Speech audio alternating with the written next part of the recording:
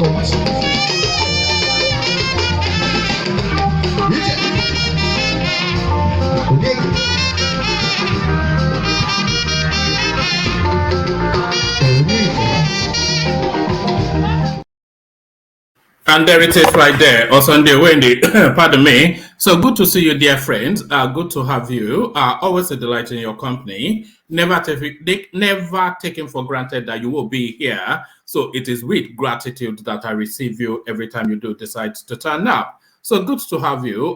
Good to have you again. So I'm a bit flustered somewhat. Anytime I go on Rudolph's channel, I feel like some soldier returning from a war front. Always outnumbered, but never outgunned. Always outnumbered, but never outgunned. I'm an Oyo man, as you know. So welcome. So to the session and to the topics, and immediately to it. So we'll be discussing these. Defend yourselves, businesses in Lagos, from political thugs if security agencies fail. So this is IPOB now giving direct instructions to the people from the Southeast resident in Lagos. So these are dark words, by the way, and the ratcheting up of the tempo in Lagos State, it could have done without these words, but this is not even a smoke signal. This is a direct instruction from a place or an organization that holds great sway amongst those people. Defend yourselves, businesses in Lagos, from political thugs. If security agencies fail, IPOB tell Igbo residents. So there it is right there. It's just the dark clouds circling around that Lagos space. Of course, Lagos is not going to surrender itself to a guy that they are not familiar with and is not fully of their stock. So that's not going to happen. And if that doesn't happen, then what happens after? So dark forebodings for Lagos State. APC leadership meets Tinubu National Assembly member-elects at Aso Rock on Monday. So Aso Rock now, Tinubu somewhat now, you see when an election takes place and a winner emerges, the person sitting in that situation, he effectively considered a lame duck. A lame dog. That is to say that his potency suddenly it doesn't even diminish. It absolutely categorically finishes as soon as a new winner has emerged. Because all of pure politics, of course, see that new winner that has emerged as the future, and all of politics gravitate towards him or her to to align their self-interest and to schmooze him a little bit, whatever. So Tinubu now in situation in some satellite space within the Aso Rock space are gently nudging Buhari out of the door as the runners and riders coalesce around him to discuss their self-interest. APC leadership to meet Tinubu National Assembly members-elect at Aso Rock on Monday. So that is our politics regrouping and thrust into the future. But that's people jostling for positions, by the way. So people jostling for positions. But what the content is and what we're making of it, we'll find out shortly. So this now the headline that perhaps some of you saw that made you then come in to find out what's going on. Obedient close alternative result coalition portal after Tinubu's lead.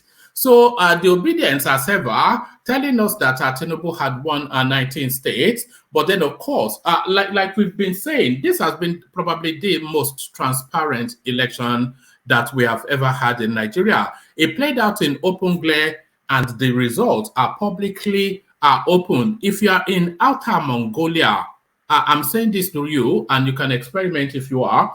If you are in Outer Mongolia and you have internet access, you can see the full results of the Nigerian election to the very names and details almost of the individuals that vote, that voted, because it breaks it down to the individual polling units and everything is uploaded there. So they've been able to access that, and it doesn't make for the sort of reading that permutates with their narrative. Obedience, a close alternative result coalition portal after Tinubu's lead. So there it is. It doesn't quite chime with the, or rhyme rather, with the Nzobu narrative that they feast on. Elections, Amechi on mission to let me bring you this. Let me resequence that. So let me resequence this. So we're going to River State politics and how that is going to play out. So we're going to River State politics and how that is going to play out. I did much for you as governor. Wike has done opposite. Amechi tells Igbos. So the Igbos now seem to be the favor of this particular electoral cycle because they've suddenly discovered somewhat of some sort of potency, which has not really landed them so far any prize win, but they seem to be the darling of politics as it obtains at the moment. I did much for you as governor. Wike has done opposite. Amechi tells Igbos. So the ethnic, we have fear for Lagos State that things might implode. It's almost a certainty that there might almost be so. We hope there won't be, but all the drum beats are for body that body bags might well count in River State, because the language, of course, that they use of politics in that space is quite divisive and quite dangerous. I did much for you as governor. Wike has done opposite. Amechi tells Igbos. So now, of course,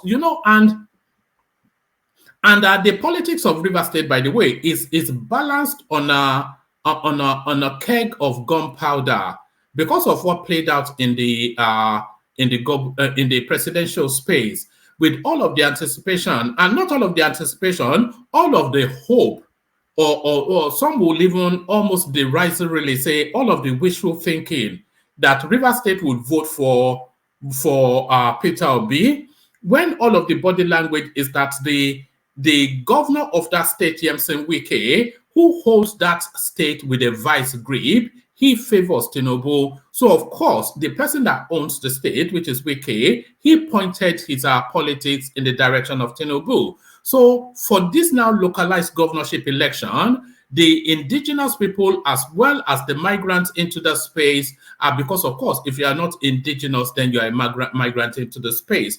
I live in Lagos. I'm from Oyo, so I'm a migrant to Lagos. So, I mean, historically, antecedentally.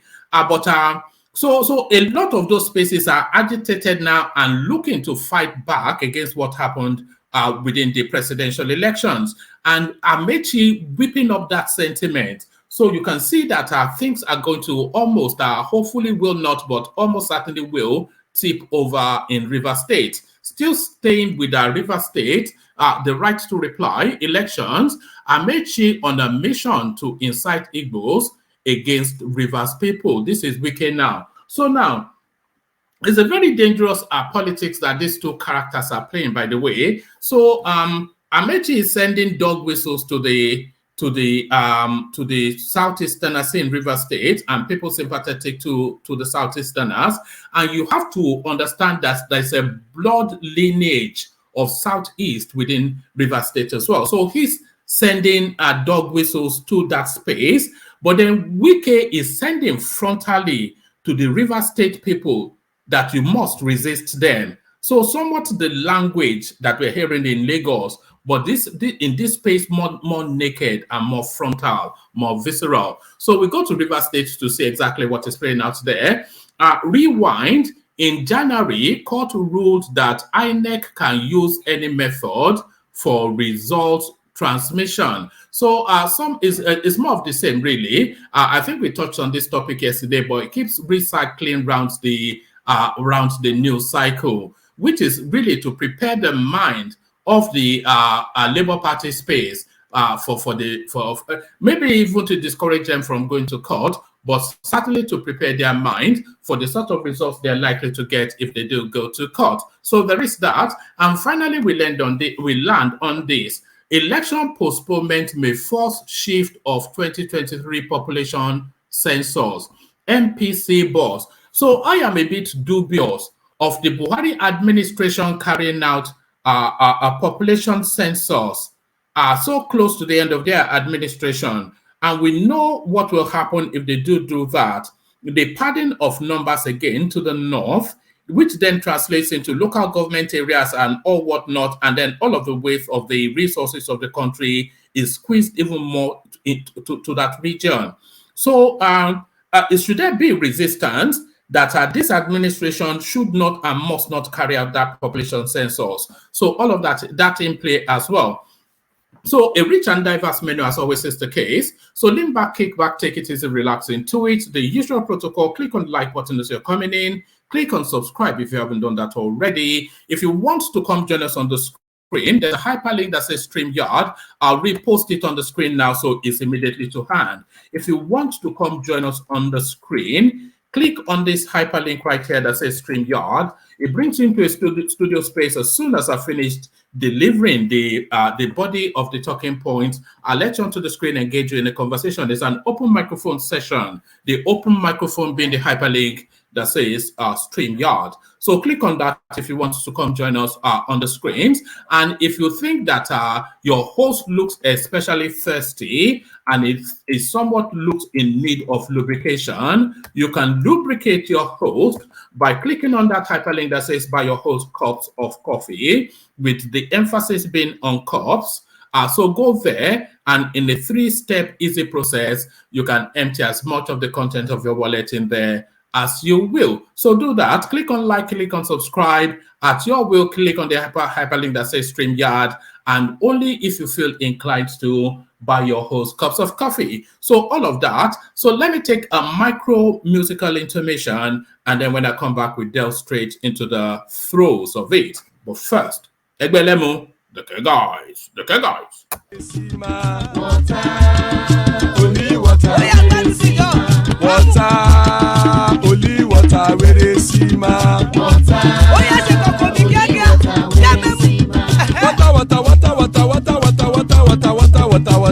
Water. Only water,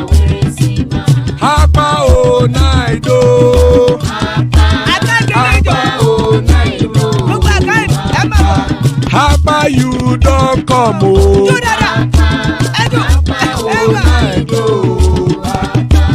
Hapa o naido.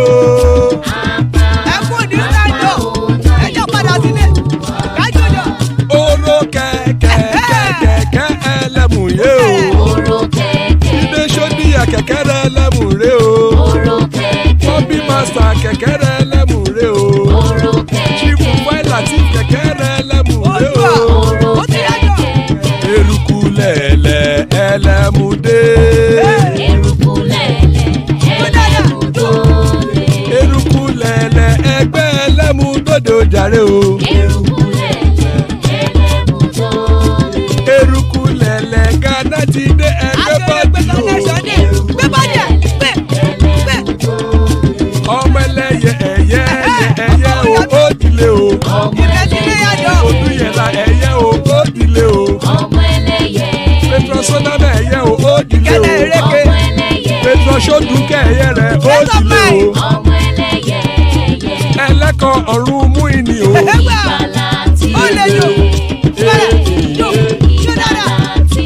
Àkùkọ ọ̀run méjìkọ.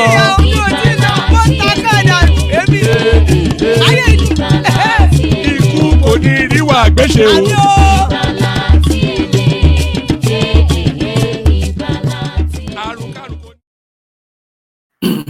And there it is right there. Ikuko Niru Agbeshe, may death have nothing to do with us. I cannot imagine that there's a prayer more important than that. So amen to that on behalf of myself and you, my friends. So amen to that. So Iku Koniri Agbeshe, as guys, I bring you this.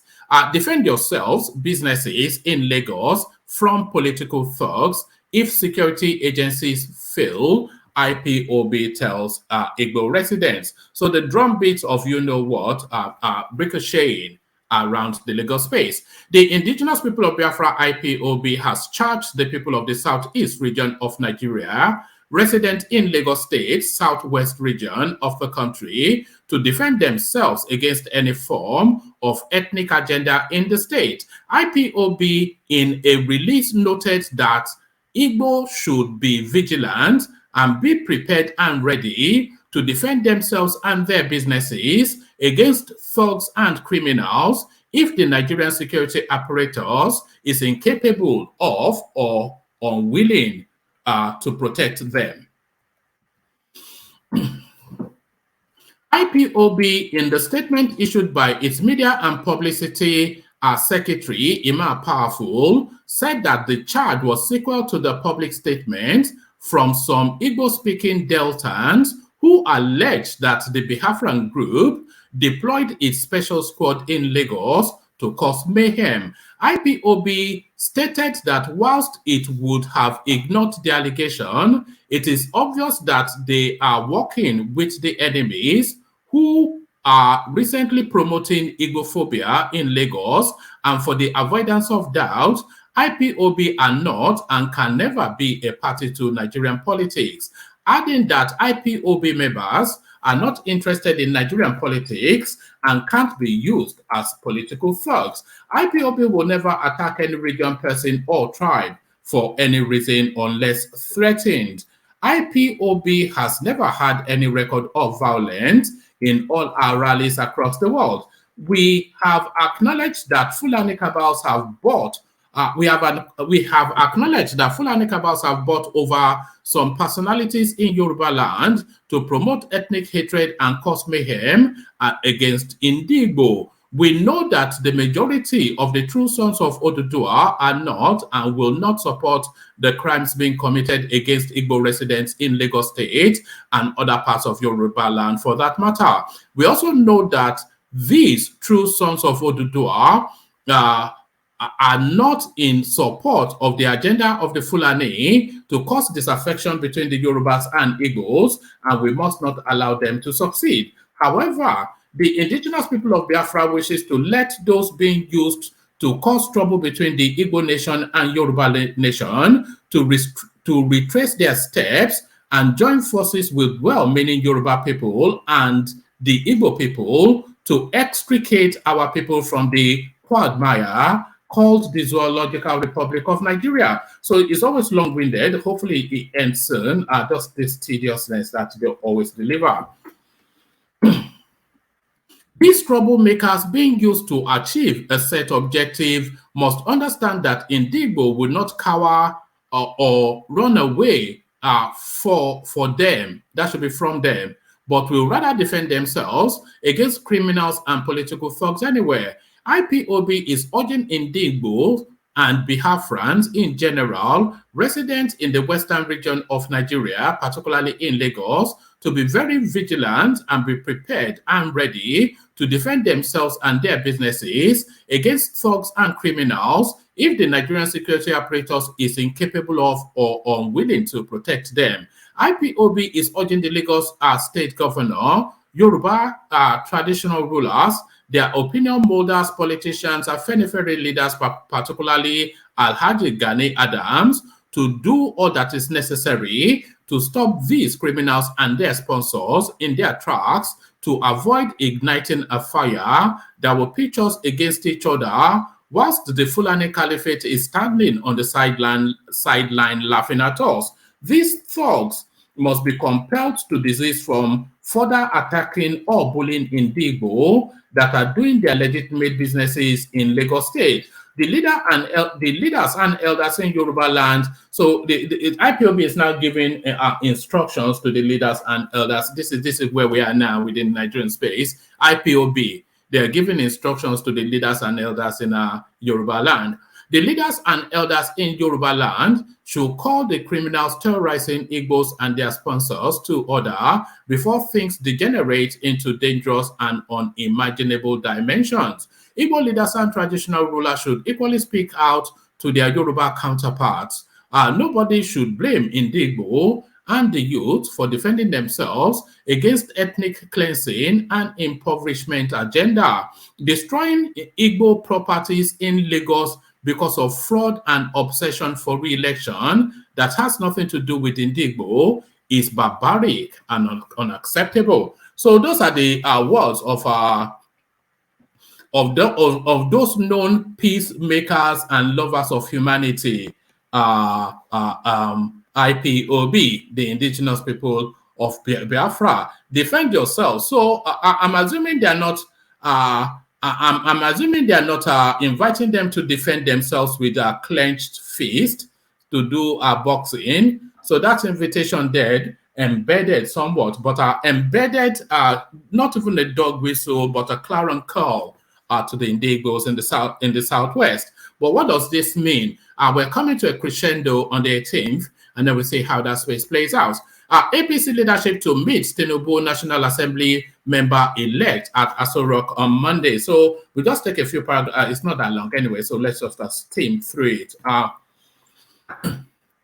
The leadership of the All Progressive Congress APC is set to hold a meeting on Monday with members of the party elected into the 10th National Assembly. In a notice on Friday, Iyiola Omishore, National Secretary of the APC, said the meeting will be held at the banquet hall of the State House in the Federal Capital Territory, FCT, at 2 p.m. Omishore said Bola Tinubu, President-elect, and Kashim Shettima, the Vice President-elect, would also be in attendance at the meeting. He said the Senator-elect and the House of Representatives member-elects should come with their certificate of returns. This is to inform all senator-elects and members of the House of Representative-elects of the APC that they are invited to a parley with the party's national leadership, Omishore said. The meeting, which will be attended by the President-elect and Vice President-elect, will be held at the State House Banquet Hall, Aso Rock Villa, Abuja. Senators and House of Representative-elects must come to the meeting with their Independent National Electoral Commission certificates of return and must come alone. So, Tinubu did promise that his administration will hit the ground running, and there is the anticipation that because of how long he has held onto this wish, there is the anticipation that as soon as he just takes that oath of office, almost instantaneously he'll be he'll be announcing his team. Nobody is expecting him to be president for even up to a week without us knowing who he's going to be permutating with. So I shared the screen for this one now, which is the main talking point of the session. Obedience close alternative result coalition portal after Tinubu's lead. So this is it now. They told us they won 19 states, Tinubu won 3, and Atiku Abubakar won -4, and Peter Obi is the president of the United States and everywhere in between. But the fact seems to run to the contrary, and this now reality dawning. Obedience close alternative result coalition portal after Tinubu's lead. So this, what you're looking at your screen now is what's being collated by the obedience space from interrogating the INEC, not the INEC, yes, the INEC portal, the IREV, which we can all interrogate. So they've held pen to paper and they are going through the numbers and it's reading just exactly as they were told by Mahmoud Yakubu. So there it is right there. So from what they had gleaned up to the point that they shut it down, 6,164,052 votes for Tinubu and 5 million for Peter Obi, 4.8 million for Atiku Abubakar. So let's now see. Controversy has trailed an independent coalition of the February 25th presidential election results, spearheaded by supporters of the Labour Party presidential party. Controversy has trailed an independent coalition of the February 25th presidential election results, spearheaded by supporters of the Labour Party presidential candidate, Peter Obi. Correspondents report that supporters of both Obi and his People's Democratic Party's counterpart, Atiku Abubakar, have faulted the victory of the All Progressive Congress presidential candidate and now President-elect Bola Tinubu, claiming that the election was rigged in favor of the former Lagos State governor. Correspondents report that the Independent National Electoral Commission declared Tinubu as the president-elect after the 70-year-old polled 7.8 million votes to defeat his closest rivals, Atiku Abubakar and Peter Obi. But both Atiku and Obi have refused to concede defeat in the February 25th presidential election, vowing to recover their electoral mandate in court. The two candidates also rebuffed the gestures of conciliation made by Tinubu, who in his acceptance speech, after he was declared the winner of the poll, asked them to support him in the task of building the country, the nation. However, both presidential candidates claimed that they had data to back their claim in court. For the legal battle, correspondents report that the trio engaged a combined team of 89 senior advocates of Nigeria.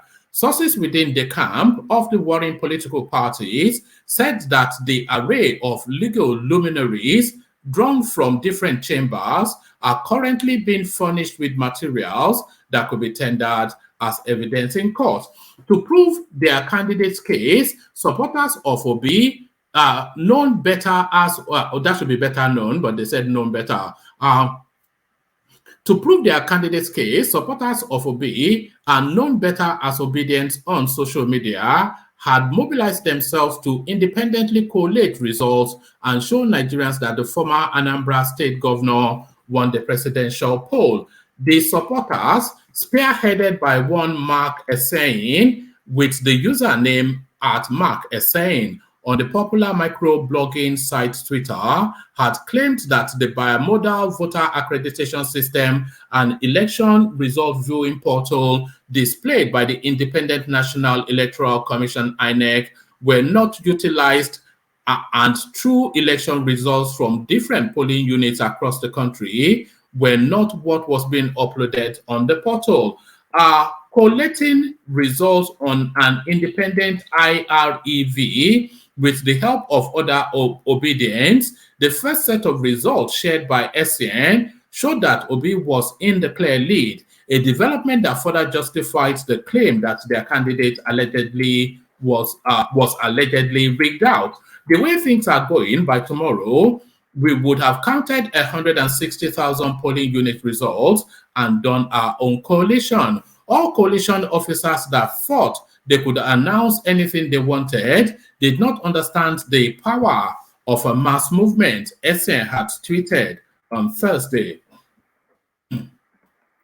Trouble, however, started hours later after the coalition showed that Tinubu polled more votes than Obi and Atiku combined and was in the lead against expectation.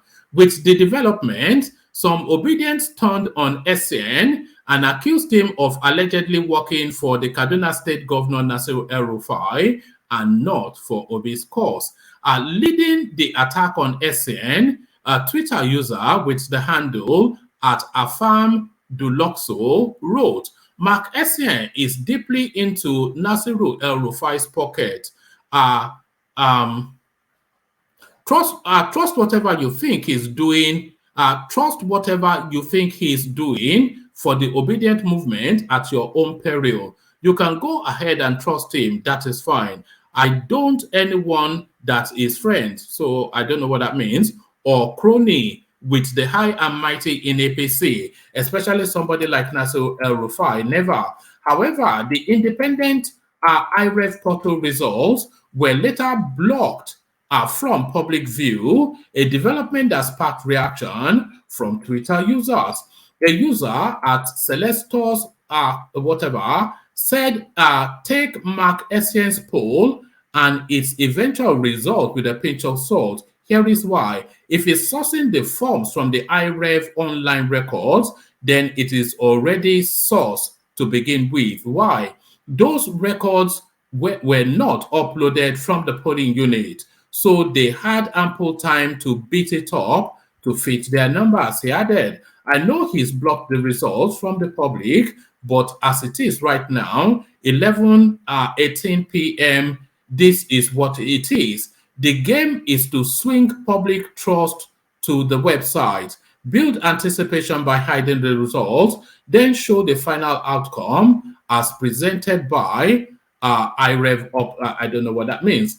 Finally, it is really just smokes and mirrors, ladies and gentlemen. The game is over. Allow Labour Party legal team to do their work and disregard all these distractions that we all keep looking for to boost our validation. So this one at Ashiwaju Olademi, he wrote, Essien was a good guy when he started the coalition and Labour Party was leading. By the time the result was not going in their favor, they said he's working for APC and El-Rufai. So Ludo will always be right. Headless mob. Another contributor, obedience they their own nurse. Obedience they their own. They nurse their wound. You carry your over-sabi, say you want audit IREV results, and assured them that Obi won. Now, the audit is not matching as you anticipated. You must collect from both Obedient and Agbado hand. So there it is. But the upshot of it is, even by their own coalition, the guy is still losing miserably. But then, of course, you know they exist in a planet entirely of their own making. So there it is right there. What you are looking at now is an internal coalition by the obedient space, which is to tell you that, and by the way, Tinubu has over 6 million, and yeah, is that 5 million? And Peter Obi had 5 million as at the time they abandoned it. So just exactly as Mahmoud Yakubu said, a winner has emerged, and of course, with a winner, there are losers. So there it is. Let's go on to the next one, to an area more dark and more foreboding. I did more for you as governor. Wike has done opposite. So this is now Amechi dog whistling the Southeasterners in River State. Addressing Igbos in River State at Port Harcourt, addressing Igbos in River State at a Port Harcourt gathering, former Minister of Transportation Rotimi Amechi said he made Igbo Man Commissioner, promoted 2 as permanent secretaries, employed 3,000 as teachers, and gave scholarships to several others, amongst other opportunities when he was governor, adding that those privileges have disappeared under Wike's administration. In his charge to Igbos in Rivers, Amechi said, "We cannot win without you. If you don't come out that day, we have lost. We need you to come out, need you to stand. We need you not to be afraid. If they burn your houses or shop, we will replace everything they destroy. Every kobo you lost will be given back. I am an Igbo man." So here is Rotimi Amechi now.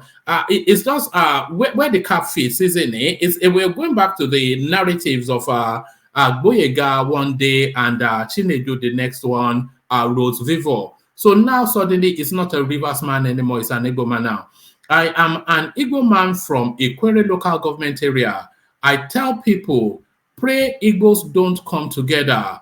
The day Igbos come together, they have one Port Harcourt City, one Obio / Akpo local government area. We will continue to produce chairman till we are tired." Cole, whilst knocking Wike before Igbos in Rivers, told them, "You will not suffer.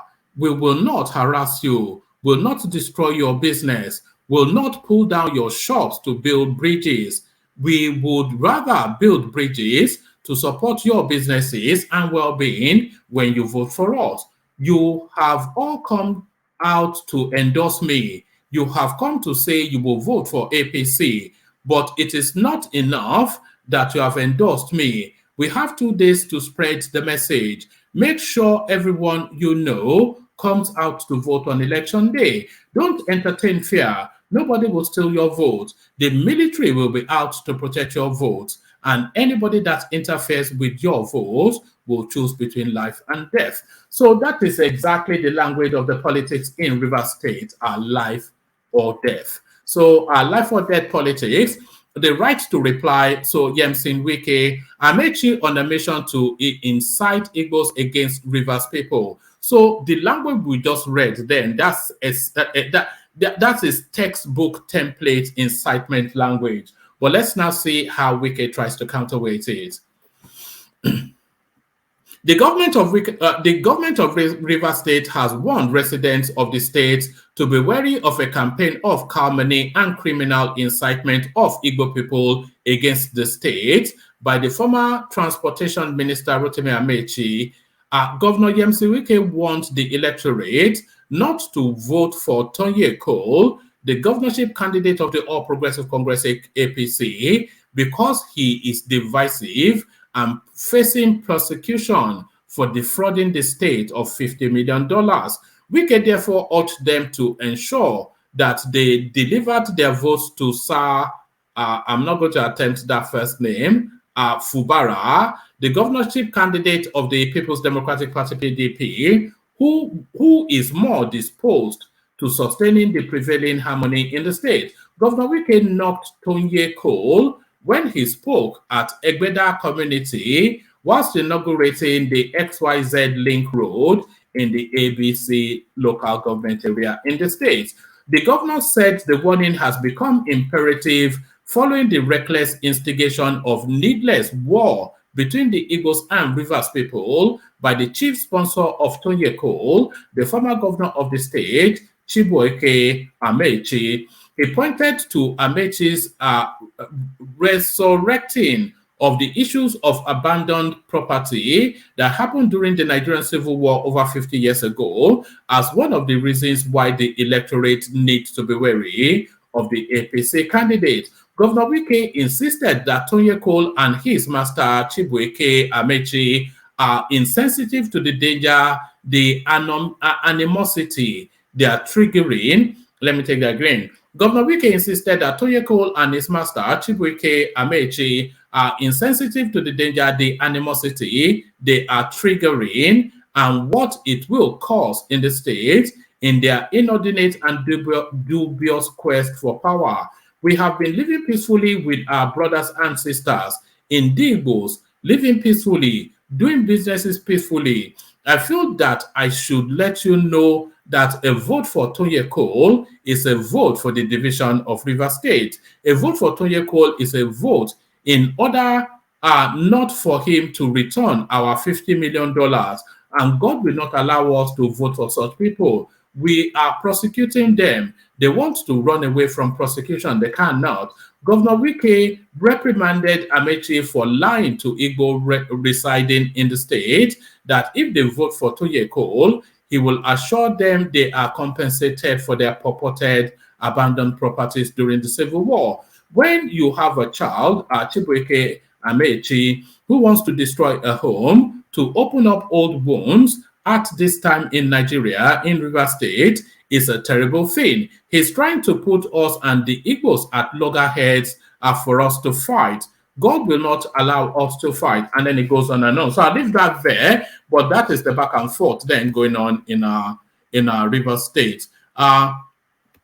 So I'll give you this headline and I'll just give you a couple of paragraphs. Then I'll come into the room to see if anybody is available to take it on. So in January, court ruled that INEC can use any method for result transmission. So I'm not quite sure why we are still in this space. The Federal High Court in Abuja in a January ruling dismissed the suit by the Labour Party seeking to compel the Independent National Electoral Commission INEC to adopt an electronic method for transmitting 2023 election results. Delivering the judgment in the suit filed in August. So I think we read this yesterday, so maybe we can just leave that there. So if anybody wants to revisit that, we can. As we're joined by the Progressive, good to see you, Akim. Fast joins us, good to have you. Ajanle Koko, the stalwart of the platform. Babati shares his company with us. Ola is available. Joel of Nashville joins us. Aligo Lexi joins us. Thomas, of course, and then formerly the artist called Patrick, now Patoski. So good to have you, gentlemen. A real delight. So good to have you. So let me go then. I'll come to you first, Alego, only because you're a new name to the space. So just to meet you and find out what your thoughts are regarding the politics. So let's have you first. Good to meet you. So good to meet you. So to this space, then let me kick it off from where I started off. Defend yourselves, businesses in Lagos from political thugs if security agencies fail. IPOB tells Igbo residents. So do you think this is the sort of language that this climate needs, the language we're hearing from IPOB? Hello. Hello, good to see you. Yeah, good morning. Can you hear me? Perfectly. Carry on. Yeah, my name is Alege, not Alego, Alege. Oh, sorry about that. Alege. I'm notoriously bad with names, but now I know. Alege, good to meet you. Alege Alexi. Okay, what would you like? What would you rather be called? Do you want us to call you Lexi? Because that's just easier. Yeah, you can call me. My name is Alexander, so I just shorten it. So. Oh, all right. Oh my goodness me! All you funky people, you always confuse people. So to the conversation, then the invitation. Yeah, first of all, I want to really congratulate you for this platform. You know, I'm calling from the city of Bilbao in Spain. Wow. You know, that's where I live.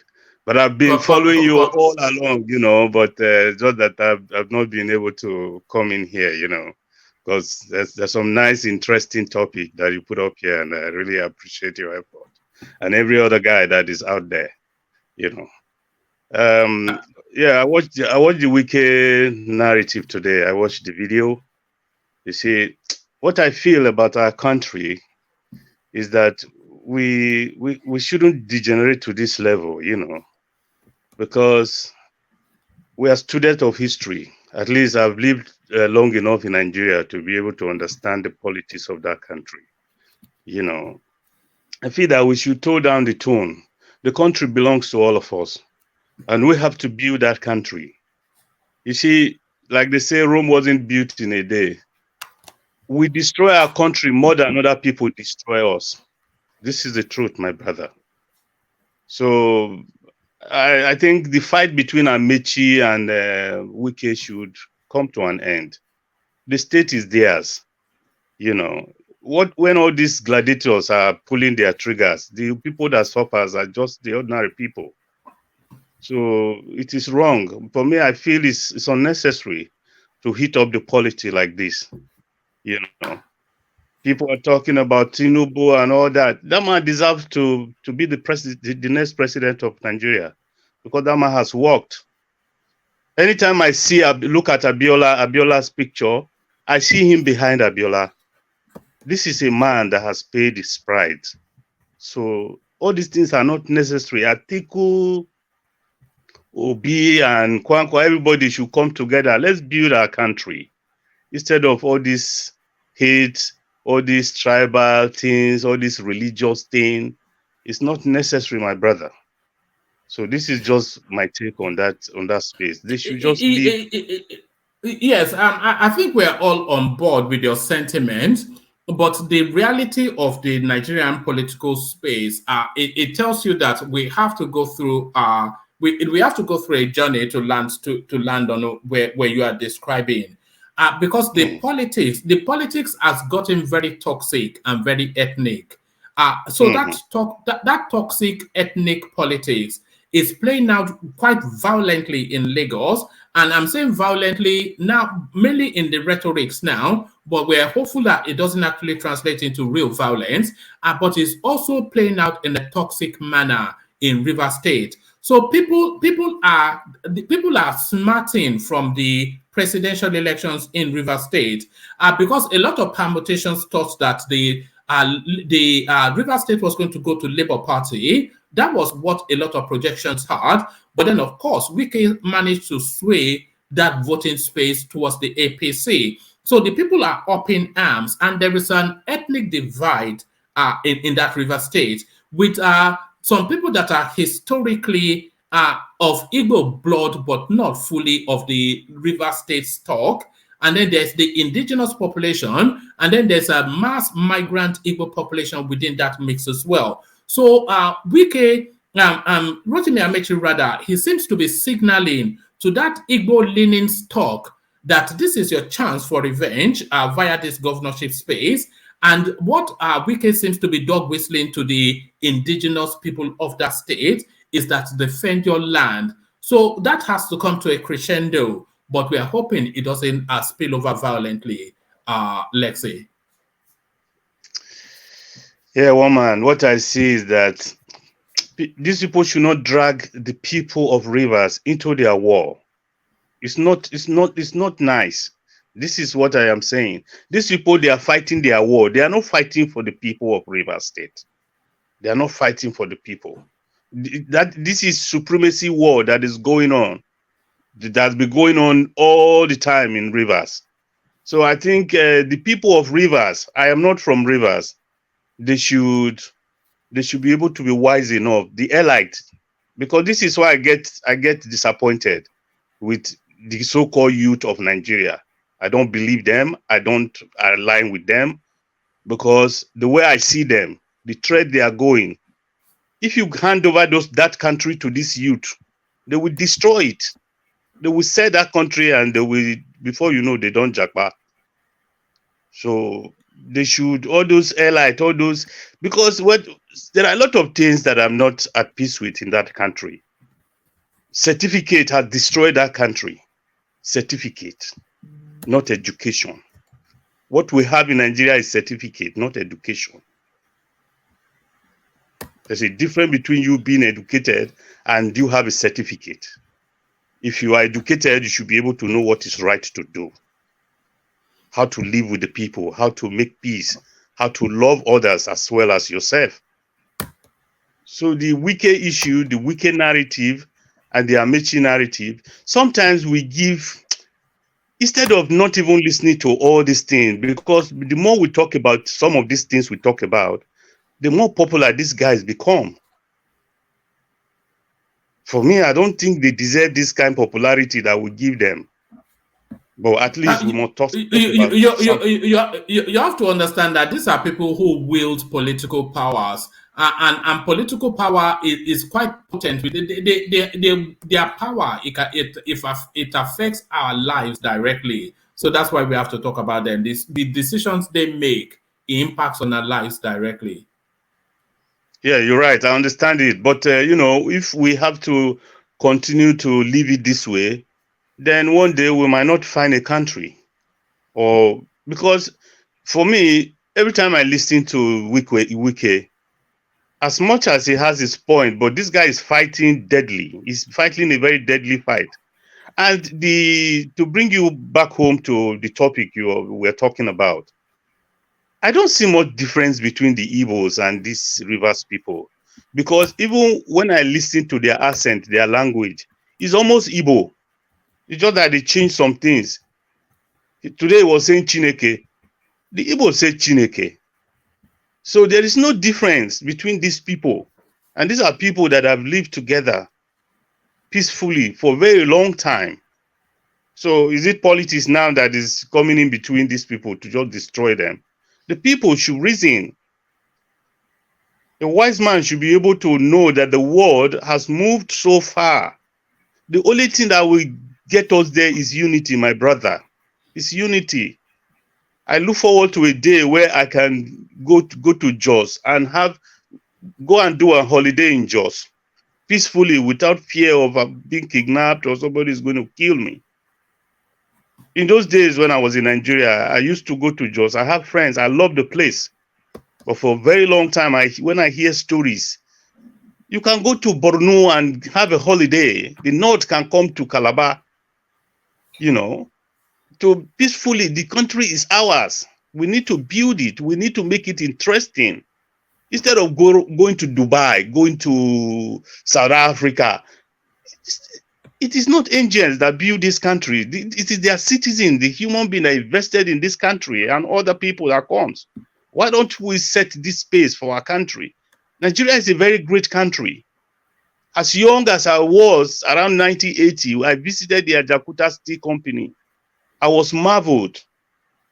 This is it's almost the size of a village, more than a village. Underground, if you get into the underground in Ajakuta Steel, you see the steel that is buried underground. I said, this is my country.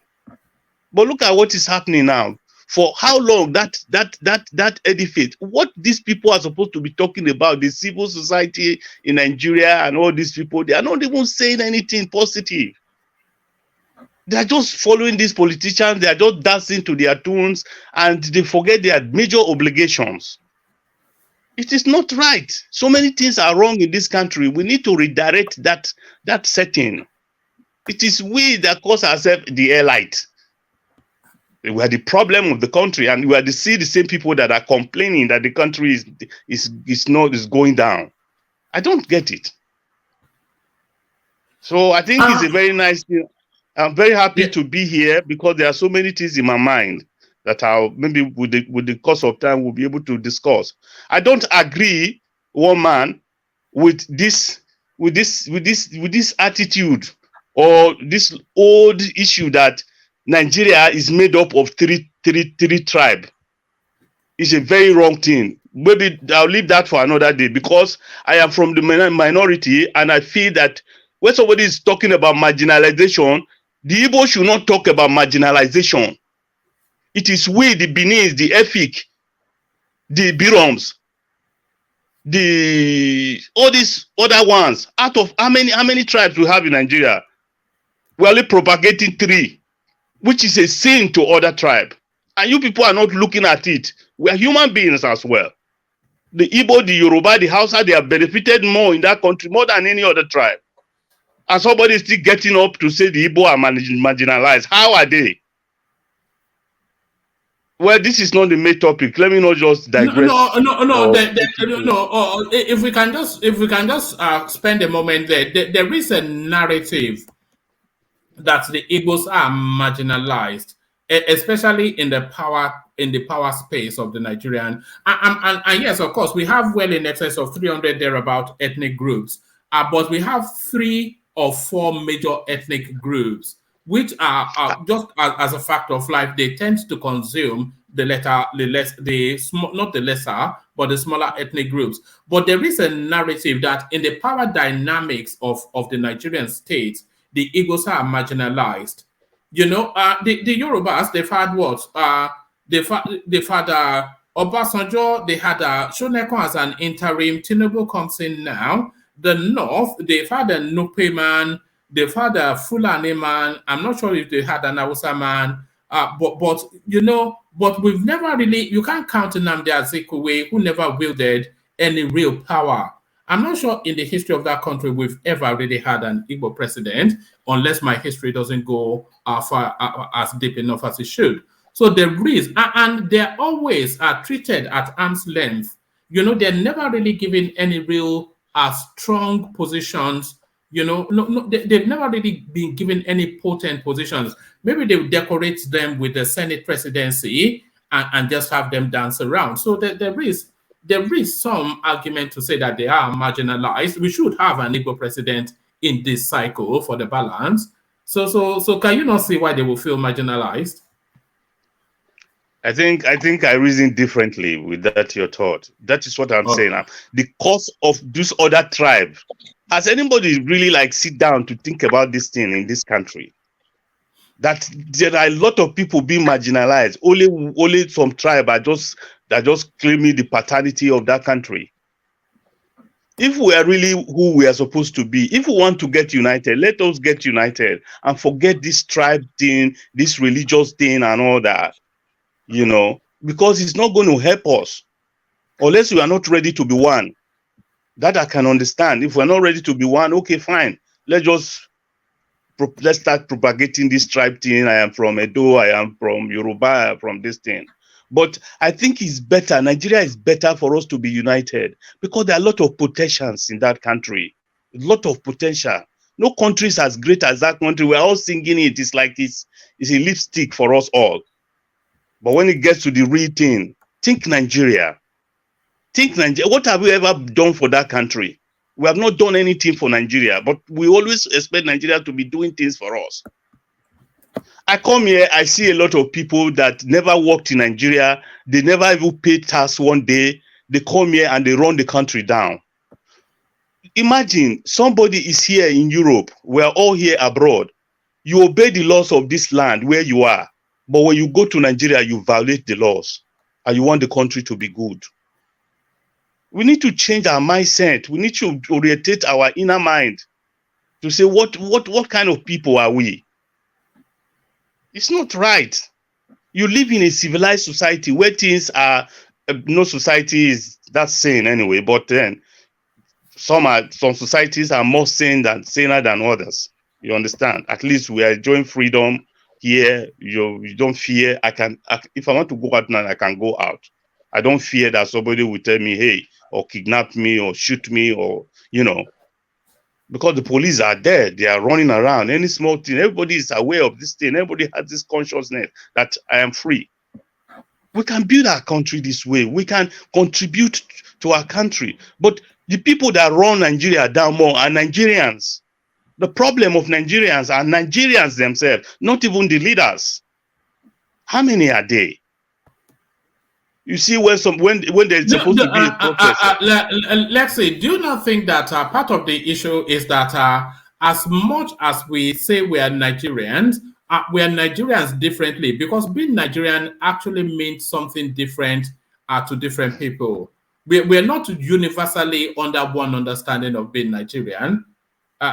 Being a Nigerian to a man from Borno, for instance, is probably different to being a Nigerian understanding from a man from Abakaliki. Yes, the other day I was listening to a brother on the program that was talking about, you ask him, he's married to an Hausa woman, that how did he do it? And he was trying to say, okay, you see, these people, they are nice people. It's just that there's a lot of misrepresentation about who they are. I share that view because I live all my life in Abuja before I traveled. I entered Abuja since 1984.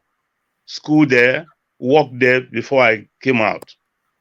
So when you have an opportunity to meet these people, we have nice people in that country as well. Every part, But what I wonder is when I was in Nigeria, I was at peace. We cohabit. I go to the south. I go to Kaduna freely. I go visit. I go to Jos, But what I hear in Nigeria, what I hear since I left that country is frightening, especially from this 2019 or around 2018 down to this day. It's frightening. It's frightening. So many things are happening in that country. It's like the country want to just go to pieces. And people are not seeing this. The Igbos, my brother, like we say it, they are marginalized. If you now narrow that Nigeria, if you narrow Nigeria down to 3 tribes, but I don't agree. I don't really toe that line at all. But if you now narrow Nigeria down to those 3 tribes, fine. The Igbos have been marginalized. And you know why? It is the fear of the civil war thing. It has not really ended.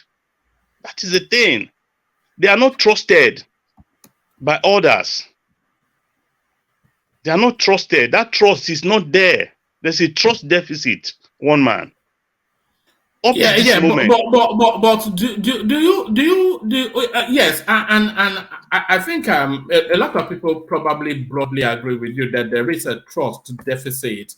But do you think anything has been done by either side to bring it together? Because well, I feel the Southeasterners, they're somewhat at arm's length to the Nigerian state because they feel that there's still unresolved issues from the Biafran war.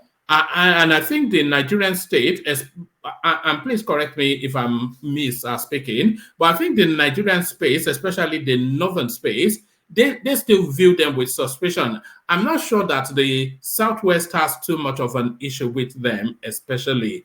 But like you said, there's a trust deficit, but that trust deficit is both ways. Yeah, one man. The issue is this, you know. I'm above 50, so I shouldn't be. I know Nigeria, you know. So the thing is this: for that trust to come, there had to be this openness.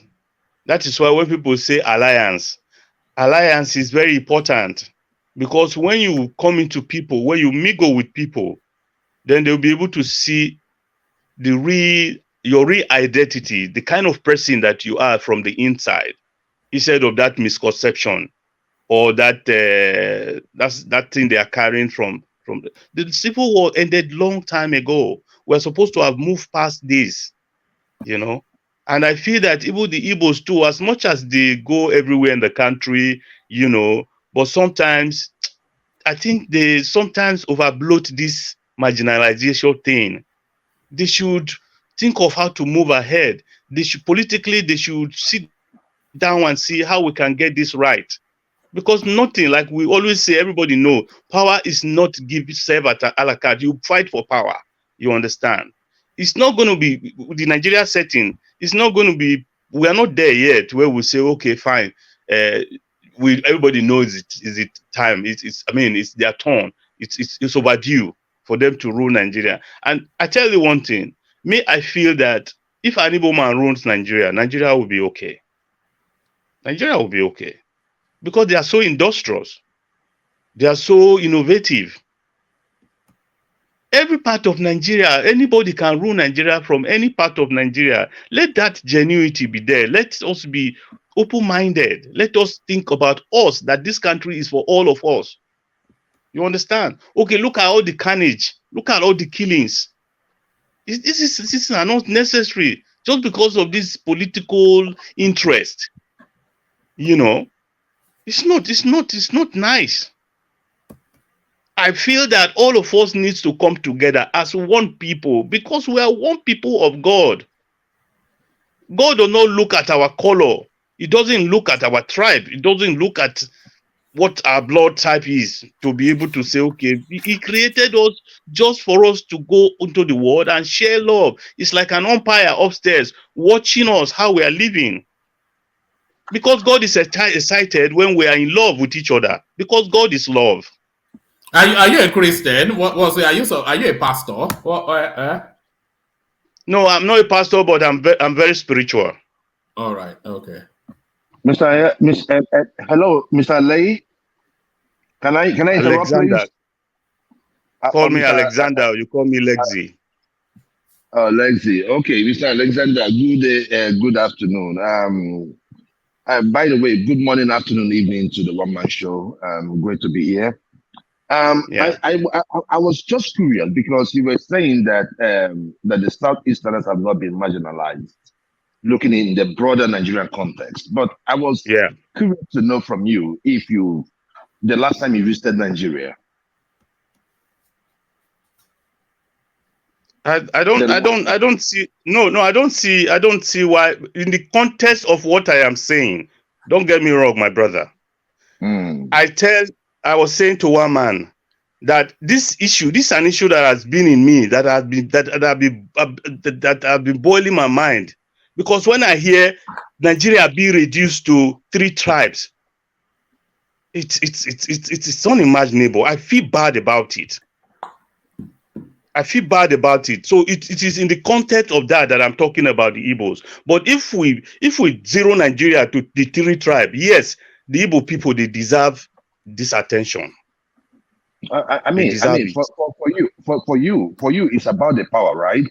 But you see, power means different things to many Igbo people.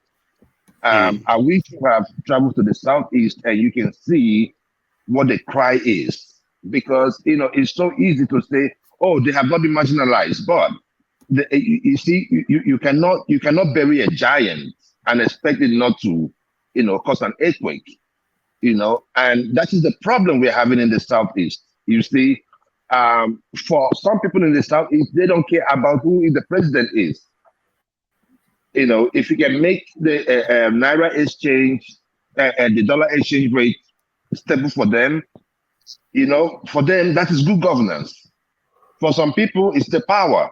So power means different things to different people in the southeast. But at the core of all of this is the decay of infrastructural development in the southeast.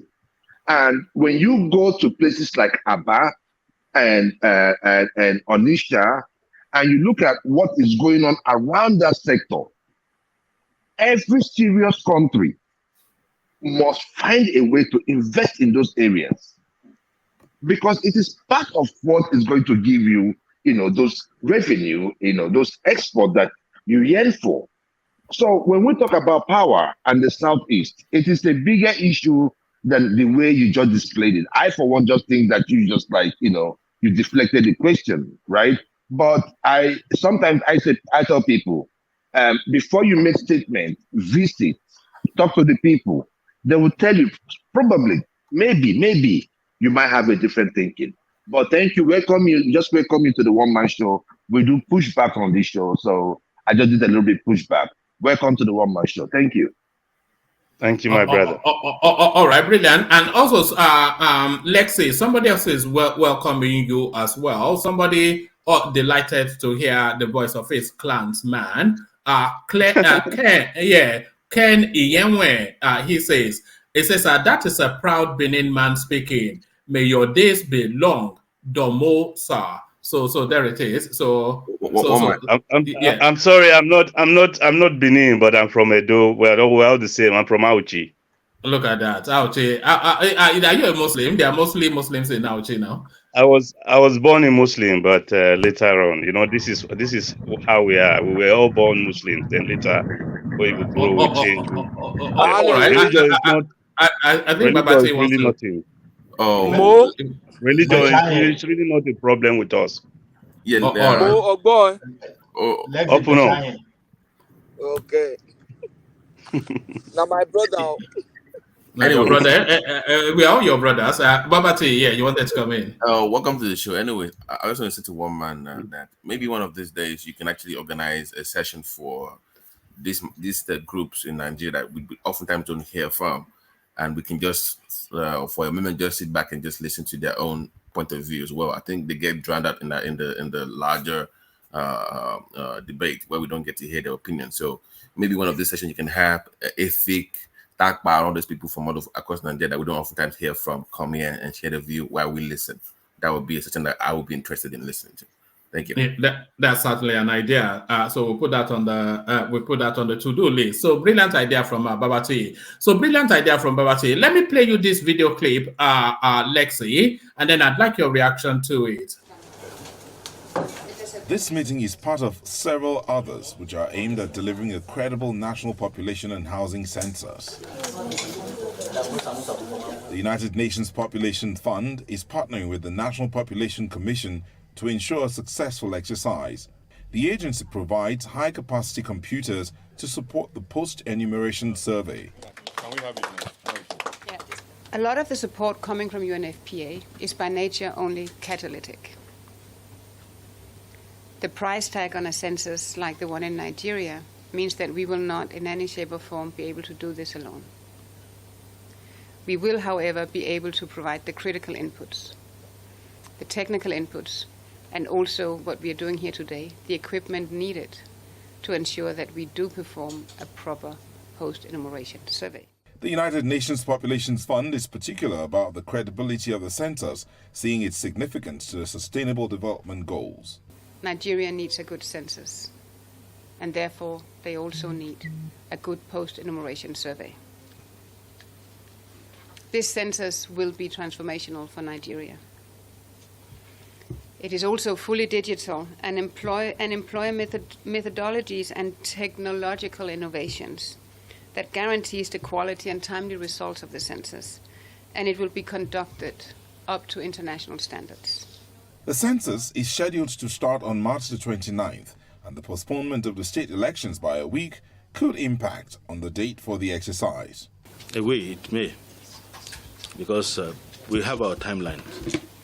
But I am not in a position to say when until Mr. President himself approves. We are making recommendations to him. Over the years, UNFPA's partnership with MPC and support to Nigeria at large has been invaluable in propelling the vision and mission of the Commission forward in its bid to strive for demographic excellence, a successful and fully digital population and housing census 2023, and in turn, the post-enumeration survey. The Population and Housing Census provides a platform for the government to get statistics that will aid its plans for national development. One man. Yes. Sorry. Don't let me bring this stuff again, but this is what annoys me. What is she doing there? 1 million. I'm sorry. I hate. I know people are going to say, "Here I come again." What is she doing there? Why can't we do our things by ourselves? What is all this? I hate anytime I see all these so-called foreign. Why are they involved in that? Now, I know you have questions about the credibility of that, because I know earlier in your submission, one man, when you had the readouts about because it's too close. What is she? Who is she? You know what? Let me pause for a second. No, we'll wrap that into Lexi's response as well. But if I can have a stab at it, they are providing the funding and the expertise. Do you know how to use a computer in Nigeria? You don't know how to use a computer. On my plate. You cannot. We don't need their funding. We can fund ourselves. So don't come on like these guys. No. Oh man, please stop. And the expertise You have the expertise. We're not that dumb as a people. Okay, we're not that dumb as a people. Babati, don't give me funding because what is she doing there? Babati. Go ahead. Yeah, she has come to supervise you now. Do you not know black people need supervising now? Do they not? Babati, you know what? Good evening, by the way, Babati. My main problem is this. I'm one man. I'm throwing this question to everybody. I'm throwing this thing to everybody out there. Why is it that every census, and I stand to be corrected, that has been conducted in Nigeria was conducted under a northern president? Yeah, that's where I was going with the conversation. Why not? Obasanjo was not. You say? Did Obasanjo conduct one? Yeah, Obasanjo conducted a census. Yeah. Okay. I rest my case then. Sorry about that. What is she doing? What is Mueller doing there? But look, let me tell you. with the way Buhari has run this government, right? I just see her as a check for Buhari. Joel, I mean, because look, let me tell you. Joel, wait, listen to me. You're from the southeast, and I've heard you guys talk about this collusion between the west and the north for years. Exactly. And this is fitting that narrative again. What is Mueller doing there with us? We don't need that money. We can run our things ourselves. But we can't now. We can't run our things. Okay. When have we ever been able to? Babati, I see them as technical partners, right? Technical, right? No, the technical partners. My own fear is this: when we have the West and the kind of influence they have in Africa, I always believe that the West also play a huge role in the poverty in Africa. So if it's about interest, and they know, because this election, as every one of us would agree, started pulling up certain numbers that we weren't so comfortable with, especially in the northern area of Nigeria, where they tell us there are millions and millions and millions and millions. And we on this show, we have discussed it before, and somebody said that, how can you, okay, I think it was, what's his name, this guy that we don't normally see again, the guy from, the loud guy, what's his name again? But anyways, Joel of Nashville. That there's only one loud guy we have here, and it's Joel of Nashville. I'm talking about what's his name now? The Kwakwaso guy. OVA.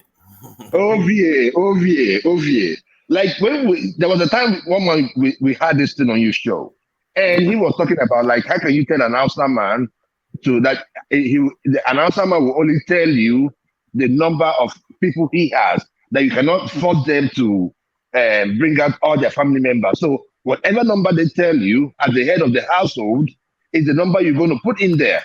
And I said, that is nonsense. So if these people are coming with thumb printing, thumb printing machines to assist us in this area, I wouldn't mind that. I wouldn't mind. That's my point. Thank you. All right, thank you. So, Baba, can I go on. Baba, Go. Yeah. Nigeria, we still need partners. Even if we want to move forward, we need some partners to use the right word, supervision, like no. It's not let's be honest. It's sad. Go ahead. Sorry. No, there's nothing sad here. I will tell you something. See, Babati, Chinese closed the economy after the World War. They didn't become a reimagined economy until they opened up to the Western world in the 80s. See where they are today. You understand? So you can't do that kind of Donald Trump style and say you don't need others. No, we have gone beyond that, and we don't really have this money we are talking about because we are far behind. So if these guys are coming with some kind of aids, take the thing from them. It's not a big deal. So what we need is credible censors that will represent us, like Joel rightly said, because some people can even give you the number of their goods. I know there will still be a population censor. There will still be some kind of fraud, because you can find demographic fraud in different ways. Part of it is during the census time, people will travel from Lagos back to their local government of origin. It's kind of a population fraud.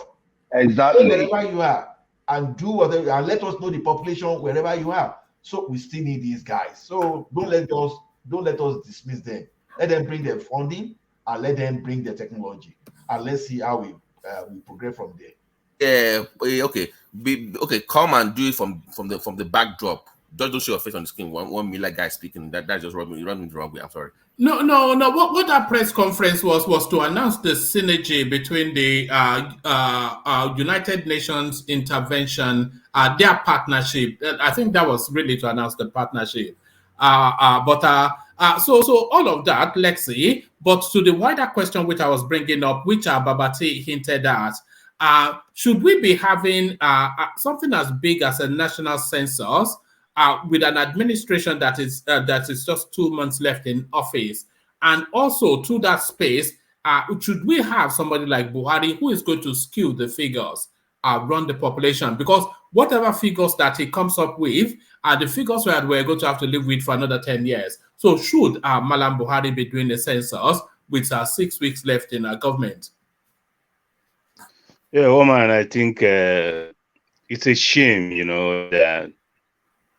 that a country like Nigeria, as much as we claim that we are like the most intelligent people in Africa, that we cannot conduct census. It's a shame. It's a big shame when I hear that even the foreign affairs minister does not know the accurate number. It cannot give us number. Everybody say we are about 200, 200, and this is a shame, my brother. How can in the 21st century that we cannot put a figure to our population? It's a shame. What does it cost Nigeria to conduct a credible population census? Is one of the problem of Nigeria, because the people that do not have a record of his numbers cannot plan. Population census is good for planning. This is where everybody is getting it wrong in that country. Okay, what will you plan on? How many population? Why is this so difficult for us to have a census that will be able to tell we are like this? This is the correct number. The white will say Nigeria is about 200 and something. They will put a figure 210, 25. The Nigerians themselves, they will be giving us the same figure. That is approximately. This is nonsense, my brother. It's nonsense by my own thinking. Why can't our government conduct? What does it take? If I want to know the people in my village now, I can know them. I know, because I know the number of houses we have, and we will be able to go down there and say, okay, how many people are abroad? How many people are outside the place? What is so difficult about census? What is so difficult to count our heads? And we are prouding ourselves as the greatest giant of Africa? There are things we must sit down and ponder about. Buhari conducting census. Why would Buhari want to conduct census when he's leaving office in May? Where has he been? Why has he not conducted this census since he entered office in 2015? These things are wrong. And the people are not talking about these things. They talk about primordial things. The National Assembly, they are not sitting up to their responsibilities. And the people are not holding them to account. The civil society, the NBA is a sham, is a nonsense organization. I'm sorry to say it. Because these people, they are not performing. Each 2 years or 3 years, you bring in another person. They are not doing anything. The government will flout judgment of Supreme Court. The NBA, they keep mute. I don't understand. They keep mute. You know that thing that you said about the NBA keeping mute. That has been a major concern of mine, especially through this Buhari administration, because the NBA, especially somebody like Abubakar Malami, who flouts all of the laws within the Nigerian state.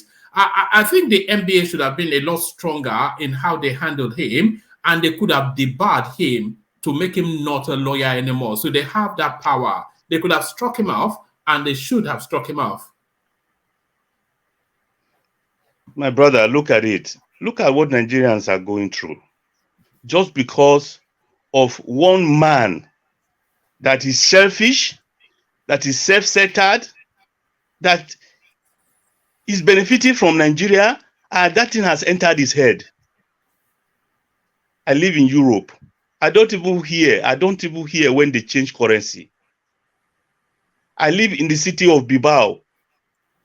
I use my card. You keep saying you live in the city of Bilbao. The Man United not beat you 4-0 just 2 days ago. Yeah, but say anyway, pride. 4-0. Well, carry on. Yeah, but this is a city. I live in a system here that works, and I'm very proud of the way they do things here. That is what I'm telling you. You know, I know. Because when we are here, we need to be able to see what is good that goes on in places. Because I cannot understand why somebody will sit down and put this policy on our neck. And do you imagine what it takes that somebody, your money, you are now buying your money? It's absurd. You know, is it not curious, Lexi, that nearly a week now after the Supreme Court made the pronouncement, we've still not heard anything from the central bank. So the financial space is still not clear as to what the legal tender of the country is. How can that be the case that a country does not know what its own money is? This is what I am telling you, that we just have people in places in government or government agencies that they are not doing anything. Because if the Supreme Court twice now, they've given judgment, and up till now, what will it take a Buhari to say, okay, let call CBN, whatever is his name, Mofele or whatever he calls himself, say, okay, revert to this old way? Because it's only logical and appropriate that when we are facing out this money, we do it in a way that it will not hurt people. You are just okay. We are talking about slavery. You are slaving us in our own country, my brother. Think about it. You talk about white people enslaving us, but our people are enslaving us in our country. What is more than that? Is this not slavery? Lexi, you know what? At this point, let's just bring back the British to run Nigeria. I think that would be the best way to go at this point, since we can't run anything ourselves. No, Babati, I wished. You say that in jest, Babati, but a lot of people are not averse to that. I would not object if the British came back and at least the country will run well. No. One man. If they come back, it's going to be a war. It's going to be like a country to country war. All I wish was that they colonized us up till 2005. Right? They colonized us till 2005. No. I'm being honest. I'm being honest. Look, because you see, when we say all these things, right? You see, we have eyes. One man, if you go to is it Coal City in Enugu State, right? The houses, the planning, the white men did in 1960. Those houses still stand. Those plannings still stand. Even at that time, they had underground sewage system in that same area. If you come down to the houses we are building today as Nigerians, you ask the question, are we going forward or are we going backwards? So if they had ruled us, probably we have a Joburg, a Johannesburg, right? We have a Johannesburg, then maybe have a Cape Town, like South Africa do. Outside of these two places in South Africa, go to other areas in South Africa. It's a mess. So, but Joel, that South Africa you mentioned too, they are already declining too. That's the problem. But black people are not suited to governing themselves. We all know that. Because this thing you said right now. There was this program that came out on this guy talking here in the United States. So, because of the way the white people seem to have been, assisting the black folks and the backlash they get from every time, because right now I will tell you in America that black folks are becoming more racist than the white folks they accused. And I have many experiences to prove that. Wait. I thought it was just me.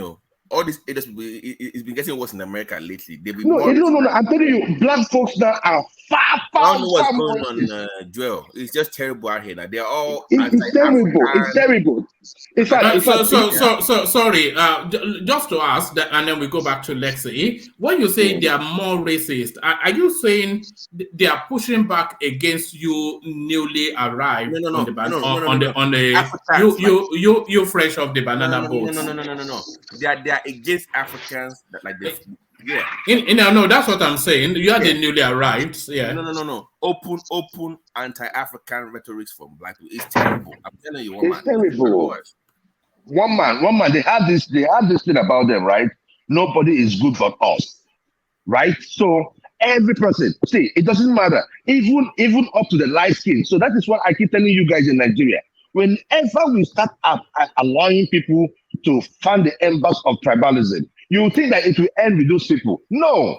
Whenever it is convenient for that person to emasculate you, the person will emasculate you because the person is a monster. So that is what is going on in the United States today, one man. They attack even within the blacks, right?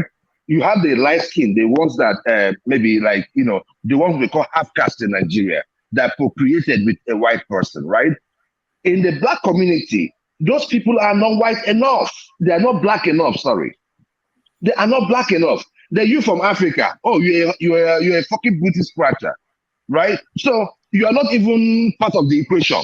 They look at you like, oh my goodness, like they have like pity. It is crazy. They say we align with white people more, but I say, listen, I'm African. When I come to a space, I don't care who you are. Who is the most powerful person in this environment? That's the person that I will emulate. It's our culture. We don't care about skin color, but they only see things from the lens of your skin color. Oh, skin color. And so that's the way they see it. Yeah, so that's the problem. All right, let's get back to Lexi. But on that space, we have a little bit of it in the UK as well. When they accuse you of acting white, and often when they accuse you of acting white, it's because you are acting like an educated, civilized person, and that also that offends me. Because if you say, because I'm polite and well-mannered and I present myself in a proper manner, I'm acting white, then the opposite of that will be acting black. That means I should be acting like some gutter snipe. Exactly. Being a gutter snipe is not, it's just the most, I don't know, man, but a different mindset, isn't it? But do you have that experience in Spain as well? I don't suppose you have enough of a black population in Spain to have any experience of that, Lexi.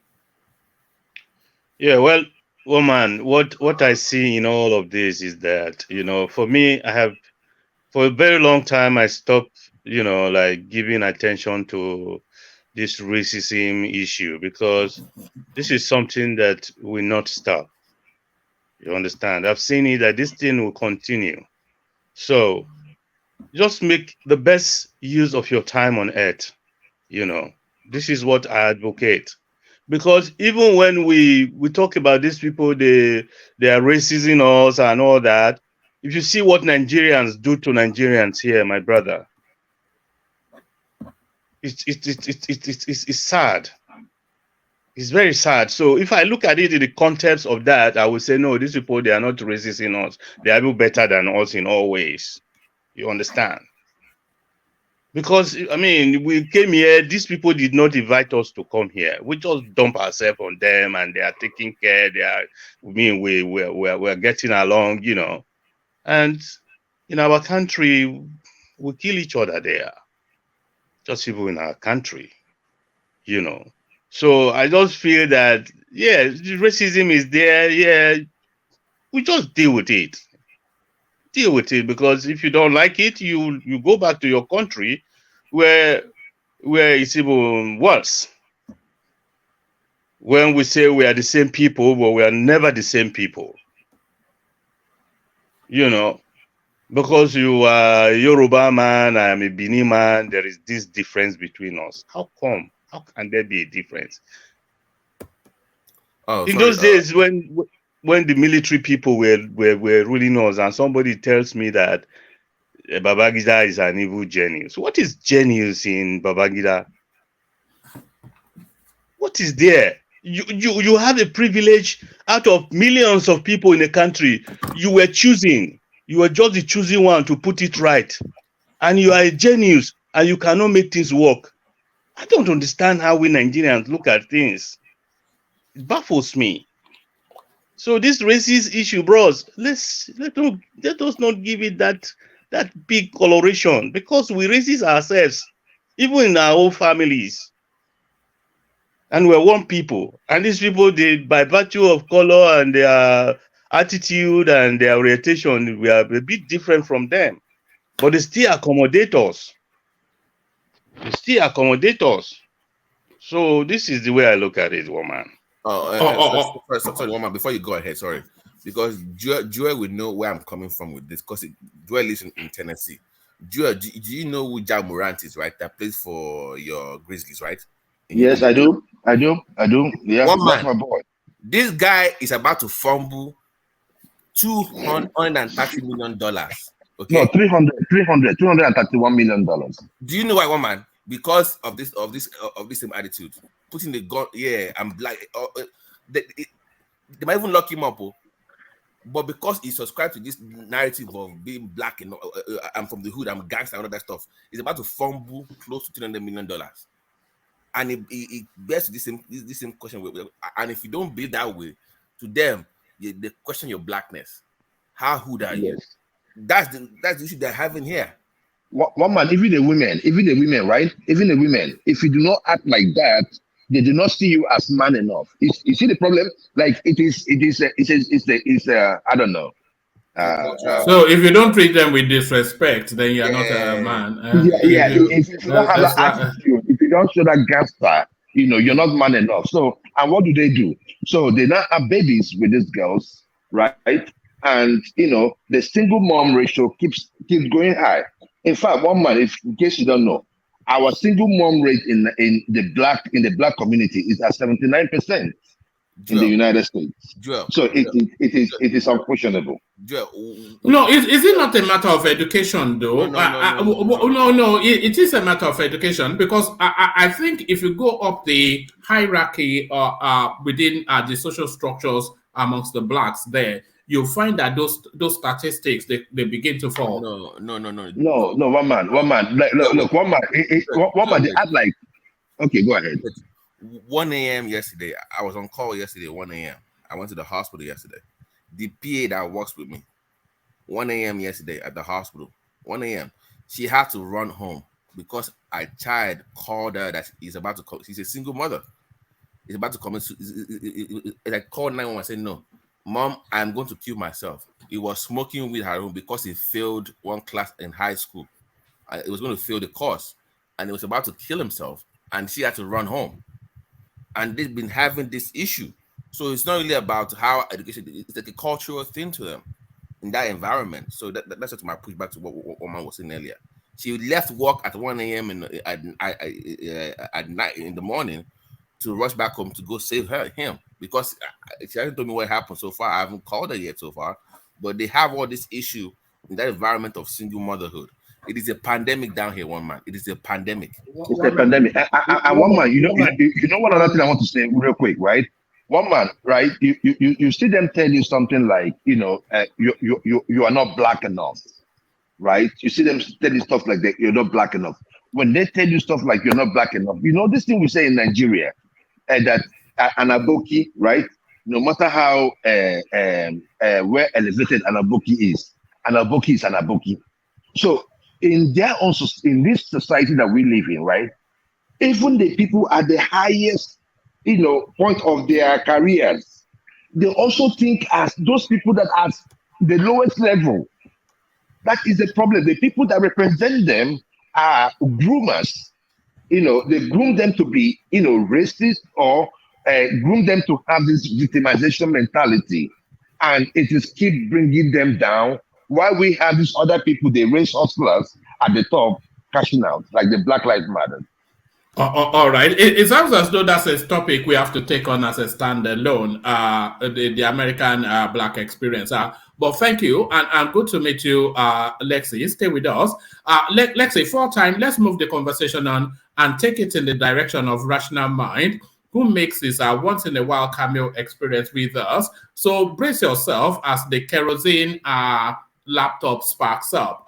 Rational Mind, are you there? AM radio, AM radio. Yes. I'm here. One man. What an introduction, right? Yeah, well, exactly. But only because we know you so well. But we know you so well. But what are you making of this? Is there because this thing is going to reach a crescendo, but where it lands, a lot of cause for concern.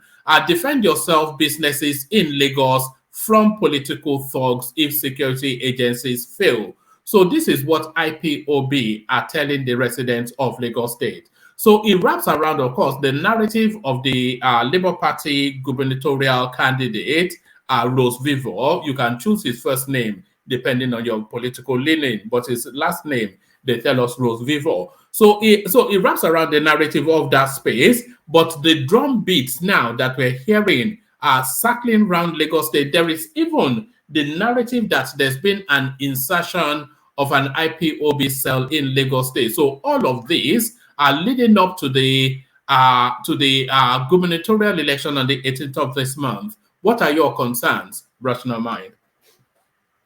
Well, I have no concerns much, except that APC and those who are APC inclined, they've been doing their work, what they know how to do best, which is propaganda. I've read much about this guy. I've seen so many things that we even discuss here on your platform. I went to cross-check them, and I found out that's almost like 90% of the things said here about this guy is just falsehood. Such as? Well, such as you saying that you always use his middle name or other name, Chinedu. It's not, his first name is Gbadebo, not Chinedu. And you like to use that. That his mom and his dad were not together. You've read one article here, or wherever you go to. That's why you need to, sometimes one man, censor whatever you read on your platforms, or your platform rather. You said his mom and dad are not together. His mom and dad, they are together, they're married. I did not say that. I said he was born outside of wedlock. Well, I don't know what I mean. Whatever you and I did not say that, by the way. I read it out as somebody presented it, but he was born outside of wedlock. So do you know to the contrary that he was not born outside of wedlock? I said you need to watch out what you read on your platform. Cross-check them very well before you read them. I didn't say you said it. I said no, but do you know to the contrary that he was not born outside of wedlock? Yeah, because his father has spoken to that effect. He has sisters. He has one of his sisters works with Lagos State. So somebody whose parents are not together, how can his father be having one woman giving birth to 3 kids for him and then he's not married to that person? You can go check some of the interviews we did recently. But no. Okay, carry on. But what is being said is that he was born outside of wedlock. That's what's being said. That I don't know, but the parents. Yeah. The idea they were giving to us was that the parents are not together, that he was born out of wedlock, like you said, but they're not together. But no, his parents are together. The father has come online, has come on many TV stations to debunk so many things that was about the son. So let me not go into that. So my point is this, that we just need to watch what we say. And like I said, one man, I was yesterday in my comments, in the comment section, I don't want you alienating people from the platform. You've come a long way, one man, to build this platform, and I'm glad you allow me to be part of the narrative here of your platform. So, but I like to see people come here and say things and then make it look like we are biased, or some people are biased towards other ethnic group. So, having said that, one man, let me go to your question. Like I said, it's propaganda. The APC propaganda machine in Lagos, they've been doing a lot of work when it comes to that. In fact, they no longer discuss what do I say? What each candidate has in plan, their policies. And I was so glad yesterday when you had to digress a little bit into talking about the guy's policies.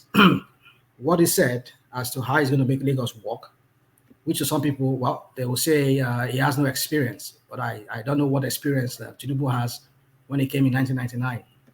I don't know what experience. Hold on. He has no antecedents in anything.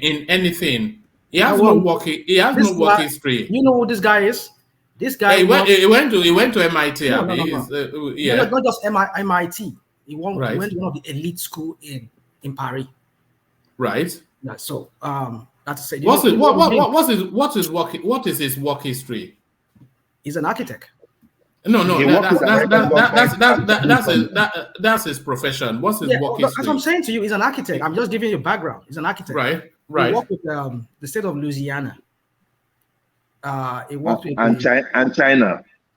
I mean, maybe China too. I think I heard about China too. So he had worked with many governmental, as a civil servant, or more like small, less like a civil servant, or annual projects for these counties in here in the United States, like in Louisiana, I think maybe in Florida too. I think you mentioned Florida too, and also in China. What's the timeline for that? What's the timeline? One man. You see, in the Nigerian, I don't know. I don't have all the timeline for that. This guy is. I'm only asking because he's 39, turned 40 two days ago, and he has been in politics for the last 8 years, contending for one position or the other, which is to say that, but there is no body of work that anybody knows that he has done in anything. You're now telling us that he works for some. We keep counting these people with experience. All the people that have ever ruled Nigeria, Buhari that has been there. No. Antecedents in work. No. But we are not talking about experience in politics. Antecedents in any work at all. That's what I'm saying. Yeah. Chinedu, what antecedent does he have before he came in? What experience does he have? You obviously don't have information. Baba Kekere was a journalist. He was a renowned journalist. And he was a journalist. You don't have information now. Information. Let's tell you. Chinedu was a treasurer in Mobile. Okay. He was an accountant. He was with Deloitte. Okay. Those are work experience, and he has references from those workplace. And then he was a senator for 2 years. 2 years. Before he now became close to 2 years. Then before now, if you already know it, why you? Patrick, don't forget to mention how he was promoted at Mobi. Wait, at Mobi, he did a report. He did somebody that he was in management. The rational mind, they are just bullying people. To ask for clarity, and we are giving and we are trying to give you away. You understand? What it means. You guys do this. You guys do this. Rational mind. Wait. Nobody's 39. Okay, no problem. One man asking a question. No, hold on. Rational mind. You said what experience did the others have? So then you invited them, people who know their work history, to tell you, and they are telling they are vastly experienced both in governance and in private enterprise. Chinedu never had any governance. He was a senator. Being a senator. That's not governance. Yeah, that's right. But the point I'm trying to tell you is this: what have we seen? How have they transformed that Lagos that to the benefit of the common man on the street in Lagos? That was not what you were saying. You were saying they don't have experience. You are just your argument. When I said they don't have experience, don't get me wrong. Fire anything. I know the problem. And when we try to correct you, you just fight back. You correct me because I know what Chinedu did. I know his antecedent. I know Baba Kekere. You don't know. And you are telling people you don't even want to listen. That's the point. What did I know? That I don't know that. And you were the one warning. You were the one warning us not to perpetrate ignorance. But there you are. No. And you are a teacher. And you are trying to tell you something. Farabale, Tani farabale. No one thing. You will farabale. I'm talking for when you people hear the mention of Chinedu, you all spark up. That Chinedu is a senator. I'm not oblivious to that. We say Baba Kekere was a journalist. I know Baba Kekere was a journalist. So you knew that, and you were saying they don't have experience. Baba Kekere was not just ordinary journalist too. He was even a top one. It was like an editor. You understand? It's just like a management. It's what you guys do a lot. All right. You don't ever allow me to speak on this platform. I don't just carry on, rational mind. But if you make those sort of statements, then you expect people to push back. But carry on. Yeah. One man. If I say something here about Chinedu or anybody, I know what I'm saying in the sense that I know the antecedent. At least to a large percentage, I know the antecedent. But when I write them up as nothing, I'm trying to compare it to what people are asking for. Now, somebody needs some kind of experience to come into governance in Lagos State. So I don't understand what you people mean by experience, besides somebody's achievement in private sector, which some of them they come with. Even like Chinedu, people are touted here. It was like they've narrated here, worked Deloitte, whatever. He worked with ExxonMobil, and he did and this and that. But what I'm saying is that, has he ever been a governor before before becoming a deputy governor, before even becoming a governor. That's what I'm saying. Not that, but we are talking Oh, of hold on, Ola, please, Nobody's let him, actually been just give state him this. governor before now. Yeah, let him carry on. Carry on, Rashomai. Everybody must have some sort of experience in their own way. This guy has experience. That's what I'm saying. What So Lagos tell us his need, experience. hold on. What Lagos need is urbanization. Lagos need real planning if it has to become the likes of London, Paris, or New York or Copenhagen. You need a real urbanization for that state. I agree. All this crappy, over-bloated project that Lagos is backing on, it makes no sense without you having a real planning, urban planning. You see, this other guy from PDP too. That's another guy with good policy. There was something that he said that really caught my attention. You know, he said there's a part of when you're going towards that Bariga. I mean, when you're going to Oroshoki area there's this vast. Hold on, there's a place in Oroshoki there. Before you go to Todime Land Bridge, there's this vast land there.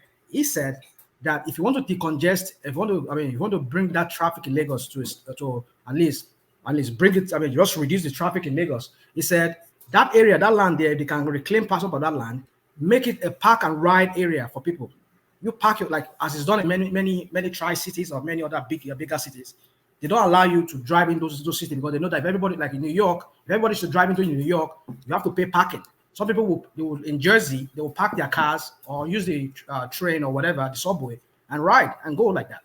That way, you don't have too much cars flying into.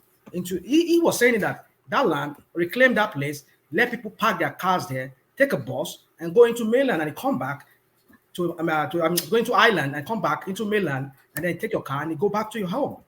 That's how you can decongest that island whereby so many cars are going in there. That's another good way of going about it. And like that, this other guy said, what is his name? This Badebo. He was saying that those what Lagos need is real urbanization. And he said he's going to allow local government work, not in the way that local government structure is done in Lagos, whereby for Chinedu, it's just a machine for their rigging and to make themselves perpetuate themselves in governance. That's not what it is. He says he's going to allow Lagos State work. So that's what we should be talking about. Not talking about Imamana Omokoni. The father is a Yoruba man, and I'm also a very reputable Yoruba family in Lagos. The West City stands today. Their great grandfather owns the land. They gave it to Lagos State. I mean, Lagos Island, by extension, Lagos State government. So why now that his own great grandson is now trying to become, because the mom is partly maybe from another tribe, now it's becoming an issue. Why we like this in this country? You say that his family is Lagos deep, but even that is in question because some people argue that they're just returnees. What, returnees? No returnees. Who in Lagos did? Who apart from the? I mean, you see, what man? Let's not. If you want to start digging into history, who truly is the son of soil or the soil really in that African space?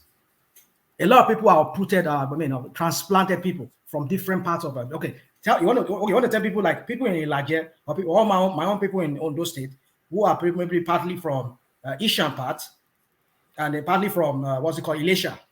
You want to tell them that they are not Yorubas? That's how they come about that sub tribe of Yoruba in the coastal part of Ondo State. Even in Ondo State, there are so many Edo people who have mixed with some Yorubas, and they created a kind of sub dialect. So what are we talking about here? If they come back from Brazil or wherever we're talking about cultural propriety. What's the cultural propriety? Educate me on that. Maybe I don't understand what you're talking about. Because people are saying that the culture recoils from the idea that somebody that is going to be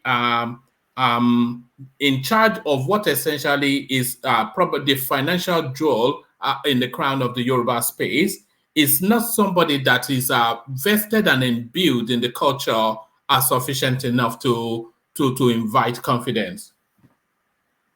One man, if you at least you can speak well of my antecedent on your platform. I'm one of those early people that came on your platform that was like anti-Fulani domination. You know me very well on that. I hate when somebody wants to dominate other people. I don't subscribe to that. And I'll be the first person, if this guy ever goes that route, if he ever becomes a governor and he wants to turn Lagos into an Igbo thing, then I'll be the first person to challenge him on that, and I will go against it. You see, the point I'm trying to make here is that, true, yes, I see with what Angelico was talking about, and you and Angelico and other people here, that language is our identity. I totally subscribe to that. I write Yoruba fluently. I can. Does that not write him off straight away? What you just said. Hold on. One man. By what I've just said, I'm not trying to write off Gbadebo. But what I'm saying is that the guy cannot speak Yoruba fluently.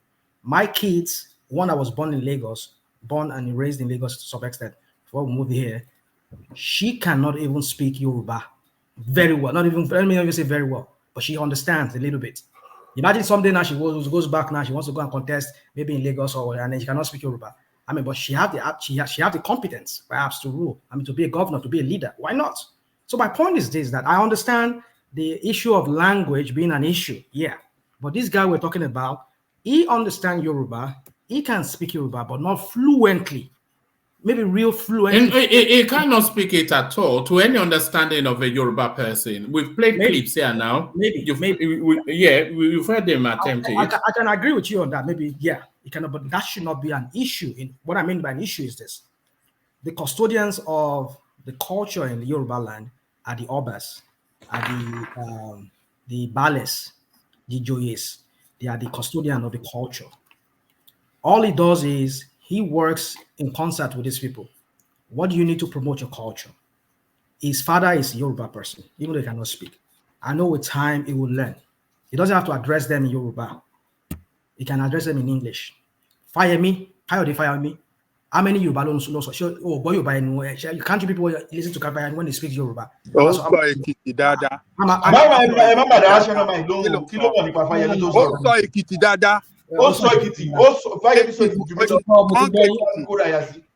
are you talking about?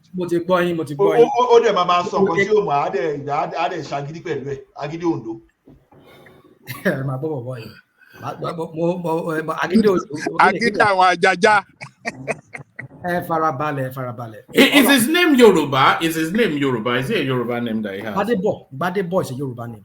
Gbadebo is a Yoruba name now. No, his last name is his last name. Not the first name. Oh no, it's Ogbebo. That is the meaning in Yoruba. We know, but his last name is his last name Yoruba. Well, you know, like the Gomez, like you talk about Gomez here, Alexander Gomez. I mean, the Gomez, the Atrops, all of them. Those are names are not really. Those are not really names. The Ransom Kuti. Or Ransom Kuti, or Kuti, the Kuti family. But do you know that rational mind? Those are names of the slave people that came back. You know the great grandfather of Ransom, the grandfather of Ransom Kuti was a returnee. This Ajayi Crowther too was a returnee too. So will you now say that fella cannot be governor because he's cannot be president because his grandfather was a returnee? But what they're saying is because he cannot speak. This guy cannot speak. Wanted was a major political leader in Nigeria. Yet his grandfather was Ajayi Crowther, who was a returnee. So the father is a returnee should not be a problem. The bone of contention by these people here and in Lagos by some. But you argue if you are saying it's a full-blooded Yoruba man, then it's not. Oh, come on. This full-blooded Yoruba thing. The thing is this. Hold on, Patrick. Let's hear from Ajale Koko. Patrick, you try to make reference to Ajayi Crowther. Ajayi Crowther, for several years, he was taken away. By the time he came back as a missionary, he could still speak Yoruba and write Yoruba. Is the one that translated the Yoruba, English Bible to Yoruba Bible that we have today. Even the Igbo language is the one that developed how to write it for them. So what are we talking about? A returnee. Hold on now. A returnee. A person that was taken away for several years that returned home. He could still speak his language and could still write it. And even is the one that developed how to write Yoruba. You understand what I'm saying? So what are we talking about? This is a person that was born in Lagos, raised in Lagos, and cannot speak the language. He was actually not raised. He was actually not raised a Yoruba man. He was not raised to be a Yoruba man, obviously. He was raised as an Igbo man. His motto is mother side. He could speak Igbo language very well. He could be raised as a modern man. He was not raised as a Yoruba man. He was not raised as a Yoruba. So what we are saying, we are not saying that is not our son. He could speak Igbo fluently. We are not saying that's a blunder. Yeah, he could speak Igbo very friendly. Can I take the floor? So what we are saying here, hold on. What we are saying here, Rachman, please, 1 minute. Let me just make this point. So, what we are saying here is that if we allow this guy to head the position of #1 citizen in this country, we want to open door for bad leadership in that country. You will see a situation where people that are going to be in the position of leadership in the future will not necessarily be Yoruba people anymore in their own language. I beg to disagree. I beg to Let disagree. me tell you, when you start, this your fear is unfounded. I mean, it's like you're overbloating it. I don't know where you're getting what all is this going on? From. Look, when you don't cherish your culture and your traditional, when you don't take it, there's nothing not cherishing culture. Hold on. What I'm saying is this: your language drive your culture the most. If you cannot keep your language, then your culture will die. When you start to have people that cannot speak your language in the position of leadership, how would they cherish that language well? How would they cherish that language and develop that language for future generation? They will kill that language. This is just one man. Already we have problem with our children in Nigeria speaking our language now. Why must we encourage whose that? Fault is that? Let me ask a question. Whose fault is that? Whose fault is that? You blame the parent. No. You blame the parent. You can blame the parent. You blame the parent. Let us challenge your view. You blame the parent. I want to ask you a question. Yes. Now, you said we blame the parents, which I agree with you. Now, the parents speak Yoruba to their kids when they are home, right? Maybe they do most of it. Yes. They speak English to them Hold on now, guys, please. Now, if they go to school, whose responsibility is it to have a Yoruba teacher that will teach them Yoruba? The responsibility of the school. Of the government. So what is the government doing? What is it's really the responsibility of the parents to make sure their children speak Yoruba. Listen to yourself, one man. You yourself said here, and you are not Koko, you said some few days ago that Lagos State signed a bill that Yoruba will be the second official language of whatever business or whatever in Lagos State. Now, business, that's what they said. Now, how do you bring people into the business when you're not training them in the first instance to learn to speak that language? I think you just find at every opportunity to blame government for things. What are we talking about? Is it my responsibility? Hold on. Is it my responsibility? All right. Sorry, Patrick. Let him. Land that. Then let Rational Mind take the floor. Yeah, Patrick. Yeah. Yeah, you are taking opportunities to blame government at everything. It is the primary teacher of a child is the parents. That child goes to school at the age of 6. He's already speaking. Officially, a child should be in school at the age of 6. At the age of 6, the child is already speaking. The teachers don't teach children how to talk and how to hear. No. Patrick, as an educationist, let me say something to you. The educationist, I agree. I know the role of parents. Farabale, I know the role of parents in training kids. Now, if you are to go by that logic you try to present to us now you send your kids to school to go learn to speak. There's a language you call English language, right? Now, in Lagos, we have not just Yorubas, we have Igbos, we have other tribes. Now, if these kids who are from these non-Yoruba tribes and they have to go to Lagos schools, public schools, and they don't have Yoruba teachers to teach them how to speak Yoruba, which eventually they're getting trained to use in the public sector, or I mean in the business sector when they graduate from school, whose fault is that? So who told you they don't have Yoruba teachers in Lagos? They do not. Most schools do not have Yoruba teachers. There's a shortage of teachers in Lagos, in not just even Lagos, across Nigeria. You don't know this, but they What have are you talking about? I don't know they what. take Yoruba. Hold on. I know in Yoruba is on the curriculum. Is on the curriculum. Guys, in the comment section, anybody in the comment section who has kids in Nigeria, let them tell us if their kids going to public schools, even private schools, if they have Yoruba teachers. Let them tell us. I know that I know what a Nigerian language is compulsory in WAEC now. You must take one Nigerian language. That's what I heard in your WAEC. Somebody can correct me. The general point I'm making is this. You see, when it comes to when we have to put where blame is, all because of Chinedu and his APC, all of you will just shift the whole goalpost and you don't want to speak to the issues. You want to make it look like it's because of this. People are speaking against it. No, let us speak where the fact is.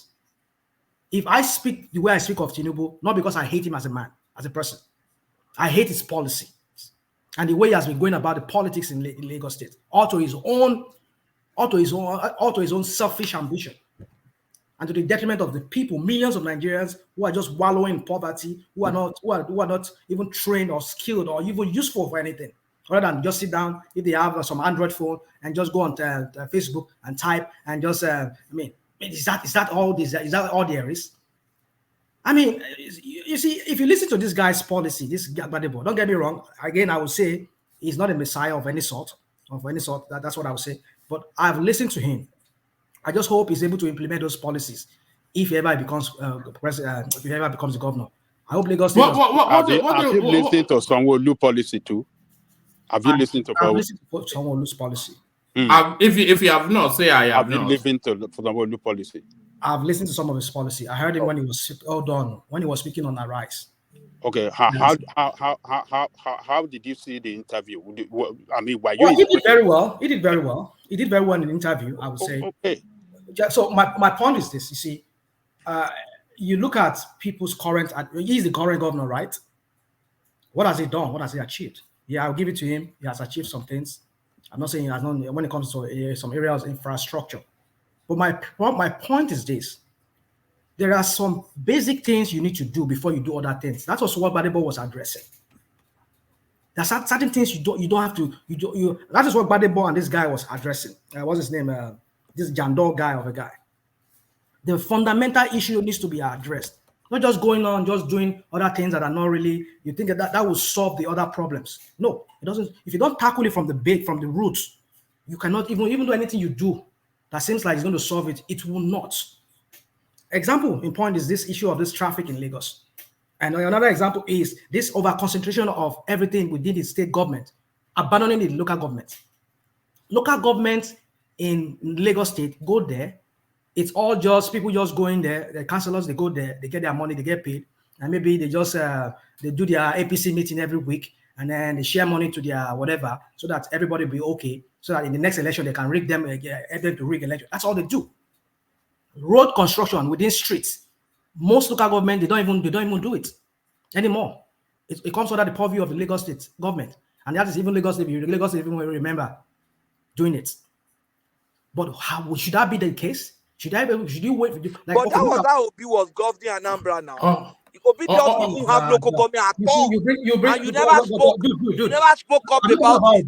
We're not talking about Obi here now. We're talking about hypocrisy. Just forget. No. All right. I'm free to saw your hypocrisy now. I'm bringing to the board so that everybody see your hypocrisy. All right. Local government election. I'm not 7 years. He said out of his 8 years in office, he didn't control local government election. He held them. He held their back. Are we doing what about now? Is that what we're doing now? Right? No. About what because you are obedient and you know. I'm not obedient now. I mean, you are now. Gbadebo, you are supporting is and obedient too. So what are you talking? Hold on. You see, anything but Tinubu's dynasty. That's what I want out. If it is Showore, it is other people. Anything but Tinubu's dynasty. Tinubu dynasty has not benefited the common man on the street. That's what I'm saying. No, hold on, rational mind. Look, we have to be fair sometimes. Okay. You might not like Tinubu way of politicking, but this Sanwo-Olu, how have you assessed? I mean, your assessment of this guy performance. How would you rate it? Do you think he failed, or what can you say about him? Did you even follow him? Have you even followed? I have to some extent. Okay, let me rate him. If I'm going to rate Sanwo-Olu, I'll give him between 5 and 6 over 10. It's 5 over 6 over 10. Yeah. Okay, so yeah. So what you are saying now is that he failed. Listen. Hold on. So Okay. what you are saying is that this guy for 4 years he failed. You give him failure. It wasn't a total failure. When you are saying 5 or 6, 5 or 6 is a failure. Hold on. It wasn't a total failure. Go again. Oh no, 5 or 6 is a failure. No. 5 over 10. It's above average. That's what I'm saying. It's above average. It's a little bit above average. You know what that means. Ajanle is using Nigerian system, so maybe that's what it's using, not America. Let me address. All right. I address that and then round out that space. I want to move you on. Ola, I don't like the way you speak to me. I so much respect everybody here. You were saying something about I don't know anything about. I just say things. I mean, what do you mean by that? Okay. Apologies. Rational mind. So I won't come to you like that. Even if I apologies. I didn't mean it the way. I didn't mean it that way, right? So you know me by now. You see, what I'm trying to say is, look at what this guy was talking about. One of his policies says he will make sure that what's it called? Picking up, which I think Chinedu did at the beginning of his administration. I remember that. This collection of refuse. You bring in private people to come and do it. I mean, I remember that time during Tinubu's time. Some people were, this Omalanke, even though we know it was very crude form of waste disposal back then.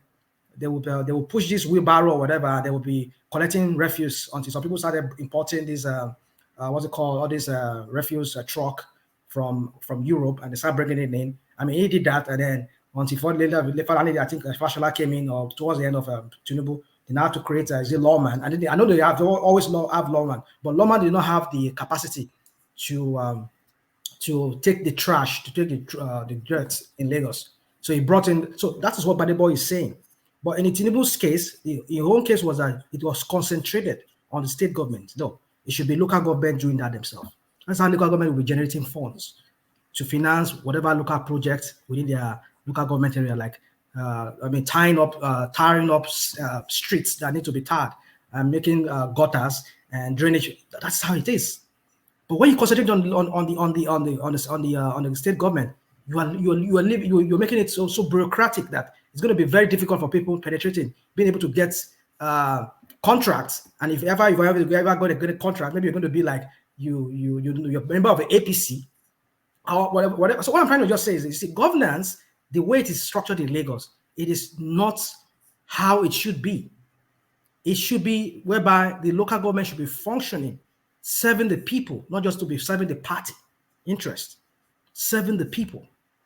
So collection of refuse or whatever dirt in Lagos should be local government. That's how they'll be generating their funds, generating their whatever money to. Okay, rational. No, sorry, Ola. I want to move him on, but I think rational mind. Okay. No, I want to move him on. Yeah. So in conclusion, that is just what I think. We should be talking about policies, one man, rather than talking about fixation on this is ability being able to speak Yoruba or not speaking Yoruba. But what more man is allowing you to run away, because I actually wanted to talk about the experience of this man and that Jack on day that you brought in. No, sorry, Ola. Apologies, but we're already 2 hours in. But rational mind still matters ethnic. I want to this talking of the ambas. One man. Look, we're not going to be doing good for this platform if you don't let us counter rational mind on exactly. We have been though. One man, if the way he tried to rubbish Jakonde as if he doesn't have working experience. He doesn't have. I did not rub. Hold on.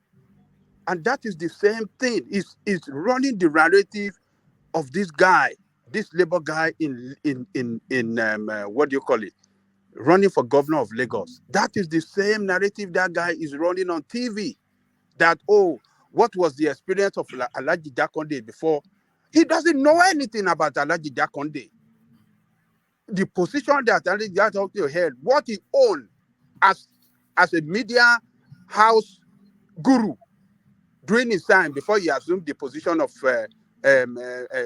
he has a printing press, he has a media house. So like Showore, yeah, like Showore, right? That person have that leadership experience. This guy nothing. Goku, and one thing, they forgot that these guys were being mentored by Awolowo, because the Tribune or whatever this man was heading that time belonged to the Western region, and all those people that were appointed in key positions, they were just under Awolowo, being mentored by Obafemi Awolowo. And this Jakonde once became the president of all those newspaper people at that time, the first president. So these guys had leadership position.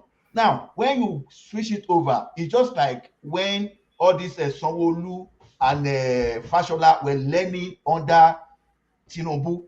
You can look at the same thing towards Awolowo. You look at all those Adekunle Ajasi and those people that were with Awolowo. They learned under Awolowo over time. They didn't just surface from nowhere. That's exactly what we are saying. If I may ask you, who mentor Vivour? Who mentor Gbadebo? Because I don't know. You just have to give us education, because those I just said to you that he was a government official. He worked with you know what it means to work with, like, for example, now I said who mentored him. A cleaner is a government official. That means nothing. It depends on where you work. Hold on. I've worked with the federal government here. I've worked with the Fed here. I've worked with the states. Currently, right now, I'm doing something with the local here. So I've seen it all here. I've seen how, let me not say I've seen it all. I've seen it for the most part here. I see how government runs efficiently within what they call the civil service. So with that experience, how it works, I've seen. You can come in, like, you talk about, hold on, that guy serve. You talk about, hold on, you talk about Babake Kere now. He runs a media house, which I give it to him. Why not? But I'm saying that you people are talking about, when you talk about people coming into governance, I think you people usually refer to, oh, has he ever been in government before? Yeah, he has been in government. He has in what capacity did he serve? That's what I'm saying to you. Did you hear what I said? He served with the county in Louisiana. As what? In one capacity. Yeah. If you don't know, say I don't know. I think it was I will say this. I think it was a consultant. A consultant. Consultant to them. Yeah. Look at this guy. Look, what are you talking about? What's this guy? What are you talking about? A person with no background in anything to come and head the fifth largest economy in I beg you, forget that thing. What are you talking? What thing? Okay, hold on. You guys just hold on. Look. I gotta go. If you want to dwell on this language thing, hold on. Because initially all you were saying is language for you. Hold on. Everything together. Language is number one. Then number two, he doesn't have that capacity to lead, because there is no background no background that we can see with him in the position of for the position of leader. He have no background that we can see or that we know. And number three is that where is his team? Does he have any team around him that the moment he's going into the position of governor, he can put together a team, a super team that are ready to kick off, to start the job immediately and keep keep Lagos moving forward and moving higher. Have you made him a governor yet? Let me. When we are talking of mentorship, when we are talking of teamship, he doesn't have it, and you want to surrender that largest economy to this guy.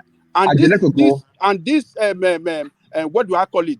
These obedient people, when we are running for position of presidency, they are saying that Sowore does not have experience, they doesn't have this. They were playing that narrative very hard against Sowore that he has no experience. Now this guy with nothing, they are supporting him, say, oh, he should be governor of Lagos State. See the double standard hanky-panky game that these people are playing. Don't gaslight us, please. The issue there is that Sowore is running for the presidency. And we said, why don't you try maybe a Senate position or a governorship? That what gave Peter Obi the bite was his stewardship as a governor. People want to see what you have done in the past. Applicable to this guy. Why this guy not try? To your question about Jakonde. So the same is not applicable to this. That is not public sector. Please, let me just say this, please. I want to be short with it. With Jakonde you were talking about, you say he owned a newspaper. Someone said that he was mentored by Awolowo. Who cares? You don't even know him. You might be a small boy. Let me finish now. Let me finish. Awolowo owned the newspaper and he made this guy. It is not public sector. Is it public or private sector? Who was Awolowo? You see, this Can I hold on now? It's a straight question. It's a straight answer. A straight question. Is the newspaper he was handling a private sector or a public sector venture? Just call Nigerian Tribune Western Region Investment. You can look at it that way. Look at it as look. Is it a public or a private sector venture? When you look at it as Western government, all right. Sorry. He doesn't know what Tribune. Mr. Ola, all right. Tribune is read across Can I round up? Let me just round up. Why I asked that question is this. It's quite simple. The issue there is that the newspaper, a company he works for, was in the private sector. Jakonde did a great job. It is in the private sector. He had no public sector. Sorry. Do you know the history of Jakonde, Joel? If you don't, say I don't. No, I don't. But from what both of them attended, you don't. Oh, okay. So you don't. Yeah. So yeah. Round on that way. You see why I wanted to move on? Is a space you cannot escape it once you let it ride. But one man, can I ask you a question, please? Because no. Can I just say this, please? Because you can't make me look dumb. They asked a rational man asked them, what was his antecedent? What position did he have in the past? They say it was newspaper, right? So none of them said he was a governor or probably he was a local government chairman. They all pointed towards the newspaper. So which I asked the question that if the newspaper should be a private sector, what public sector position did Jakonde managed before he became the governor of Lagos State? And it's a genuine answer, a genuine question. But you guys are just running around, not trying to answer the question. What public sector position did he handle? It's a simple question. Okay, Joel, I will answer you. I will answer you then. I won't say anything after. Now, look at Tribune as when you have special media aid to any governor. So Tribune, then, not now, Jakonde was as good as media assistant, even though he was working as chief editor for the Nigerian Tribune, owned by Awolowo. It's a flawed argument. It's either you are in government or you are not in government. It's either you are in government, you can influence policies in government. Right? All right, thank you, Joe. So rational mind. All right. So rational mind. Let me move you on to the River State space, and these are the stoking of the embers of ethnic tension. Rotimi Amechi whipping up sentimentality amongst the southeastern population of that space and trying to launch them at the Wike space. Wike are rallying the indigenes. So are we seeing the re-echoes of what is playing out in Lagos State, in River State? Wike champion. He's now telling us that is not Wike, by the way, Rotimi Amechi. He's now telling us that is an Igbo man and whipping them up to come and stand behind him, and Wike whipping up the indigenous population. So is this a re-echo of what is playing out in Lagos State, and should we have the same sense of concern, rational mind? You see, one man, ever since 2015, you see, one thing that brought APC to government is they've stopped this, they played on this, even before they become APC. When I think I made a comment here some days ago, Fashola, during Fashola election that brought Fashola in. If anybody was in Lagos that time, you can bear me witness here that we hear people changing their names to Christian names. Sulaiman is now bearing Solomon. You hear of this person, they will put some what's it called, Christian name, some full. This is a full Muslim guy. We put some Christian name inside between his name. So it was just so that way they could get votes from the Christians, maybe also play on some tribal card too, just to. So we've seen that brought into this their so-called APC government, and we've seen ever since then. That was what they rode on to become to win Jonathan in 2015. We saw the Fulani stock of the APC doing their own, stoking the embers of tribal whatever in the north. And also, Buhari is a Fulani man. Vote for your Fulani person. We had the likes of El-Rufai saying he went to Senegal or whatever. And then we've seen that still playing on. And it's so sad that is what is going on. And see that playing out in Rivers State now too, whereby Amechi, who is also a branch of the APC too, also using that and playing with that. You see, APC is a real disease. It's a pestilence to Nigeria, I would say. It's sometimes I don't even know what to say about the way that country is going to end up if care is not taken. And just to add insult to the injury, again, we're having a Muslim ticket. You see that, you start to wonder how is this going to play out. Let's see how it's going to play out if ever becomes the president. Or ever gets one. I was really inviting River State. You don't have to. I'll go to that. You don't have to. I know. To Tinubu all the why time. I got to go to that is because this guy you're talking about, former governor of River State, what's his name? Rotimi Amechi. Rotimi Amechi is an APC man. That's why I had to go go off a little bit of tangent just to give you a little background to why things are playing out the way it's playing out in River State. Because this is a party that uses bigotry. There's a real funky sound coming from your laptop, but carry on. Really? Oh my God. Yeah. Man, you people should tell Dubious to send me that, but I'll never keep quiet. Anyway, yes. Yeah. So anyway, let me quickly just wrap. So you see, I just don't know how to say it. But then when people will talk again, they'll say, why would Chinedu abandon this guy? Is that not the anti-party activity on the part of Chinedu when he has to go and he wasn't even campaigning for his own person? Rather, he was dilly-dallying with Wike because he wants the votes from River State. I mean, how does that even sound to people that believe that Chinedu will win River State, if not by some kind of rigging? I mean, you're not even talking about PDP even winning River State. You're talking about Chinedu winning River State. If that Chinedu is that so popular in River State, why is Amechi running from pillar to post, trying to win a governorship election for his candidate? People should think about it that way. Look at it that way.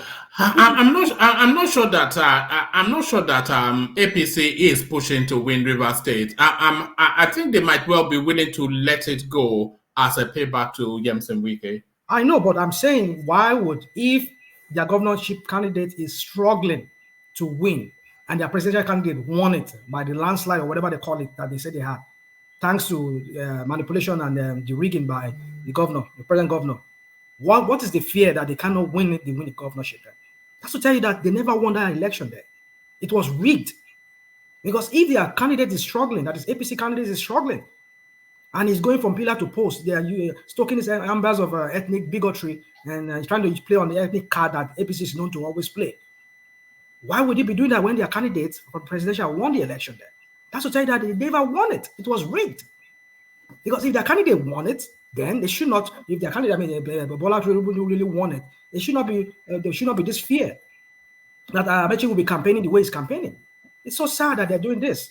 And look at what this idiot too, what's his name, Wike, he has also been doing the same thing there. So you see, for me, you see, like this other guy from Spain said, you see, it's so sad the way Nigeria is just going, and I don't just see any future for that country, not even with Chinedu there. I don't see anything he's going to do. I don't know if you guys heard about what happened in Borno State today. Was it today or yesterday, where they massacred? Poor people who went to just for their livelihood to go make money, to go fish. Man, just imagine, just to go fish, and they were slaughtered. And one thing I see is that I think if Tinubu ever becomes the president, he should give this guy close marking. What's his name? Atiku. I want to believe that some people within the PDP, because Tinubu is going to lack legitimacy. And that legitimacy is going to play out the way it plays out for Jonathan, if he's not careful. Because I'm sure they're going to use the same thing they've been using over the years to put down any government in Nigeria, which is this banditry and terrorism. And I know PDP should know something about it. I've been having that because with this, we had this. There's been quiet from this terrorist space for some time. I said maybe the media has not been reporting it, but suddenly now they lost this election, and now we're seeing that another banditry. This terrorism is now escalating again. So that's to tell you that Tinubu, if ever he becomes the president, whoever is going to be his national security advisor and his defense, whatever, they should give Atiku close marking. They should investigate that guy very well and all those people around him. Because I believe that some of these people, they know about this, they are financing this terrorism just to delegitimize Tinubu or whoever is going to be there. So for me, APC, like I said, Rivers State, we know what they do there. And I just implore, I would implore people in Rivers State not to fall for that shenanigans of APC and PDP. They should not be caught in between, but I know they're going to be caught in between, but I know if not careful, some life is going to be lost during this governorship election. But my point is this one, man. If Tinubu really won that election, then APC should not be afraid of anything. They should just go into that election and believing that, oh, our president won it, our candidate from the presidency won it. They should be able to vote for us. But it's a lie. He never won Rivers State. It was rigged for him. And so, look, rational mind, everybody knows what played out in Rivers State. Gemson Wike influenced the vote in favor of Tinubu to the narrative of his opposition of Atiku and power transiting to the south. So the votes in Rivers State still belong to Gemson Wike, and if and when, and he will point it in the direction of PDP, then of course they will go to PDP. So that's what played out. Was that not your understanding of what? You use the English word influence, like he went about telling people vote for Tinubu, vote for no. They changed the number. One man use the word. Oh God! It's rigged. They rigged the election. Do you have proof of that? We shall find out. Okay, I don't have the proof, right? Why is this guy running from pillar to post? If it was, I'm sure that Amechi, the APC, said no. Did you hear what I just said? I said no, you did not. I said the votes in Rivers State belong to Wike, who pointed it in the direction of APC for the presidential, and then is pointing it back to PDP for the gubernatorial. So it's not as though Tinubu won as a result of his popularity. He won as a result of the influence that Wike wields. Use the word influence. It's not influence. It's rigging. He rigged. They changed the numbers. That's what I'm saying to you. You can't say that though. That's a very loose. Who won the state? Who do you know that won the state? Well, we shall find out. The case is in court, right? We shall find out. You are not even. I believe. Hold on. Won that state, Labour Party won Rivers State. I believe Labour won. Hold on. Presidential. Labour won presidential in Rivers State. I believe that. But landslide. Why? Based on what? I'm not saying landslide, but I believe they won it. Yeah, no, based on what? Based on what? Yes. We've seen what people said. We've seen videos from there. People said hold on now. We see people say they voted for what's it called? Labour Party. The majority of people say they voted for Labour Party. What do you mean majority of people? Why are you The getting majority of this people wrong? that I've seen online that are come online. Will you let me talk? Rational mind, why are you talking like this? The majority of It's very strange so sort of people thing you're saying. In your mind of your mind, do you believe Tinubu won Rivers State? Mind of mind, okay. We have results now. What do you mean mind of mind? We have results. That state. Did we see the same? Did you see it play out in Shomole versus what's it? The number they provided during Jonathan's time? Haven't we seen many elections upturned in Lagos? I mean, another one currently right now, the one in the Osun State, where somebody was saying that he won, he's the current president, current governor, and his other one says no, and then he has to prove it in court. That You've just said that the state was rigged, but you cannot say that this is why. How can you say that? I'm giving you. Rational, can I help you? No, can you hold on, please, Joel? No. He made the statement, so he can back it up. Okay. You said you know that it was. You said it was rigged, and you said it several times. And we're inviting you. You said because you saw somebody on YouTube that said he voted Peter Obi. No, we've seen many videos of people online saying that they voted, and their own voting center. They could not upload it. They took it to the collation center. The next thing they hear that the numbers were changed. And we've seen so many TPEX of results from Rivers State. I've seen some. Give me one local government and we'll look it up now. Okay, let's try Obiakpo. How do you spell that? Obiakpor. I think Obiakpo. No. Yeah, you're right. Okay. Why one man is looking? I don't even know what he's trying to do. I mean, I know he wants to debunk me. Let him go and do that. So no, you can't just make abstract. So what of rational mind? In Akwa Ibom? Woman, can I ask you a question? You know, there. So I don't know about the Akwa Ibom. I'm not too sure if Labour won the Akwa Ibom. But I think people could have won it. Yeah. Oh, really? So you are not sure but you are very sure of that Rivers. Oh goodness, here we go. Look. You see. I don't get it. I don't get this kind of argument. He won. You are so sure. We shall find out. It is important. Let us not debate it much. Making online, so that one is enough for you to believe that yes. Because I gotta go. Did you see the one in Lagos? They did in Lagos. That this girl, this Eunice Ekeadia, what his name? What the name was? She was there in Apapa, somewhere in Apapa local government there. They were in one of the center there. They were TPEXing it in his. I mean, he was videoing it. There were areas also in Lagos where Labour were also reading as well. So I don't get what. I'm not saying Labour did not read. Don't get me wrong. If they did it, I don't know. Well, all I'm saying is that you believe all of them, read. Well, I would say I believe all of them read. Convenience, I mean, they all read. No, please. Babati, please. Where did Labour read? Where did Labour? Let me get the video for you. I will get the video for you right now. Labour read. They read the most in the East. Let's not do No. And it shows in the result that look, other for the Senate and the House of Rep, they didn't win all the seats. The other party won the majority. It's only the presidential that they concentrated. They rigged massively in the presidential election. So your Labour rigged massively in the East. Because doesn't matter to them. Hold on. Hold on, rational mind. So I'm on the portal now, and this is the Obiakpo that you are saying. So that's Obiakpo. Let's go to the top of it.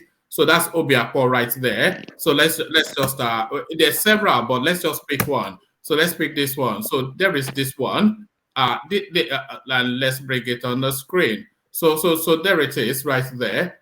I'm not sure. Can you move? Can you see that? Can you see that? Where is it? I'm looking at, is it ANPP or whatever?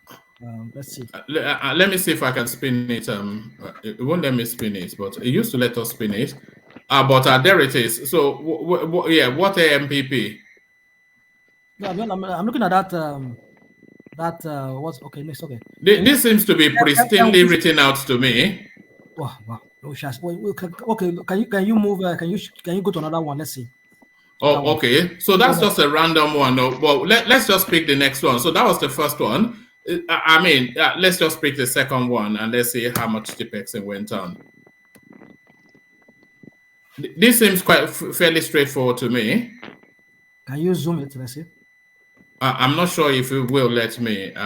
It used to give us the function, but that's legible enough. That seems fairly straightforward to me. I can't even see anything here. You're saying it's legible enough. You can say that, but I don't know, because this one even looks empty to me. Because it doesn't look empty. There are about 3-4 slots that were 1, 2, 3, 4, 5, all clearly written out. Can you zoom into it or not? No, it doesn't give me the function too. Well, I don't know. Yeah, but the ones I've seen, they are. Well, so which one have you seen? Let's go to another one. Let's go to the third one. You can go and look for it. I mean, I don't know. So here is another third one. That's not especially clear. The scanning. Can you see? Look, hold on. Can you see that 50 something? Can you see how it's written? I can't say anything because it's not legible. Yeah, I can't even. Yeah. So you just look at how people write results. Here's the point. No, it's not how they wrote the result. It's the quality of the scanning. Let's go to number 4. Even if you have minor errors or what, that number is not significant to switch the elections. Yes. What are you doing now, rational mind? What are you doing? Look at what. Okay, let's see. Okay, good. Let's see. Okay, good. If you stop like that, yeah, no, I'll stop here. But all right. Wait. All right. Nashville. This is not healthcare where if you scratch anything out, they will say it's against. I know what you are doing. This is not healthcare. No. Hold on. So we have ADC. Yeah, no, that's fine. No, that's fine. But let's humor it. So we have ADC 1. We have APC 20. We have APP 1. And now the one that almost looks dubious is the one for One Labour Party, which you can see has been altered, and then the one for PDP, which has also been altered. It's on the screen. You can see it. I can see that, yeah. Okay, so what's your point now? And these are just randomly picked ones from the local government. I know you said you keep one man. Come on, you keep repeating yourself. We know you. No, you said they read the Nobiapo now. That time you say read the Nobiapo. Yeah, they did. Can I say something, please? Oh, hold on. I will stand on that. Yeah, they did. But look at your screen now. What are you doing? One man. Should we check another one? Should we check another one? Don't go ahead. Check another one. If you want to check another one, it's okay. But okay. So we're going down the list. Let's go to number 5. So these are just we're both viewing it blind. So this is the 5th one. Let's see what happened there. So APC 10 votes. Labour Party 59, and so this one seems fairly well written out. Okay. But they signed the people signed this. Look at So the only anomaly so far has been for Labour Party. So let's go to another one. We'll make this the last one, but So there it is. Okay, so there it is. Can you see that thing there? There was a number before that 0 that was written on it. Can you see that on high level? Exactly. Yes, but these are altered for Labour Party. Yeah, they were altered. Look on that. No, it was against. You can see there's something like 3 or whatever there. They gave me 27. Guys, wait. So why did why did your party member sign the form then if there was any discrepancy? No, Babati, on their way to the collection center, that was where they started altering these things that you are seeing right here. That is the point we are saying. But they already scanned it in already. They could not scan it. They could not scan it in. Have you forgotten that they could not scan it in? So they then said that they would take it to the collection center. So people are now telling them, look, this is what we had, and this is what they are giving. Always look at the sheet. You always see that the alteration is always on APC and LP. Look at the results on Obiabo. And one thing I wanted to say when one man cut me short is just this, and for everyone to know that almost 50%. Look at this altered one that they appended a 9 at the end of a 15. Oh man. Oh man, anyway, I lied. It's unbelievable. So you've taken us to Obiakpo, and that's what we've seen. So one man, can I say what I wanted to say, please? Yeah, go on. The reason why Obiakpo is really a hotspot is this: if you come to River State, over almost 50% of the votes in River State comes from that Obiakpo area, because that is where they have almost all the businesses, the real estate going on, and all that. All these other parts, like the riverine area, it was in the past when beavers were not there.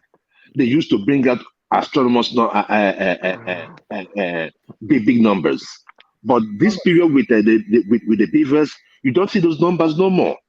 So the game is being played in Obiakpo local government, which is just like you're saying, like say equivalent of something like Lagos Island, right, where you have many people, converging in those areas. So that's the point I wanted to make. Like so that what is why happened in Kano. Obiakpo is. You remember what happened in Kano too? Look at the numbers coming out from Kano. Almost like 1 million votes.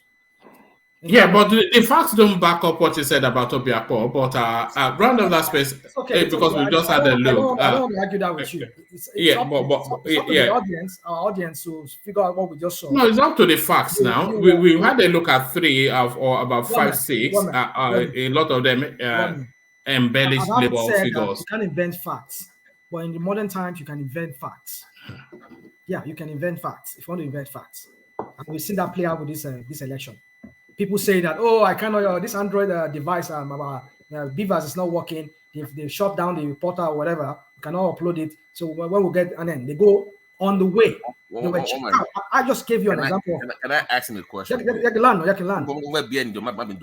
How much do you think Obi got in the? If you estimate, how much was he robbed? My brother, I can't tell you exactly how much he was robbed, but my point is that Chinedu did not win River State. But how? Okay. I don't know. I don't have all the facts. But so how can you state categorically when you don't have the facts? No, he's asking me how much did I know that he won, but I know that Obi won more than half of the votes there. But how do you know that? Okay, woman. No. I'm asking you. You said you know. So how do you know? I know. So you don't know. I know from what people said, who said they voted, and when they saw the result they declared, and what they saw later did not tally with what they had.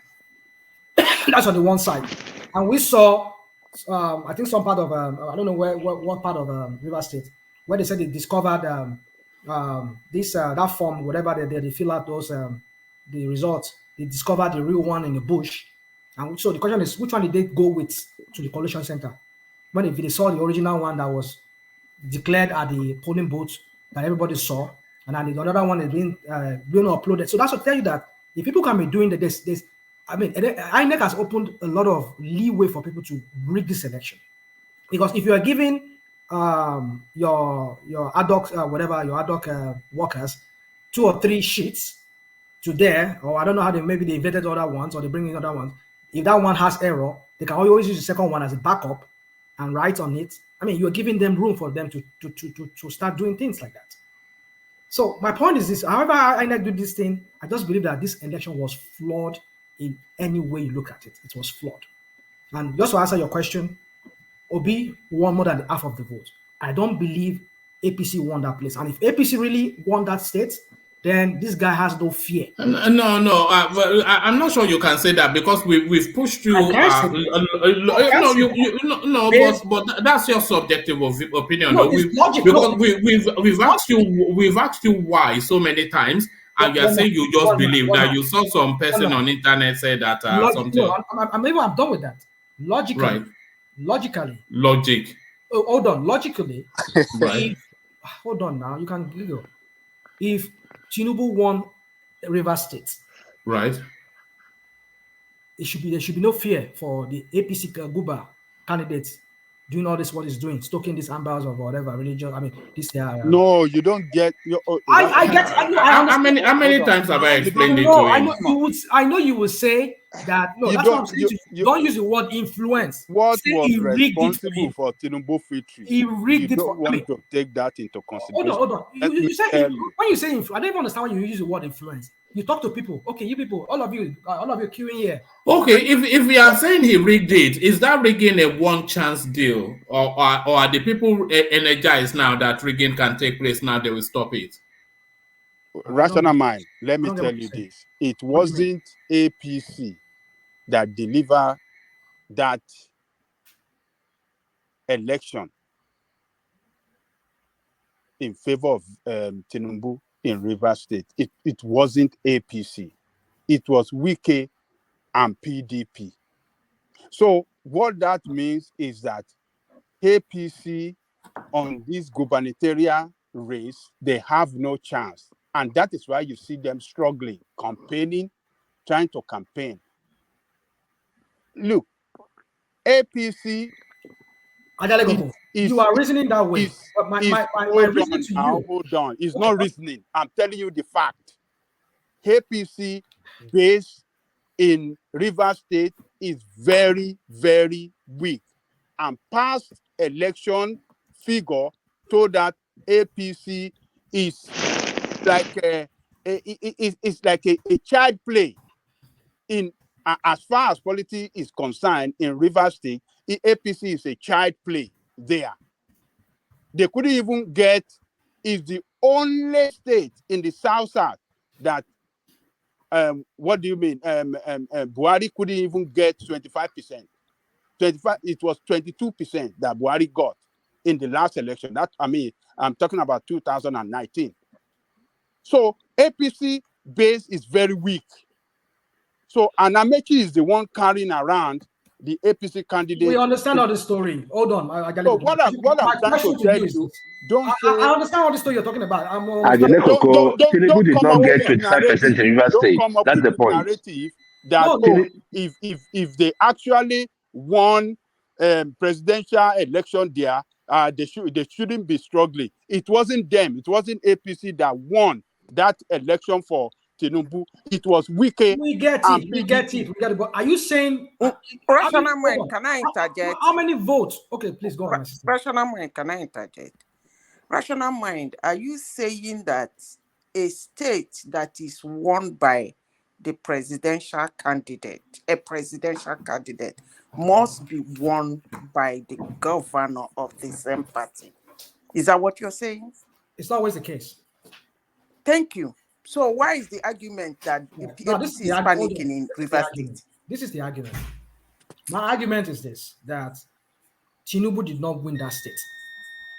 And if he won that state, then his party should not have any qualms. It should not have any trouble. There should not be any jitter or resorting to all of this. I get you. I understand what you're saying. It doesn't mean that because they won it. But I'm saying to you that Tinubu did not win Rivers State. We can read that election for him. He did not get 25%. Hold on. Let me land. Wike has only one vote. All his APC, whoever works for him, they only have one vote. It is the people, the masses on the street, that will vote to go and vote for that vote, either for APC or PDP or Labour. But it is these people that will determine this election. So are you telling me that we can now go and force all of this to be thumbprinting for APC so that Tinubu could win? No. They change the thing. They do whatever Bagomago they did there just to make sure that Tinubu won that election there. No, that's why I'm saying that. That is why APC is jittery there, because they know that they have nothing there. They cannot even win the election there in the first place. Even if you take Rivers State away, you cannot win it too. That's what I'm saying. Okay, Spinner. Even if they remove Rivers State, Tinubu still wins. That's my point. Like, I don't know. Even if you give me different states, and then you have to factor in Lagos too. Okay, he will still win. He still wins.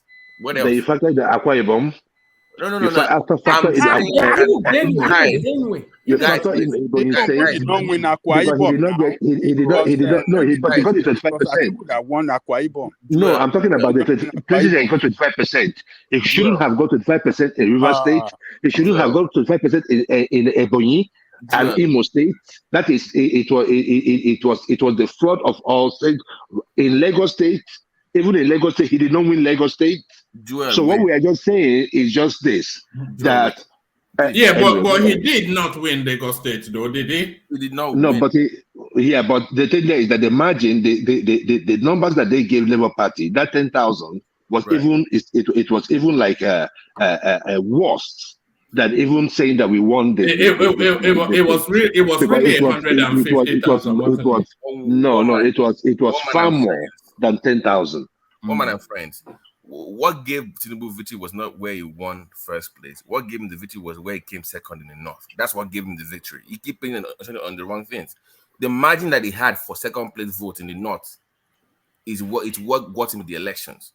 So you keep giving, you keep mentioning Rivers and whatever. Even if you take that in a court of law, he will still win the elections by the margin he has.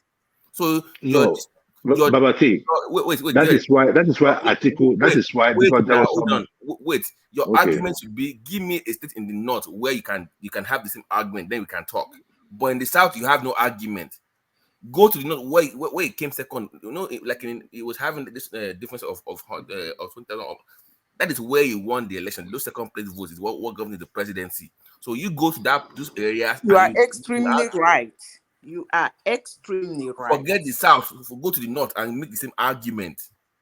Always when you're talking, it's a waste of time. I'm sorry. You see, what I had that played out in the north, from what I heard, was that they bypassed the accreditation. They just hold on. Hold on. They were just thumb printing. They bypassed the Vivour'S. They did not accredit many people. They only accredit few they can accredit. Because look at it, this is how it played out. Now, let me give you an example. Lagos State has 6 million, right? Has over 6 million voters. Now, these 6 million people did not come out. Maybe 20% of the people that came out. We had 1 million people come out. It's easy for them. Let me land. So what they did in the north, that you are, hold on, you will move on now. What they did in the north, no accreditation, they allow everybody to vote to favor who? Atiku, hold on. Atiku and Chinedu did the same thing over there. Oh, so they just allow. So Obi doesn't have people voting for him in the north. Is that what you are saying? He didn't have the spread. He doesn't have the spread. So nobody voting for Obi in the north. So they allow you to favor both Atiku and Tinubu. Well, you see, Ajaleko, you see, that's what you see. No. Stay with the logic. Stay with the logic that Lekoko is pressing. Stay with the logic. Stay with the logic. Yeah. When I put the logic to you, and then you can't stay with me. Well, you want me to stay with that logic, right? Come on, one man. Come on. No. Obi's number in the north, it was terrible. Like Sokoto, for instance, now it's terrible. I agree. It was bad. But I didn't believe. I'm not banking that. I'm not saying Obi won any place in north. He didn't win any place. Once again, Tinubu's number, second place vote in the north, is the one. What propelled Tinubu's number were those numbers that we're hearing. Because listen, if you look at how the whole thing played out that very Saturday, the whole first result that were declared were from the south. People were wondering what's going on in the north. We're not hearing any news from the north. That is where the whole shenanigans was going on. Then give the same energy. Is there? Do you identify any logic in anything you are saying? Do you identify any logic? It doesn't make any sense to you because it defies what is the known so-called known facts that we have. It defies sense, Abi. That's why it will make sense. Does it defy sense? No, it defies. Hold on. It defies the manufactured facts. That we're seeing on INEC portal that you're trying to put to our face. I'm saying that same energy that you're talking about Rivers, have the same feeling for the north. Who's that? Who's it? I think it's Fash. It's Fash. No, Fash. No, Fash. It's about Magic. Fash, we don't shake it. Whenever he wants to announce his I've done that as well. Is he doing it to mock or is he falling asleep? Just to okay. All right. Okay. I think it's Jewel of Nash. Jewel, don't let this sleep already. Go on. We're listening. I'm saying that this like with the case you are making in Rivers and Lagos and Akwa Ibom, at least I can actually pay attention to in all honesty. But I'm saying that for some reason, the same camp of people that are supporting Obi don't give me that same vibe discussing the same voting pattern in the north. Give me just give me one state in the north that you feel like Tinubu came second and how you can chop down those numbers. That is more because remember this guy had 2.5 ahead of everybody else, right? Is it right? Was it 2.5 million? Yeah, approximately, yes. Yeah, for you to make up that number, forget the south. Look at the north. That is what you have to keep all of your numbers as well. Yes, so you did not cheat at all, or you did not cheat at all. That is the problem you are having. So they will take Tinubu's vote and give it to you, and then make you president. Let me say what. PDP got them. PDP got them in the north. Let me say so, this. But it's okay. Let me say this, please. I'd like to say. You see, what I'm not saying Labour did not do shenanigans. The only shenanigans that I see, I'm not saying that they bought people's vote like this SDP guy claimed. I don't know how true that is. You know better than him, a presidential candidate. He's a candidate. I know what man. Right. I know what you're leaning is. Rational man. With agents all over the place.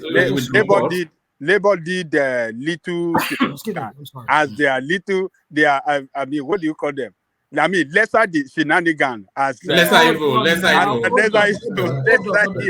You see, the whole shenanigans here is this: that like we saw, like one man played out, or he played on this, like they were intimidating people to vote. Like for example, I think when there was this one he showed that where they killed somebody for voting APC in the East. I don't know. In fact, quite a few people even they've sent me clips. I just can't play it here because it's too graphic. What I know, going by what I know about the obedience, they are very militant and whatever. So if any place whereby, like especially like in the southeast, where it's expected that everybody's Igbos there, and the person is in this race, which is Obi. Now they see another person that wants to vote other parties, like they might want to intimidate that person. If you said that, I can understand. Maybe that intimidation was what really made some other people not to come to the polling center. And you saw those numbers of Obi rising to 95%, 90%, as the case may be. Some services. I will say that. But that youth corpus of Eastern extractions that were acting as INEC agents, they were caught signing off our electoral materials in the southeast severally. Well, I heard about it, but I don't know how. I mean, I heard about it, but I don't know how true that is. Underage voting. Underage voting. Well, I mean, one man. They weren't staying in the line. Those were propaganda by your people. They weren't staying in the line. Trust APC now. Trust APC. Trust APC. They just brought them and just say, "Show me your card." So what man? And if you look at that video, it's the same guy going from videos to videos. Exactly. In the north, we saw them with other people in the line. All right. Round up that space, rational mind, and I'll go on to Zeta. Yeah. I know I've taken a lot of time. Woman, so you're APC. I didn't know that. What was that? They labeled you APC, like you're the APC agent. No, he is. Now we know where he is. Now we know where he leans to. It's just unbelievable what we're hearing in these elections. It's like on Dr. Damage's show and what you say here, we can deduce that you know where you lean on. You don't tell us that. I, for one, I know. No, I stand for truth and justice. That's what I stand for. And the American way, be. And they're laughing way. Yes. Tinubu's manufacture truth, Rabbi. I beg you. I mean, you see, one man, thank you so much for the opportunity to talk. What I just want to tell every one of us is that let us be objective when we say things. I know sometimes you might say I'm not objective, I'm not logical, but my general point I'm trying to make is that you see, this election season has really brought one man, please. I'm very sorry. Good evening, everyone. Before Rational Man run away, I always like to be in the background and I will join later. But I make a comment about they are not teaching Yoruba in our. That is very wrong. If you don't know something, said you don't know. Don't spill out something that you don't. Let me finish. Not every school only Yoruba teacher. They have Yoruba teacher. Not every school, not every public school has every school. How do you know they don't have? No, because I'm a teacher. What are you saying? I was a teacher. That's what I'm saying to you. You went. That was when 1970 or 1930. Hey, come on now. Thomas. When I took my wife in Lagos in 1999, we did not have a Yoruba teacher in my school. Let me finish now, please. Who remember this popular school in Aja? This very, very rich school. I forgot his name. Chrisland. No. Other one. Oh, just escaped my mind. My juniors, my senior sisters. What do you call it now? American International School, British International School, or which of them? No, I forget. It's not that name. It's very popular name. Very. Oh, all right. Very, go to the yes, wider point you are making. Yes, my sister, because of this your America problem, shooting, they relocate to Nigeria. They are citizens. Their kids are going to that school. Even though the school is so expensive, everything is English, they teach Yoruba in that school, private school. They not can talking of public afford Yoruba teacher. But Rational Mind, you are very wrong to say we are not teaching Yoruba in our public schools in Nigeria. Rational Mind was wrong in everything he said. Yeah, you know me very well. I'm always wrong. I just come here and speak crap, right? Right, no problem. Well, no crap. You speak as you know, but oftentimes you are unknowing. You speak as you know, but you are oftentimes unknowing. But but we love you nevertheless. Thank you for that. I love all of you. Yeah, well, so there it is. Rational Mind. One man. You see, the thing is this. Maybe you, like you said, I might agree with you that I speak as I know. Yeah, I speak what I know, what I've seen out there, I've experienced. That I've read online, and most things that I've been seen on my person. So just to round up, one man, thank you very much. I think I will have to have to go dash out very soon. So you're always having to dash. You don't just have to. You have to dash like so. Flash Jordan. Here in America, only here in America, you'll be going to work. You'll be eating your food as you're going on the road. You'll be eating, because you don't have much time to do many things. I mean, you know what I'm talking about. So. Guys, please let's just tone down this rhetoric of ethnic. That's just my only thing. I know language is important. I'm a very nationalist. I'm a very Yoruba called nationalist. If you want to see the other part of me when it comes to ethnicity, I'm a champion of it, but not to the point of whereby I will see somebody who is my own, in my own blood, which is born from a Yoruba man, and I want to deny him his rightful place among the Yoruba people. No, if it's Omo Yoruba in the sense that. It's a Sierra Leonean, not a Yoruba. That I can tell you for fact. What's Sierra Leonean? Chinedu, yes. It's a Sierra Leonean. Chinedu from Chile. Yeah, we go again. It's Sierra Leonean, not a Yoruba. No, it's not a Yoruba. It's a Sierra Leonean. Yeah. All right, but one man, thank you very much. Let me allow that. You know we're investigating him, but don't worry. Don't worry, we'll come out soon. Who is we? Who is we? I don't know. The powers that be. The powers that be. The powers that be is investigating him. One man, I will be living with in case someone wants to come in. I want to take my kids for dinner. To a dinner. So I will be leaving too. Probably I will join Thomas if he has an after hour. Thomas has the best after hour show. So look. But will you be there? Yes, now Okay. But is only here for Thomas anyway, really. But don't feel like why you be jealous. No, don't worry. I will leave soon enough and leave you guys to it. But thank you, Rational Mind. It's a real shame you have to leave, Joel, because we've not yet heard from you. But there it is. So thank you, Rational Mind. We are mounting a campaign to put an IR before your name, Rational Mind. A campaign to put an IR before your name. One man. Yes. I need Rational Mind, please. I don't want him to go yet. Please say something about local governments in Lagos State, and he said it's peculiar to only Lagos State. It's all over Nigeria, and besides, Rational Mind, do you know the monthly allocation that goes to the local government? Do you know? I have no idea. Tell us. You don't know. You don't know how much they collect, and even the money they get monthly, it's not even enough to construct any road after paying salaries, after paying the primary school, the primary health care. It's not enough. That's why have you asked the question why it's not enough? Yeah, that's what the federal government is giving them. You don't know. That's what I'm saying. Hold on. That's what I'm saying. You don't know how governments work. Let me explain to you. Let me explain to you what's going on. The problem is between the federal government and the state government. I mean, the allocation they're getting from the federal government is too small. That's why the state government, they are sitting on their money. So they need to expand Nigerian economy so that enough money can be coming to the local government as well, so that they can be independent and can execute more projects.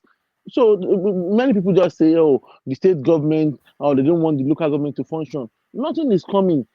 They barely get 100 million, 80 million, 70 million monthly. What can that do?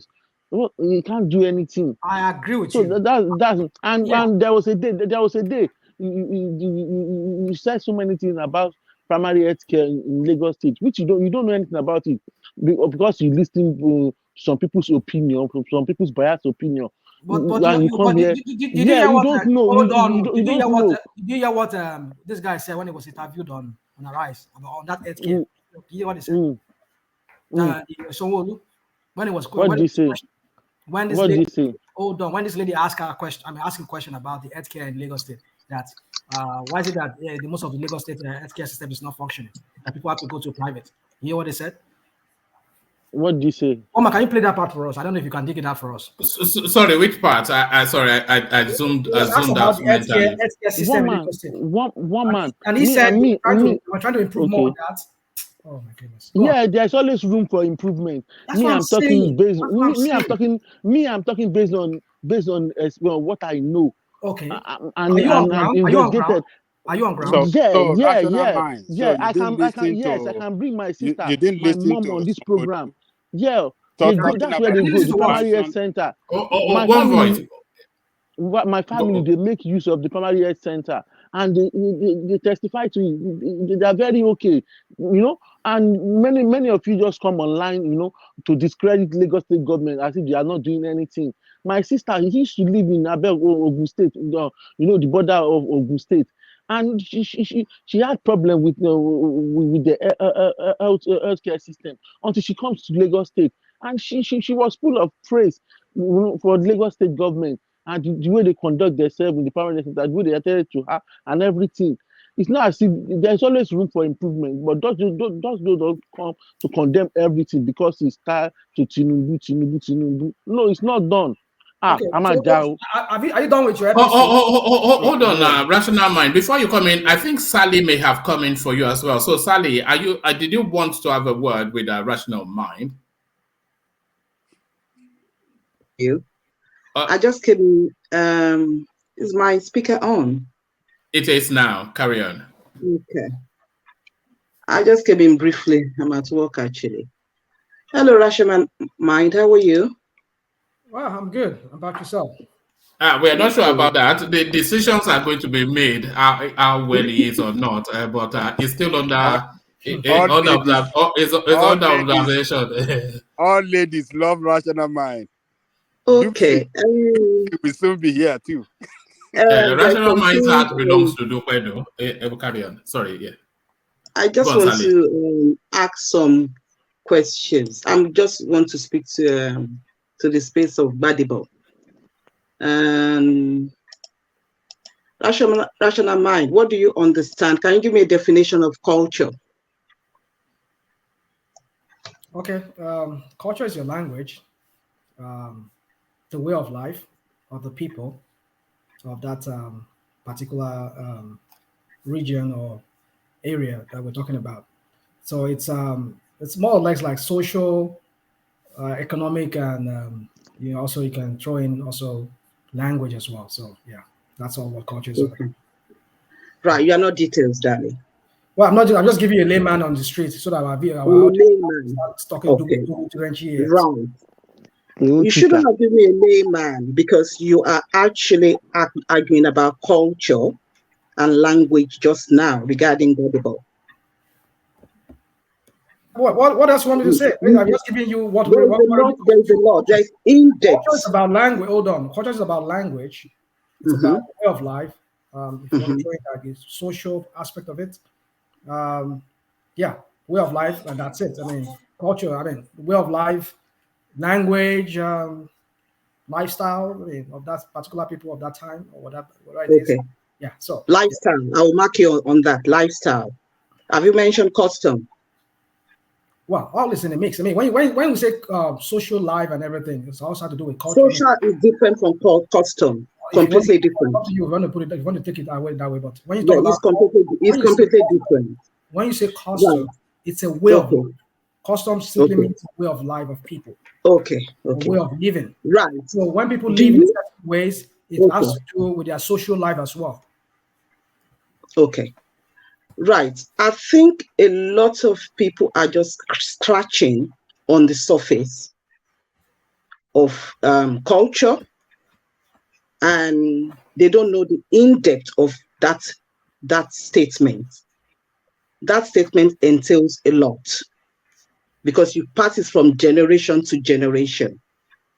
Right. When you are talking about a custom of a particular person, you are not only looking at the behavior and social life of that person.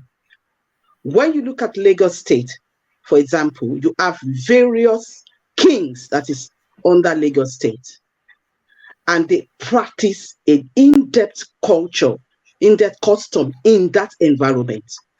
Do you think Badebo understand that custom at all? Can he actually mix up with the traditional leaders? Because you are just crashing on the surface. You are looking at the surface. You are looking, oh, he can speak the language. Oh, he's a Yoruba person. Yeah, he can speak the language. He has the name, but does he know the in-depth of their behavior? Does he know the in-depth of their customs? You want me to because you have to be able. Let me finish because I just come in briefly. You have to be able. It's not about speaking alone. You have to be able to understand their behavior pattern, because Yoruba people are very, very complex set of people to deal with. They'll be smiling with you, talking with you, but what they are going to do next, you will be shocked. Does he have that in him to actually be able to mix up with the local people and the traditional leaders? You can't get an interpreter for this. No, you have to be with them or else you're out. Can I come in now? You can come in, yeah. Now, let me make something clear to us here on this platform. Okay. Lagos State listen, even before the other people from different parts of Nigeria, Lagos is not homogeneous. I hope you know that. Now, people of Lagos Island, you have some Aworis there among them. You have people from Benin among them. You have people from Ondo area, from the coastal part of Ondo. You have the Jebu. I'm from Ijebu. Hold on. Carry on. And then you have Igun. We have Igun. Yeah, my background is Igun too. Continue. Gungbe people from Badagry, they don't speak Yoruba. They speak Gungbe. They speak Yoruba. Hold on, that's not their language. It's because it's not their language, but they are from Yoruba. They are from Yoruba descent. Continue. Sally, please let me land, please. It's the infiltration of Yorubas in among them and the domination of Yorubas that brought about that. The Gungbe people, they have their own language. Gungbe. That's what you say. So if you were to say, okay, we're going to speak only Yoruba in Lagos, Yoruba should not be the only adopted language. They should also they're not speaking only Yoruba in Lagos. They are they are mixing it up. You speak various languages in Lagos. I know, but we know Yoruba descend a lot. Continue. Sally. If this guy is to come from, say, from Badagry now, he only speaks Gungbe. He doesn't speak Yoruba. Would you say he's not qualified to be a governor in Lagos State? I'm not telling you he's not qualified. I'm telling you, does he know the custom of each individuals that he wants to govern? That's debatable. I want to go too deep into that. Now, but the point I'm trying to understand is this: people like Agaligoko, one man, and other people here that says that language is important. Yes, it's important. I totally agree. Language custom is very important. Sister, when I say knowing the behavior pattern of each person you are governing is very, very important. Okay. You can't scratch it over the surface. I agree with you. Totally agree with you. Okay. The point I'm making here is that this guy is a true bred Lagosian. In the I'm sense not that arguing over that. I'm not arguing over that. I'm not arguing over that. No argument over that. But you should argue over that though, because it's not a true blood race. No, I will not argue that it's not from that region. What I'm arguing about is that before you can be a leader of a particular place, you need to know in depth of the person you don't that need to you know want in to depth. lead. You don't need to know in depth. Yes, you do have to know the in depth. No, you do have to know the in depth because you will not be able to relate with them. You can't. That was why I said to you, I put it to you that Lagos does not have one homogeneous language, even from the early times. The Lagosians in Lagos Island, you might say a lot of them maybe they speak Yoruba, but even among them there are Warris them. There are the Benins them. Among them, there are also the people from the even some Ijaw. Also, Ijaw people are also there. Benin descendants. Go and look at your history. Benin descendants are Oduduwas. So go and look at your history. My sister, let's not. So we are still focusing on that custom and language. So whatever please, I've told you, I've break it down for you. Even you are not arguing on one part. You are not looking at the overview. The Yorubas, they're not even homogeneous. I will tell you that. In Ondo State, we have several dialects. There's a way an Ondo person will speak like Baba Kure will speak here. I won't understand what they're saying. And there's a way I will start speaking my own language from the Creeks in Ondo State that you won't even understand. There's a way the Ilaje people will speak that a Kale person will not even really understand, perhaps, if it's not really from that. He wasn't born in the Creeks. So, but what I'm trying to make you understand that I don't think because of dialect you can say it's not a you can say it's not a homogeneous language. A dialect is an inflection of a language. I don't like I said, I rational mind anyway.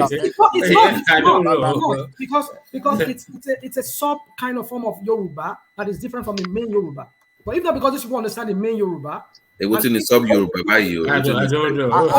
Yoruba You are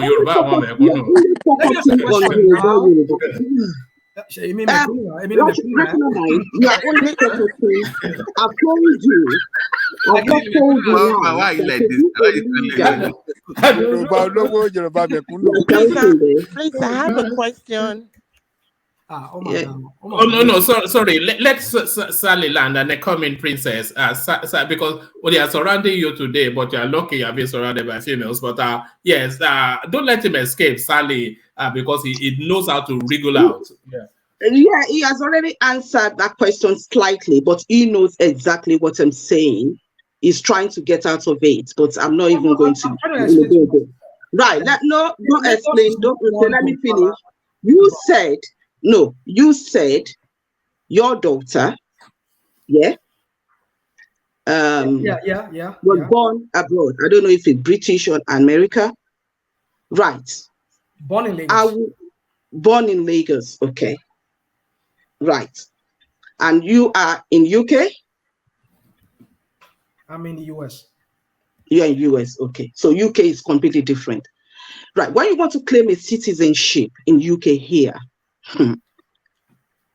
and you have to go for the exam, they will tell you to go back to go and learn about their history from the beginning so that you will know the type of society you are in. Right. We have different type of culture here. I type on the comment section. I said an Asian person, even though they are born British, they speak their language in their house. When do you think you start speaking your language to your child? At a very, very tender age. Asian people speak their language at a very, very tender age. They will never speak in English to their child, to their children.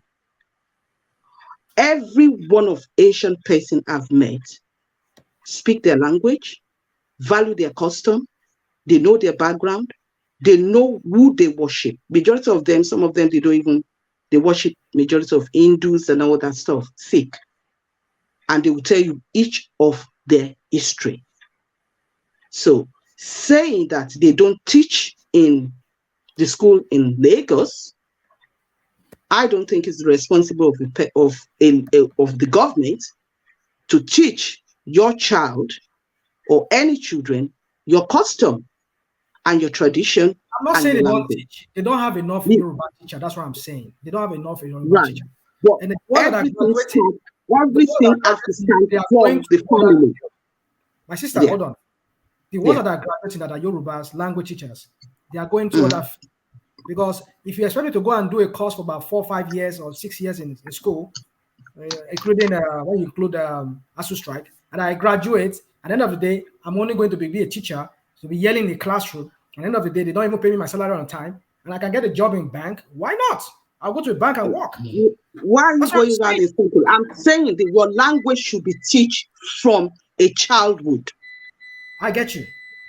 Yes, As a parent, it has to be taught from a child. As a parent, it's the responsibility of a parent to teach your child your language right from the tender age, your custom right from the tender age, your history right from the tender age.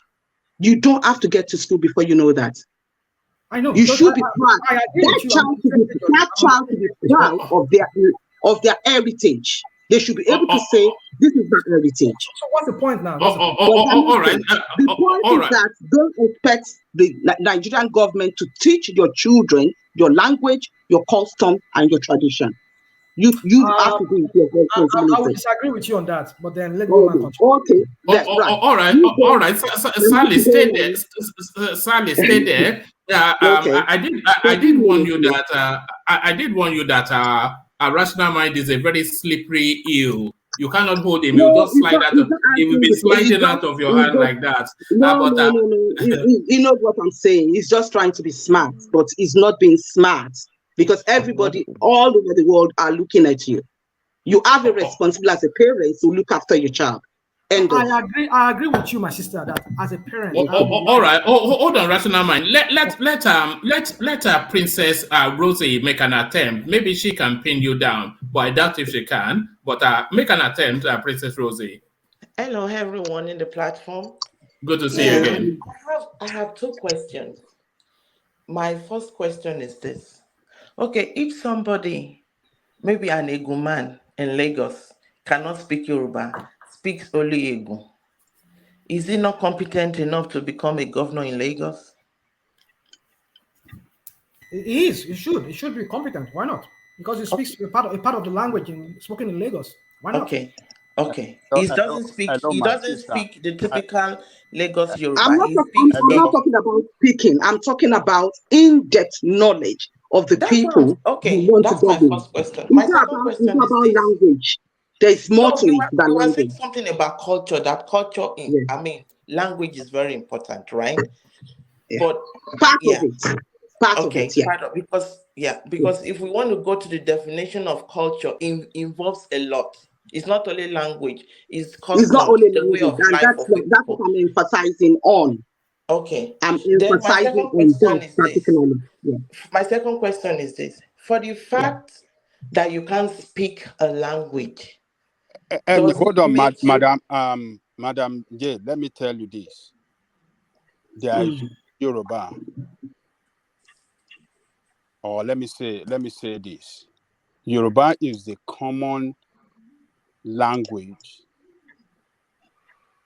This Yoruba that we speak is so Yoruba Jumolo. Is the common language among all Yoruba. Whether you are Igun, whether you are Ndo, where they are this, so each state, or let me say each kingdom have their own dialect. The way Ondo we speak their own dialect, speak Yoruba in their own dialect, could be different to that of Ijebu and different to that of Edo. But when we are talking of this common Yoruba language that everyone understands, there is no person in Yoruba land that doesn't understand it. Even if you go to Egun land, everybody can speak. There are some people that speak the Ijebu language. They can't speak any other Yoruba except the Ijebu dialect. But they can understand. It's not everybody that speaks the general Yoruba language. But they get the point. They understand it. Understand it very well. It's called Yoruba Jumolo. That is the collective name for it. Yes, they can understand it when you speak it to them. Without speaking it necessarily. They understand it, and that is the. Does this Yoruba, guy not understand that Yoruba? This guy called Badebo, does he not understand Yoruba?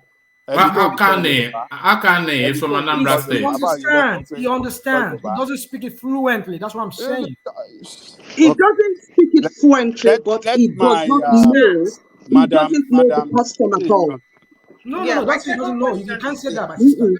You've not had He enough doesn't. time to know if he does understand the custom of Yoruba. Because if he does, How can he he? will How can he? talk- Let me be He sincere was on with the you. side abroad. He would have known by now that he's supposed to know how to speak it fluently, very fluently. Okay, People will not be able to challenge him. When you are going for a leadership role, you have to go to the grassroots, learn a lot before you come out, because you should be ready for criticism.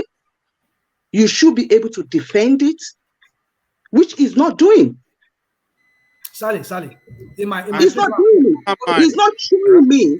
He's not showing me that he knows the in-depth of what he's taking on. He doesn't. Sally. Rational man, let me tell you. you. Politics. Hold on 1 minute. Okay. In politics, rather, when you are vying for position of leadership, and you have to travel around to villages, different communities to campaign. In what language do you have to campaign to them as a Yoruba person? Is it not Yoruba? You'll be campaigning in you go to Ekpe now, Ijebu people, or Ikorodu Abi Ijede. You want to go and campaign in English, and the other opposition coming to speak in Yoruba language that they can understand. Who do you think they're going to vote for? Let the electorate determine that. No, I'm just telling you. If you have, I mean, to people, to the voters, who do you think they got? Somebody that they can understand well in the language, that somebody that speaks to them in the language they can understand, versus person that cannot speak their language. Who do you think they're gonna see as one of them? They would definitely choose the person that speaks their language. That's right. What I am saying, my other question is this: okay, for the fact that you can't speak, I'm not for Gbadebo, because for me he's too young, he's not experienced enough. But my own question is for the fact. Hold on, let her land. Yeah. Hold on, let her land. Let her land. Yeah, carry on now, Rosie. For the fact that he cannot speak Yoruba, does not mean that he cannot provide the basic necessities for the masses. Good roads, good healthcare. I mean, good roads, stuff like that. So for the fact that he cannot speak Yoruba, he will not be able to be a successful governor. How will he get to that position if he cannot win the heart of the people you want to lead? What if he becomes the governor? What are we going to do? I'm not saying it's going to be. If he becomes the governor, what are we going to do? Believe me, he's not going to last in that position. I'm telling you. No, that's the truth. That's the truth, because there's some certain things that if he's performing very well, if he's very efficient, he's providing medicines in the hospitals, there's good roads, the economy is booming, there's some in-depth situation where he's going to go that they're going to kick him out. I'm talking deep, and I know what I'm saying. Okay, for instance, now, earlier in the day, I mean, some no people were talking about... If you're not part of them, you're out.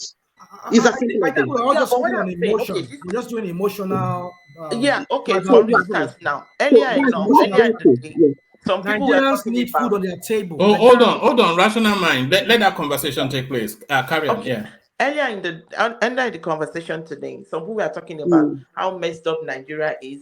This why the colonial masters, when they came in, they built some houses that up to now, those houses are still in place. They did a lot of things. Okay, they came into Nigeria, they did all this development. They were not speaking Yoruba, they were not speaking Hausa, they were not speaking Igbo. They provided all these amenities, which some of them like all the most of the railroad systems now, they Mm. built it. It's just these few days that they started building new one. So they provided all these things, even though they couldn't speak the Nigerian language.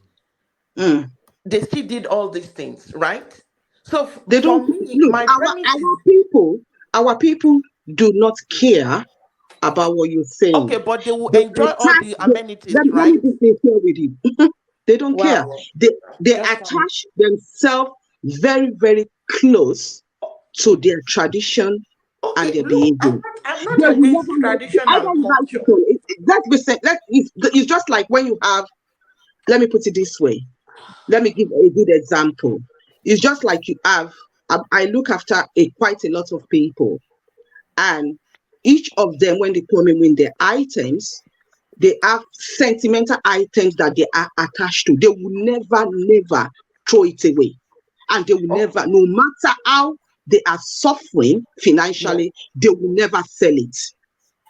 Okay, like That most of us now. That is how bad it is. Yeah. Back You see, in Nigeria, this thing about culture and customs. exactly, each tradition in Nigeria, they are so sensitive, they are so attached to their own Yeah, background. that's true. You are right. But They what are I'm saying is that forget about it's going to provide this, it's going to provide that. They are not interested. You are very correct. You are very, but what I'm saying is that when we attach so much importance to culture and tradition, why did we all leave Nigeria to come abroad to come and get a better life?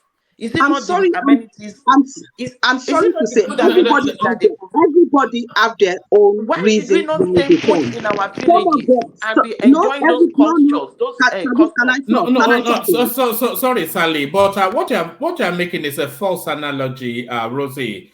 Because the fact that you've left Nigeria to wherever, it doesn't make you any less Yoruba. You are No, I'm still a not saying Yoruba it makes up person, any. and, No, and what I'm saying it is doesn't diminish your culture in any I'm way, not saying or you it being a diminishes. cultural being. No, what Yeah. I'm saying is that why we came out of the country because we wanted a better life.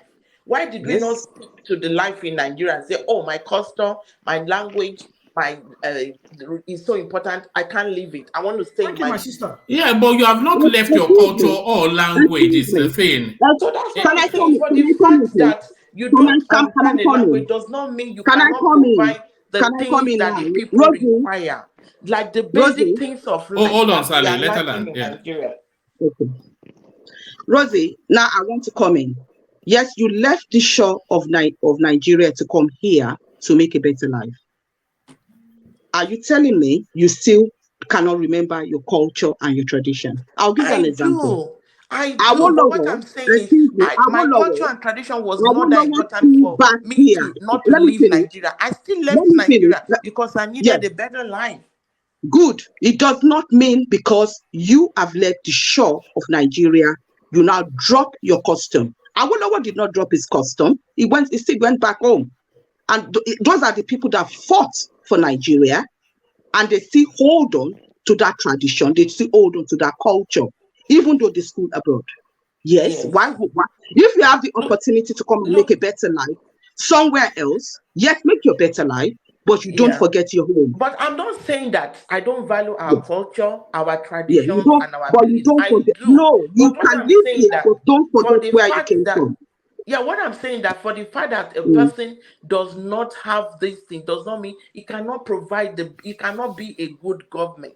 I'm not Governor. arguing He that. will be able to provide good roads, I'm still hospitals. All right. Let me just say this.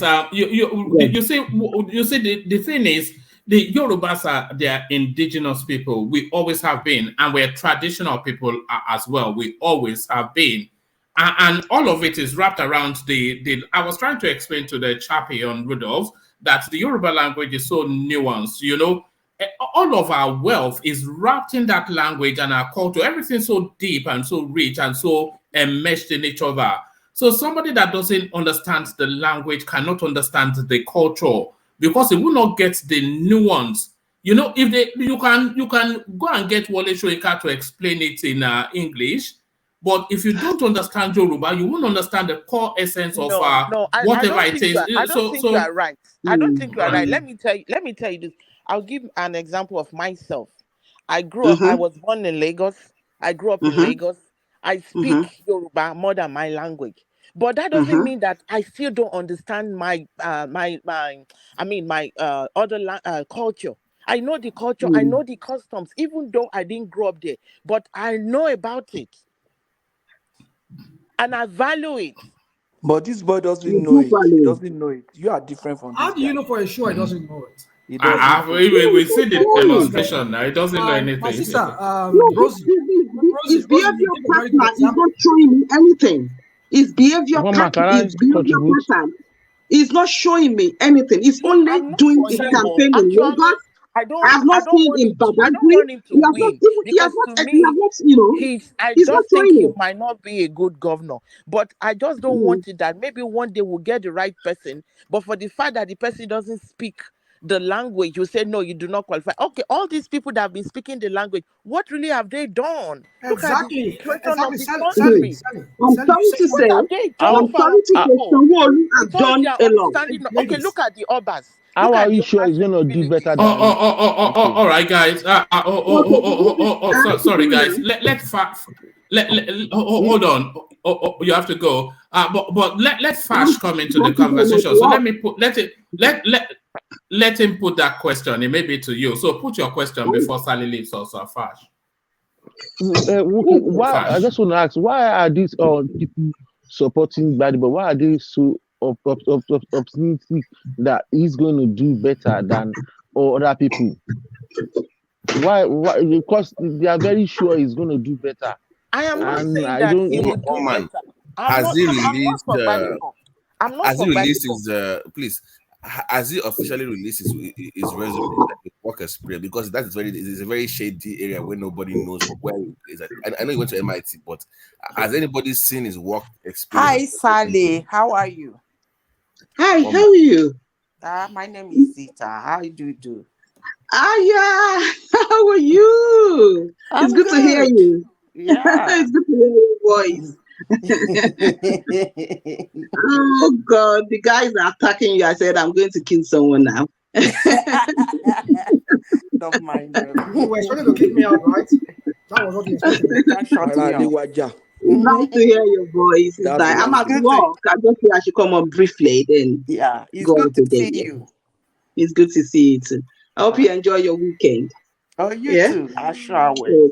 Okay. Let me go off now. Take care. I'll be on the comment section. Take care. Stay blessed. Sally, but I wanted to put something across to you. There was this reasoning that don't start. Rational mind. I'm at work. Bye. Okay, it's okay. All right. Let her get back to work. All right. Thank you, Sally. Join us again. One man. Can I say this again? Has anybody seen his resume? Yeah. Just it doesn't have one. Is what we are finding out. Where has it worked? Like, what has it done? Like, somebody needs to put official resume of him. Well, let me say this real quick. I have his resume. Just package one for him. No, I even have his resume, but I just want rational. Can you read it to us? No, you are the one justifying now. You say it's an architect, so tell us where you say you have it now. If you have it, read it to us. I mean, no. You hold on, please. No, you told us where he has. You were telling us where he has worked. So tell us, because we are the one defending him. I'm not a broken record one man to be repeating myself. I mean, I've already said it before. Anybody that wants to go and hear what I said he has worked here in the United States. He went to one of the elite school in Paris in France, and he has also worked with China. I think that was another part of why. Where did he work in the United States? Where did he work? In Louisiana. He said he worked as what doing what? As what doing what? Okay. You know what? Well, I don't have in front of me. Okay, so you don't know his work history. Rational mind, the main spinner. Fast needs to rule. Wait on. The guy is 40 years old. He's the real spinner. Fast, wait now. The guy is 40 years old, right? And since the guy's been running for office since 2015, that's almost 10 years. So that means at 30 years old, he's been running for office, and he finished school at 24. So barely getting 4 to 5 years of work experience and started running for office. That's kind of troubling, don't you think? He didn't work anywhere. Hold on, rational mind. Ola, you said you have a CV. Can you let us know Yeah, what it? I have his CV. You know, he worked with Franklin Ellis Architects in the United Kingdom. So when he now returned to Nigeria, he worked for CISA, SISA, Cliff Consulting. So I think they've already took over that company because the company is now in a building partnership with CCP and Patrick Wai. So in on his resume, there's nowhere mentioned that he worked in the United States other than that he did school in the United States. So when the rational man said he worked in All the these United places States, that he said, all these places that he said he worked, hasn't been confirmed that he worked there because people lie a lot in their resume. For how long It's a lie now. He's just made up a lie. no, he only worked in United Kingdom and Nigeria. Nothing more. I don't have anywhere where he But he worked. said he worked with the county in Louisiana. So, and I know that would be foolish of him if he's lying, knowing that he was on the public. Where did they say that? On You the know what? rise. On the rise. What do you know what's funny enough? If you On the work, rise, yeah. funny enough, you can wait, guys, wait. In America, if you work for the public government, I can look his name up easily. So if that is true, you can find out that he Well, worked you can for do that then. council. Yeah. So give me 1 Yes, now second. here we can easily look up Give and me even know your salary. give me 2 minutes, okay? Just give me 2 We minutes. can even know your salary. So it's not looking good. This irrational mind. He doesn't speak Yoruba. He has no CV, and we don't even know if it's Nigerian because people feel it's Sierra Leonean. One man, you won't talk me out of this. Let's just leave it. But you see what this lady said, Rosie said. It put something to us that we should all think about it. When the colonial master, let me not call it colonial master. When the colonizers came, the British, most of the things that we're enjoying today in Nigeria that are still standing, these people, they left it behind. I mean, they were including the disaster they left, including the disaster. Well, yeah, I agree. But then what I'm saying is that do you know the name of the city? hold on now, guys. You see, when I want one voice, please, guys. So when it came, they had to manage a country of about different ethnic groups, but they were able to put rail lines that span from Kano to Lagos, that span from Lagos perhaps, or maybe from Lagos to eastern part of Nigeria. They did all of this without even speaking one of the local language, and they employed the local people to work for them in doing this, to achieving all of these feats. So what are we talking about? But they did it because of exterior motive. One voice now, guys. One voice. This is what I don't like. What kind of rational mind? What kind of? Yeah, let's say from Zeta. Okay. Yeah. You said it's really ridiculous we are discussing this. Rational mind, you said that the Europeans came. They didn't speak our language, but they did a lot of things for us. I asked, what kind of leadership did they use? What kind of leadership? What do you mean by leadership? They ruled Nigeria. They did a lot of things. What kind of, will I say, what ruling pattern did they use? Regardless of the pattern, the point is this: were they successful? I asked you a question. What kind of ruling pattern? What pattern did they use? Sometimes questions were they close to? Was it direct or indirect rule? Were they close to the people? I don't know what. Were I don't they know what you're serving as seeking. governors? Hold were on. they talking to the people? Hold on. I mean, you listen. I've been listening. Is it a rhetorical for question some you're time asking? now. Just hold on. Let me finish. Goodness. Can I finish? I'm interjecting. Can I finish? Yeah, carry on, Zeta. I've been listening for some time now, and I see people arguing that our language doesn't matter, that our culture doesn't matter, that somebody who is going to rule a state doesn't really matter if he doesn't need to speak that language. I'm here to talk about it when I'm given an opportunity. But I have not said all this you are saying. I've not said all of this. But to me, what I feel is that for anybody voicing out that somebody, a governor that is to rule a state, is not supposed to speak the language of that state or that ethnic group, I feel is quite demeaning to the culture of Nigeria. It's really, really demeaning for someone to say that. But I leave it like that until I get my chance to speak. All right. Round up that space, rational mind. I think we've over-labored it, but round it up and then so. move on. And I'm Yeah. sorry, excuse me, everybody, for over-laboring this topic. I think it's a very... No, not you. No, I think it was a topic that engaged the space because I wanted to move, but nobody wanted to leave there. So, yeah, guys, you see, for me, I've never said language is not...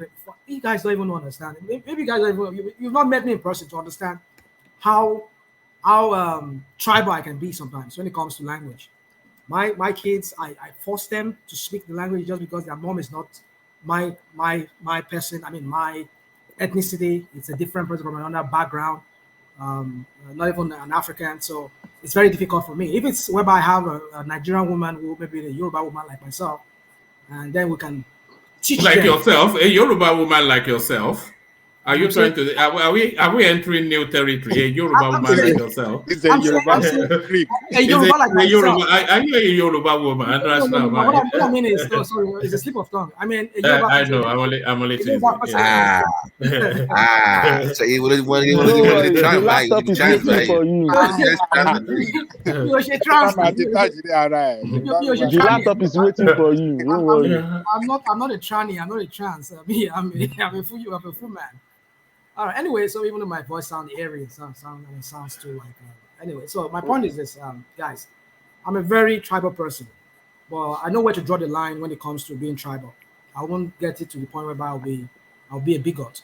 And but the point I'm trying to make is this: that yes, language is important, but what I'm saying is this guy still speaks some form of Yoruba, even though it's not fluent like one would all expect him to speak as a person born in Lagos Island from a Yoruba person. I understand, I get it. And if people don't want to vote for him, so be it. But the point I'm trying to tell you is that competence should not be hinged on people's language, because we've seen people who are not even our language people, and they've done a lot of things for us. They left a lot of things for us. I'm talking about the British. I'm not saying they did good, don't get me wrong, but they were able to achieve some things that, till this very day, we're still using them. So what we need is competence. People who have been speaking this language to us, who have been using it to Rewaje, in the person of whatever they call his name. He is there in Lagos. He gets the whole, most of the money from Lagos, it goes into his pockets. Is that what we want? Is that what we want to continue forever? We need people that would make everything work for you, for the people in the street, not for them and for their few cronies. That's what we're saying. Language does not matter in this sense. When I mean language does not matter, I mean we want better life for ourselves. Just like Lagosians said in one of his songs. We are not here to come and every day talk every day. We are here to also enjoy, to live life to the fullest before we leave. So my point is this: Nigerians should decide for themselves what they want to do on that. Language at this point, if this guy is a born Yoruba man from a Yoruba person, a Yoruba man, he's qualified. With time, we should expect him to work more on that. And if he doesn't work more on that, vote him out. If he becomes a governor and he does not improve on that, vote him out. But what you need is competence. Somebody that will transform that Lagos. I rest my case for now. Thank you. But okay. Are you sure he's competent? So, you don't know anything. All right, brilliant. I want to. Just 1 second. All right. On behalf of one man, I have to do the investigation on behalf of one man.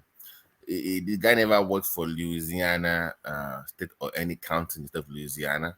He lived in Wakefield in Massachusetts for his education, and there's no work history around the area. So that would debunk the whole Louisiana lie. There was no record of him in Louisiana. Just for I'll be foolish of him then if that's what is. It's a pathological. There's no record of him working in Louisiana now. So the plot thickens. It's a pathological liar. A Sierra Leonean returnee, a non-Yoruba speaker. No. That's why I say that because a lot of people put lies on their resume. If you work for any council in America, they have record of how much they even pay you. I get you. Yeah, I can do that from here. But what I'm saying is, so why is he lying that when we can say? I'm not lying. No, that's what he said. I'm going by what he said. He lied. Is the point? He lied. That would be foolish on him because I'm yet to see any of APC. Rational man is supporting a liar. A You're con a man. liar. A con man. It's a con man. Here we go. Rational man, you need to be ashamed of yourself tonight. No. Listen, guys. Rational man, withdraw. I'm going. Eh? You withdraw now. You withdraw. Agidi, Isha, Agidi. Rational man, nílẹ̀ jẹ́ kó lọ, fi sílẹ̀, kò ní bí lọ. Padà wálé Rational man, rational man. don't forget the laptop. Double package. The laptop comes with double package, you know. Don't forget to. All right, brother. Go on, Ola. No, I would say maybe rational mind sense that Dupsy is coming. Maybe that's why he wants to run away. Yes, look at that. All right. Thank you, Rational Mind. Let me acknowledge the super chats that have been coming in, and then we go straight to Zita, who often likes to just spend a moment with us, and then she goes to get her rest.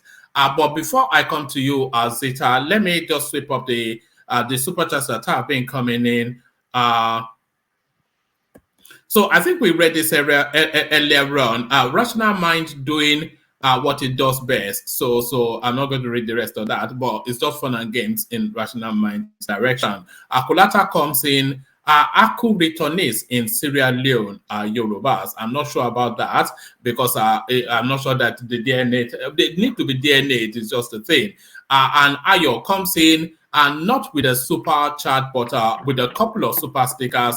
It's not the same. They're two different ones. So there's one there and there's one there. So that's Ayo, who now officially the sponsor of the One Man Went to More platform. So Ayo does as he often does.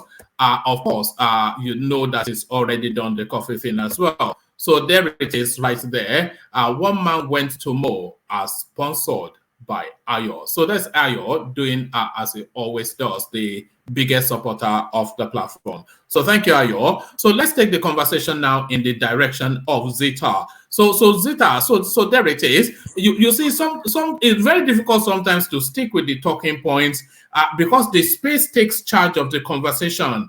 And I cannot move them from where they find it most interesting just to follow some others. So sometimes I just let it ride. So I let it ride only to ride it in your direction now. So Zita, you are up next.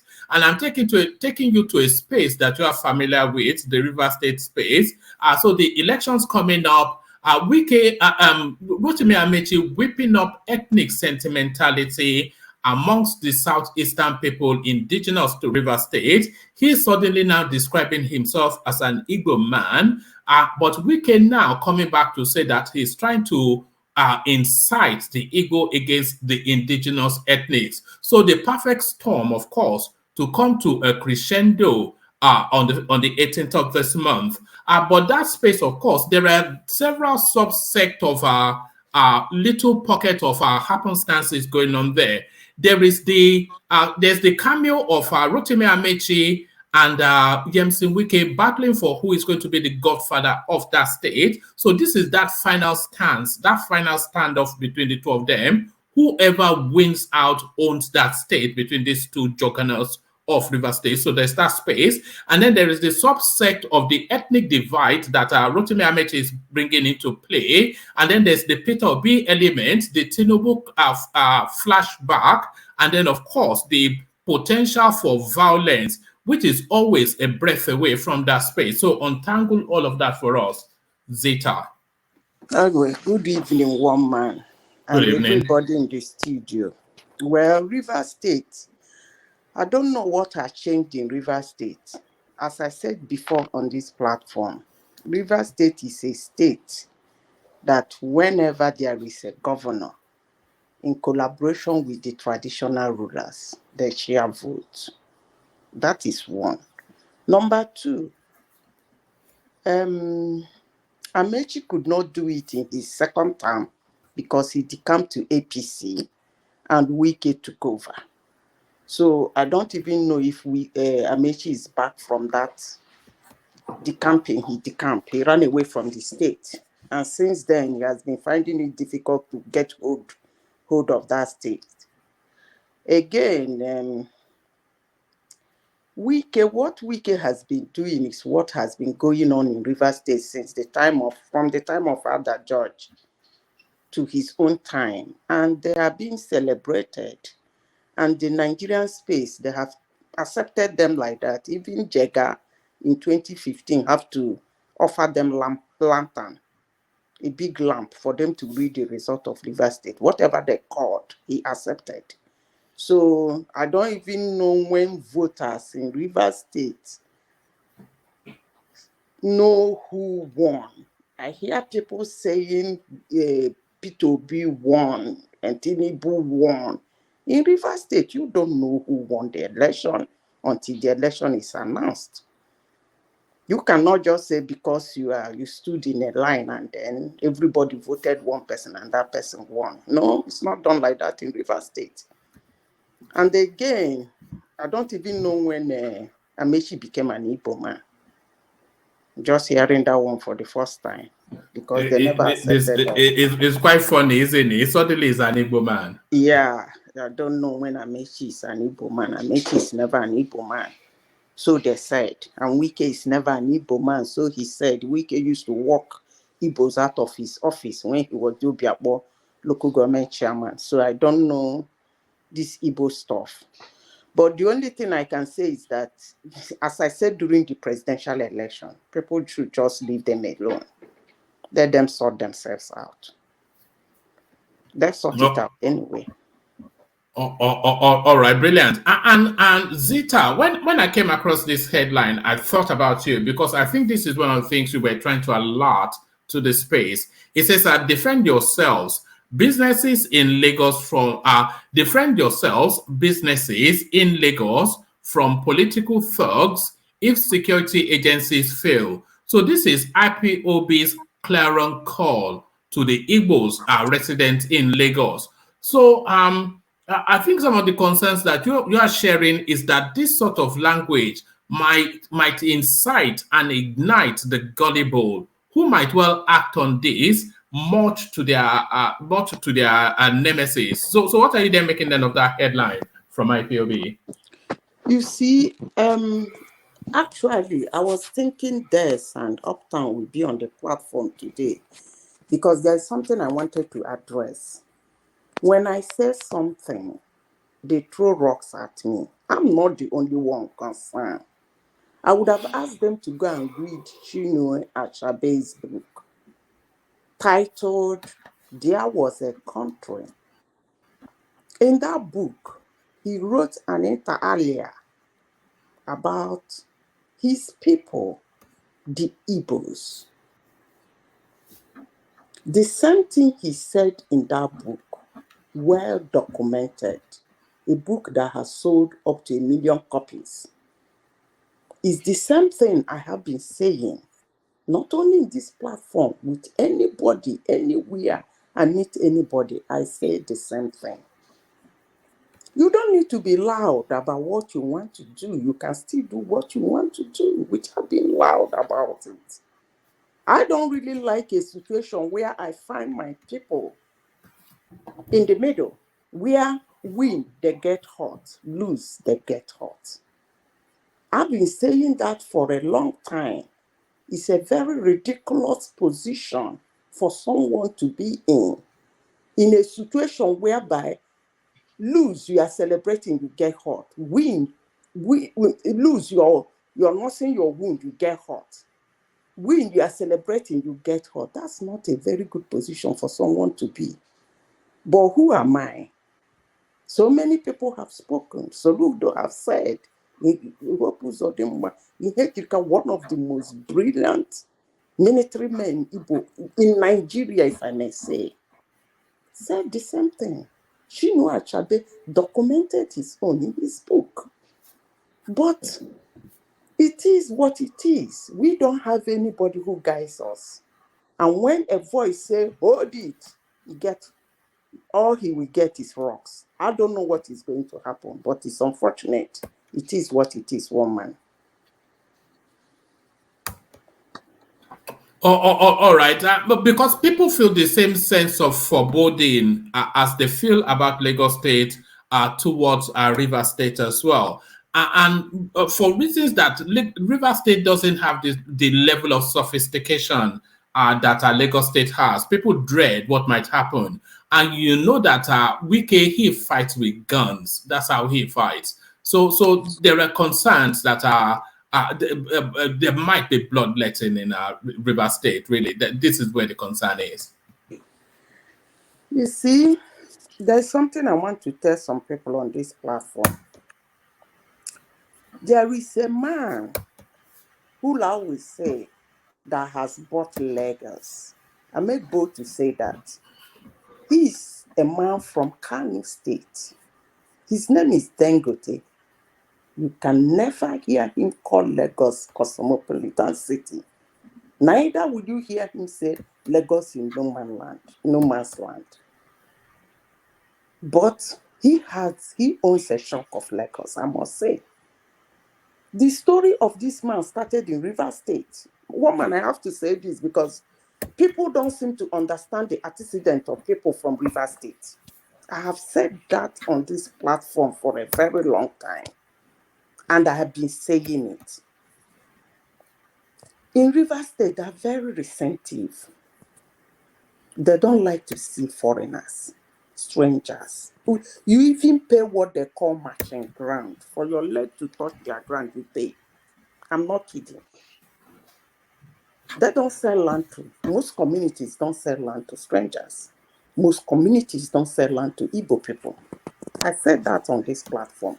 When Dangote came, he had interest in River State because he wanted to be closer to the raw material he needed. He went to the truth and nothing but the truth. He went to this very Amechi. Amechi took him to a land between Eleme and Obiwo. I've forgotten the name of the place. By the time the man started, in River State, if you buy a land, I don't know how to explain it to you, the road to your land, you will pay allegiance. All the towns that you have to pass before you get to your land, you have to pay them money. And when Dangote saw that, he said he cannot start with it because he has to pass like 6 villages before he gets to the massive land he wanted to buy. Amechi said, I will pass it in the bill. I'm here for you. He said, what of when you are not the governor?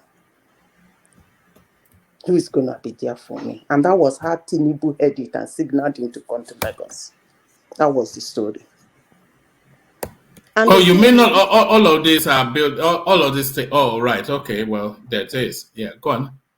So these people don't like somebody coming to show interest in their land. For reason I don't know. I can't lay my hands on it. The moment you become too outspoken, you begin to feel too comfortable in their land. It's trouble. It's a big trouble. So, well, they fought the Igbos before. In River State, it has been a problem going back to even before the Nigerian Biafran War. There is a place commonly known in River State called Mammoth's Work. That Mammoth's Work is a long story for another day. I don't know why what is happening, but it hurts my heart. That's all I can say. Because people are going to lose their life. What is the date? Is it which day are they doing the election? Some innocent people are just going to die. All right, that's the unfortunate thing of it because yeah, there are concerns, but hopefully that doesn't happen. Hopefully that doesn't happen. So still the noise going around the presidential space and the argument that some persons won and mandates were stolen and all of that. So the obedience space has been trying to collate what they are saying is the true results. But in the process of collating what they claim to be the true results, it then happened that the figures that were coming in still indicated that Tinubu won. Obedience closed alternative result collation portal after Tinubu's lead. So when is reality? These are their own figures now telling us that Tinubu still won. So when is reality going to dawn on that space? Is it getting tedious now? Woman, as I said before, this is the closest we have come to democracy in Nigeria. I'm not saying the election is perfect. I'm not saying they didn't reach here and there. No, that's not what I'm saying. I am not even saying that one or two things did not go wrong. That's not what I'm saying. But the only thing I'm saying is that we took a step to the right direction. It's a good step. We are getting there. We will perfect it one day. But somebody saying that the election is being maneuvered for somebody to become the president, I can call it undermining Nigerian democracy. Because this is a democracy we have. I saw you this evening bringing out results. Just on your screen, you were saying, okay, which local government? Let's see it. Let's look at it. Was it like that in 2019? The answer was no. What about 2015? At least, even if they are rigging now, they are rigging with respect. They said they are going to court. Let them go to court now. It's their fundamental human right. All right. There is one clip that I've been trying to download to play, but it's not going to let me download it. So hold on. I'll have to share I'll have to share the screen to play to you. You see, this clip has been making the rounds all over social media, but I've not really fully watched it. So let me see who sent it to me the last. Oh yeah. So here it is. So let me play you this. So let me share the screen. So this is a throwback to, anyway, let me not build it up. Let me just share the screen. I'd like your reaction to it. I haven't really fully watched it as well, but people, it's like a deja vu sort of a clip. But watch this.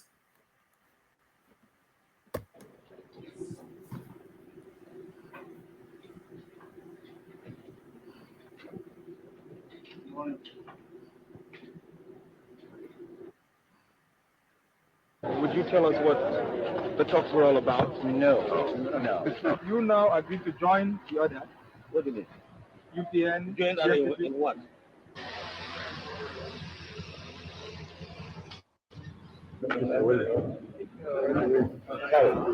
On behalf of our three political parties, and in the name of the vast majority of the people of Nigeria, we reject in its entirety. We reject in its entirety and without any reservation whatsoever the election of the Alhaji Shehu Shagari as president-elect. We have decided to challenge the Pedico decision in the law courts. Notwithstanding the court action, and to save this nation further anxiety and uncertainty, we call upon the Supreme Military Council as the highest legislative and executive authority to annul the declaration of Pedico of Alhaji Shehu Shagari as president-elect and ensure that the Electoral College is convened forthwith to conclude properly the presidential election as provided by law. You cannot give any credit to the NPN for getting figures out of rigging. You can do nothing about rigging. They rigged, super rigging. All right, so there it is, a throwback in time in Nigeria, Zeta. But the one thing I have to, I want to acknowledge first is just how excellent their English is at that. What happened to us? So look how beautifully they spoke. But there it is. We reject in its entirety the motley crew, the motley crew rather. Zeke, of course, Awolowo there. Was that Waziri or whatever? But we've been here before. I think it was Fanikade that resurfaced that clip. Your reaction to it, Zita? So what you can see is that from the time immemorial, they usually do reject election. But does that mean the person was not sworn in? I think the second time, which one did Buhari took over from? Is it the Shagari? Yes, he took over from Shagari, yes. Is it on this election? No, about this was the election that Obasanjo conducted to hand over to Shagari, and then Buhari then subsequently truncated the that was that the Second Republic or that the Third Republic, and he took over as a military head of state. Okay, that's the one Zeke came third, right? Yes. Yes, this and I think that was what. Yeah, go on, Ajane Koko. This was 1979. After the Shagari won the election. When the election result was looking in favor of Shagari, and though Shagari did not meet the electoral requirement, to be declared the governor, the president-elect. So you saw Azikwe there calling on the government, on Obasanjo rather, as the head of state, to let them go the electoral college to decide the winner of the election. So it was in 1979. This clips that he played was incident that happened after the presidential election in 1979. But the guy ruled in 1993 now. That was when Buhari did it. So later they went to court, to challenge the result, and Shagari was declared the winner on the basis of 12 to 3rd, that 12 to 3rd of 19 states is equal to 13, So Shagari was later declared the winner by the Supreme Court, and Shagari governed for 4 years. It was on the second term, the election, 3 months after the election, that Buhari came to sack all of them and kick all of them out of power in 1953. Poor man, I'm not really conversant with that story. But I think the narrative, because like I said, it was Fani Kayode that resurfaced it. I think he was especially wanting to point to the Zeke contribution and the fact that even though he came third, his voice was the loudest. And then he wanted that, and then he wanted that to resonate with the Peter Obi narrative. Who also came third, but he's the one screaming. He's not. Yes, I think it's just really to poke. That was a very ethnic targeted attack. Come on, man, you can't do that. That's not right. No, it's Fani Kayode though, not me. But not you. But you know what he's trying to do. You know what he. No. I don't see it that way. I think it was just playing a narrative that look at these losers. No, I think it was an ethnic one, or like Babati said. Yeah. No. The same person that lost was this one from the same area. It is not. It fits into that narrative. It's the perception of it. Let me put it that way. I think what he's trying to say is that somebody come third. I think it's the third position. It's not the ethnicity. The loudest. No. I think it's the ethnicity. You know Fani Kayode now. He's married to Igbo now. How can he be? He's an in-law. Woman is the. I'm not racist. I have black friends argument. I have black friends. Yes. No, it's not ethnic. Don't read it as ethnic. It's just playing to that narrative that look, the same thing that Obi was doing, a loser, third position in presidential race. This is what this is not the first time it has happened in our political history. Look at what happened in 1979. So that was what it was trying to point out right there with that video that you just showed. But Azikwe later, join hand with Shagari now, even in 1970, with all this noise making that he was making. He later joined hand with Shagari to form the government. And, Shagari also invited Awolowo, but Awolowo said, no, this set of people, I don't trust them. I don't want to be party with them. Let them run their government the way they like. And then we saw what ended. They failed Nigeria. They run Nigeria into a very serious economic disaster, and that was what prompted the military to intervene and sack them out of power. So do you see a situation where we might have military popping their heads up in this scenario? I don't see that. Since we are playing all this thing out there, let's just put it out there right now. I don't see that. It is possible. It could happen. Really? It could happen. Look, I don't see that. Look, your country is Nigeria. I don't know why you think it cannot happen in Nigeria. Well, are we not Nigerian? Anything can happen in Nigeria. So never say never. Never say never. It will happen, and it's going to happen, and nothing's going to happen. The international community will come around them to govern and work with them to govern for some time and conduct free and come up with, a plan to return to democratic rule again. That is what is going to happen. They're not going to do nothing. Let me tell you, Ajani, do you know why I said that? Hold on for Zeta. Yeah, so go on. Can I speak? Yeah, carry on, Zeta. Yeah.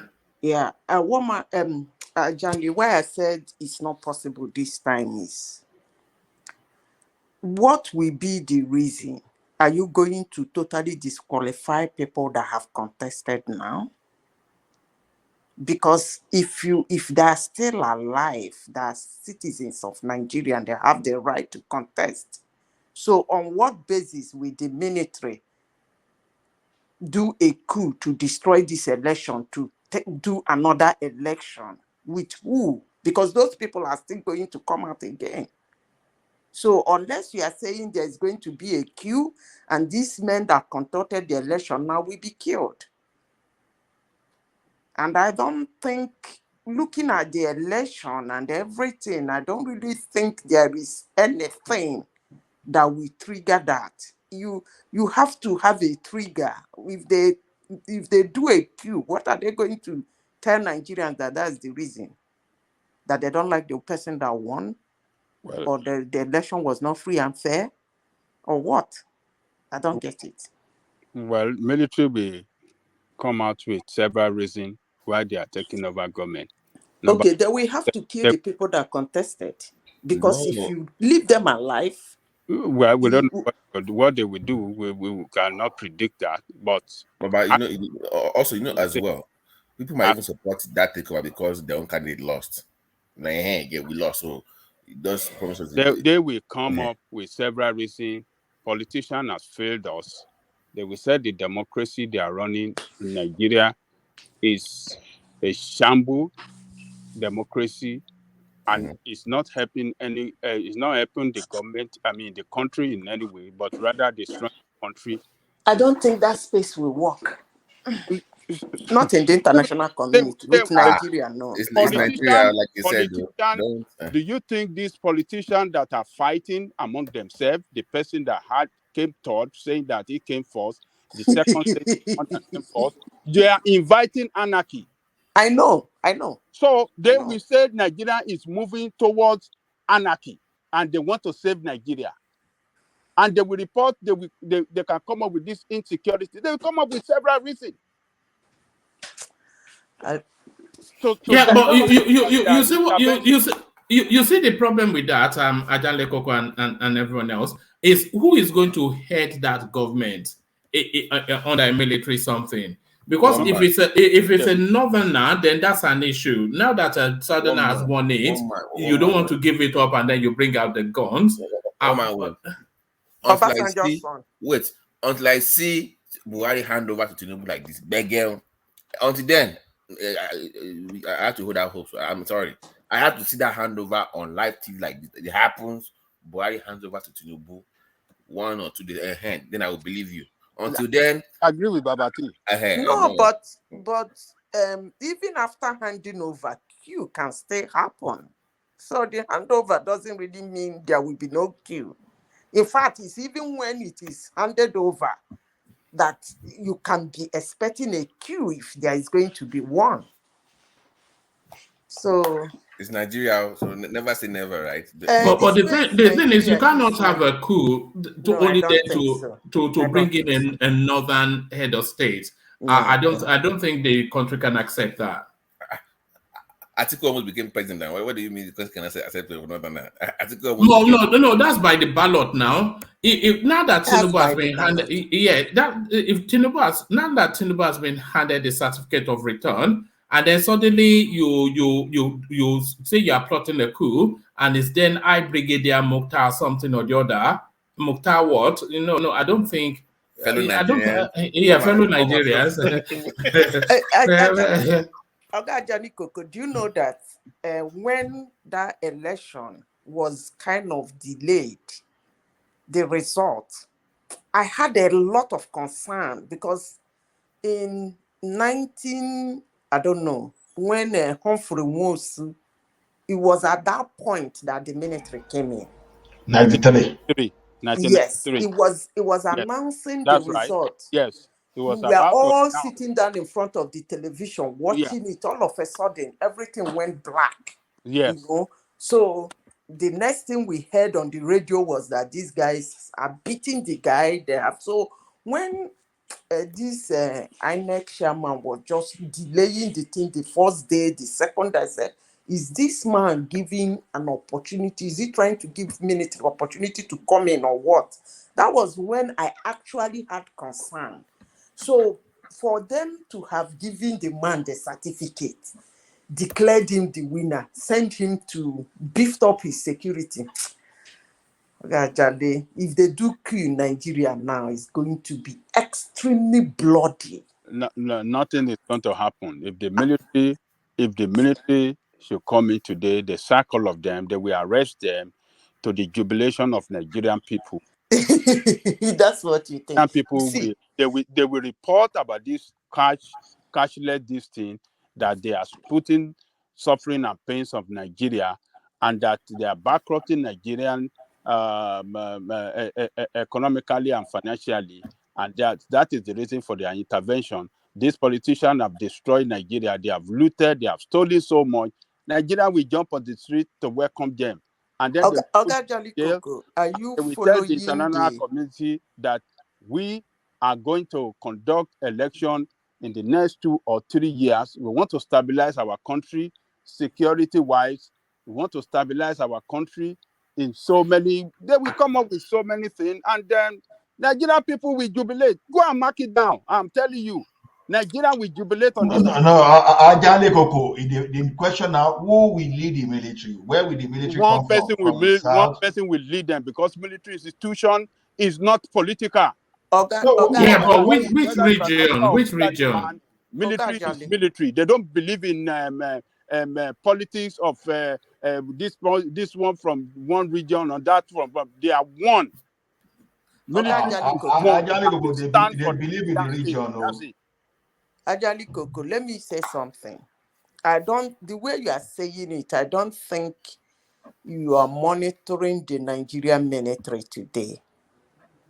If you are monitoring the Nigerian military, you will know that if anybody try a coup for 7 or 1 year, Nigeria will be going through a coup after a coup, a counter coup after a counter coup, because the way the Nigerian military is being organized now, if anybody tries a coup, it's going to be bloody. That's all I can say. But if you doubt it, no problem. It's going to be a series of coup for the next 1 year. Because, anyway, never mind. Madam Zita, another dimension to read that Ajale Koko is not considering is this.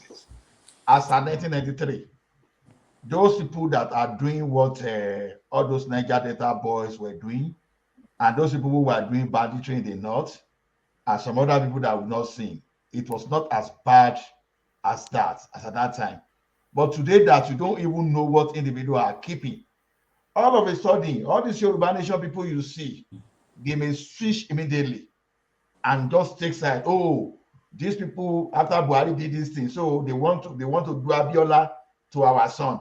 All of a sudden, that Tinubu they were all against will not turn to our son. They won't see it as in isolation again. And before you know it, the thing will escalate beyond whatever we must have thought about. Nobody should even try that. You know the present military we are talking about, they are not experienced like Abacha and Babangida in type of this thing. Let me give you hope. They will put back the as interim. Baba. President. Yeah, but you know something funny. If the coup was to happen, the only way they can get away with it is to have the head of state be a Yoruba man. Yeah, the same Shonekon method now. Just put the Shonekon kind of. Oh, I think Nigerians are wiser than that. Shonekon then was just to put a figurehead and deceive some people that were ready to be. All Nigerian civilians will work with them. Some of the politicians that you say if they Nigeria is more complex than those days that they will use newspaper to deceive you and they will use rushing. Everything happening now, you will see that they post it on Twitter, everything. If they don't want to killing themselves for the next 1 year, they will go and pick from what do you call this business? What do you call them? What's the name we call entrepreneurs? No, there's a particular name they call them. Is it business mongers? Private sector, or what do you want to say? Something technocrats. Ajale Koko. They go and get technocrats to come and work with them to showcase them then that look, we have certain people to rescue this country. These people have destroyed this country, and they must face the full wrath of the law. Nigerian people will jubilate. Woman, never say never. This is very. I'm telling you. Woman, can I come in, please? Can I come in, please? Yeah. Let's hear from Thomas. Yes. Good evening, Thomas. Yeah, good evening. Woman, with due respect to anybody, please, this coup is scaring me. Can we please move on, please? Please. Please. No. Let's just move on. Hold on, Thomas. I feel that window of opportunity has passed. The moment they announced Tinubu, the window of opportunity for a coup has passed because now they have a president-elect. Yeah. So you can't say that. You can't say that. You can't say that. Are you going to kill the president-elect? Was what's your reason for killing the president-elect? Was not elect president? Was it not the same position as it wasn't announced as a president-elect. It was an inconclusive. They did not complete the readout of the results. They did not. One man. Okay. Oh yeah. But this guy has a certificate of return. It's a president, effectively. He's a president. Look, let me tell you what they are going. Whether it's what is the president? We say is a fraudulent president. They will put Buhari in jail. They will put Ajale Koko. Yes, they will carry Buhari, put him in jail. They will carry Peter Obi, put him in jail. They will carry Atiku, put all of them in jail. To the delight of Nigerian people, you are saying president today. We say everything they did was a sham.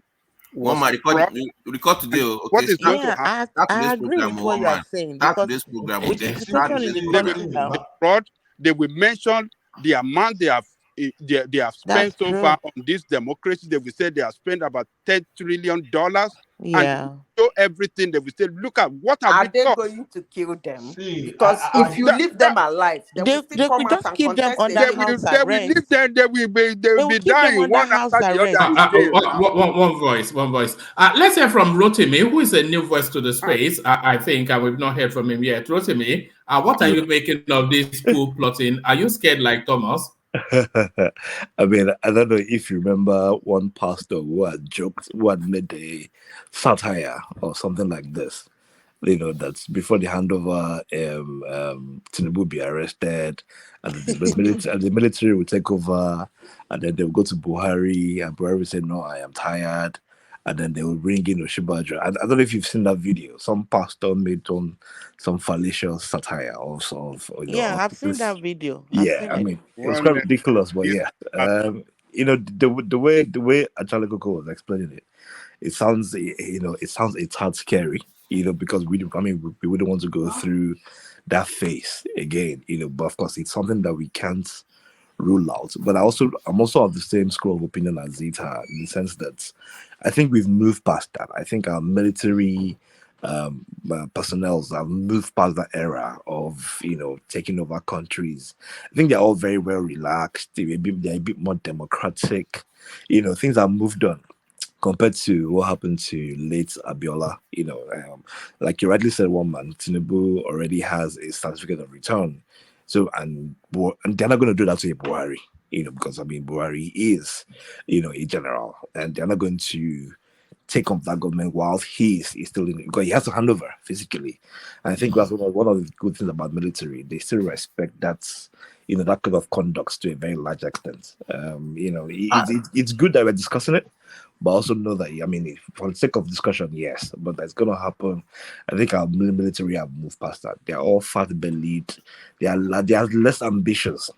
Remember the Obasanjo era, IBB, Abacha, and Buhari. That set, those sets who fought the civil war, the mindset then is not the mindset of now. We've gone deep into democracy to to want to go back into, and there's so many things that are at stake to to lose. We don't want America on our case. We don't want sanctions, and it's going to affect them. We don't even have the finances. Our oil is dropping. So what are they going to be fighting for? There's no money. There's no. The economy is poor.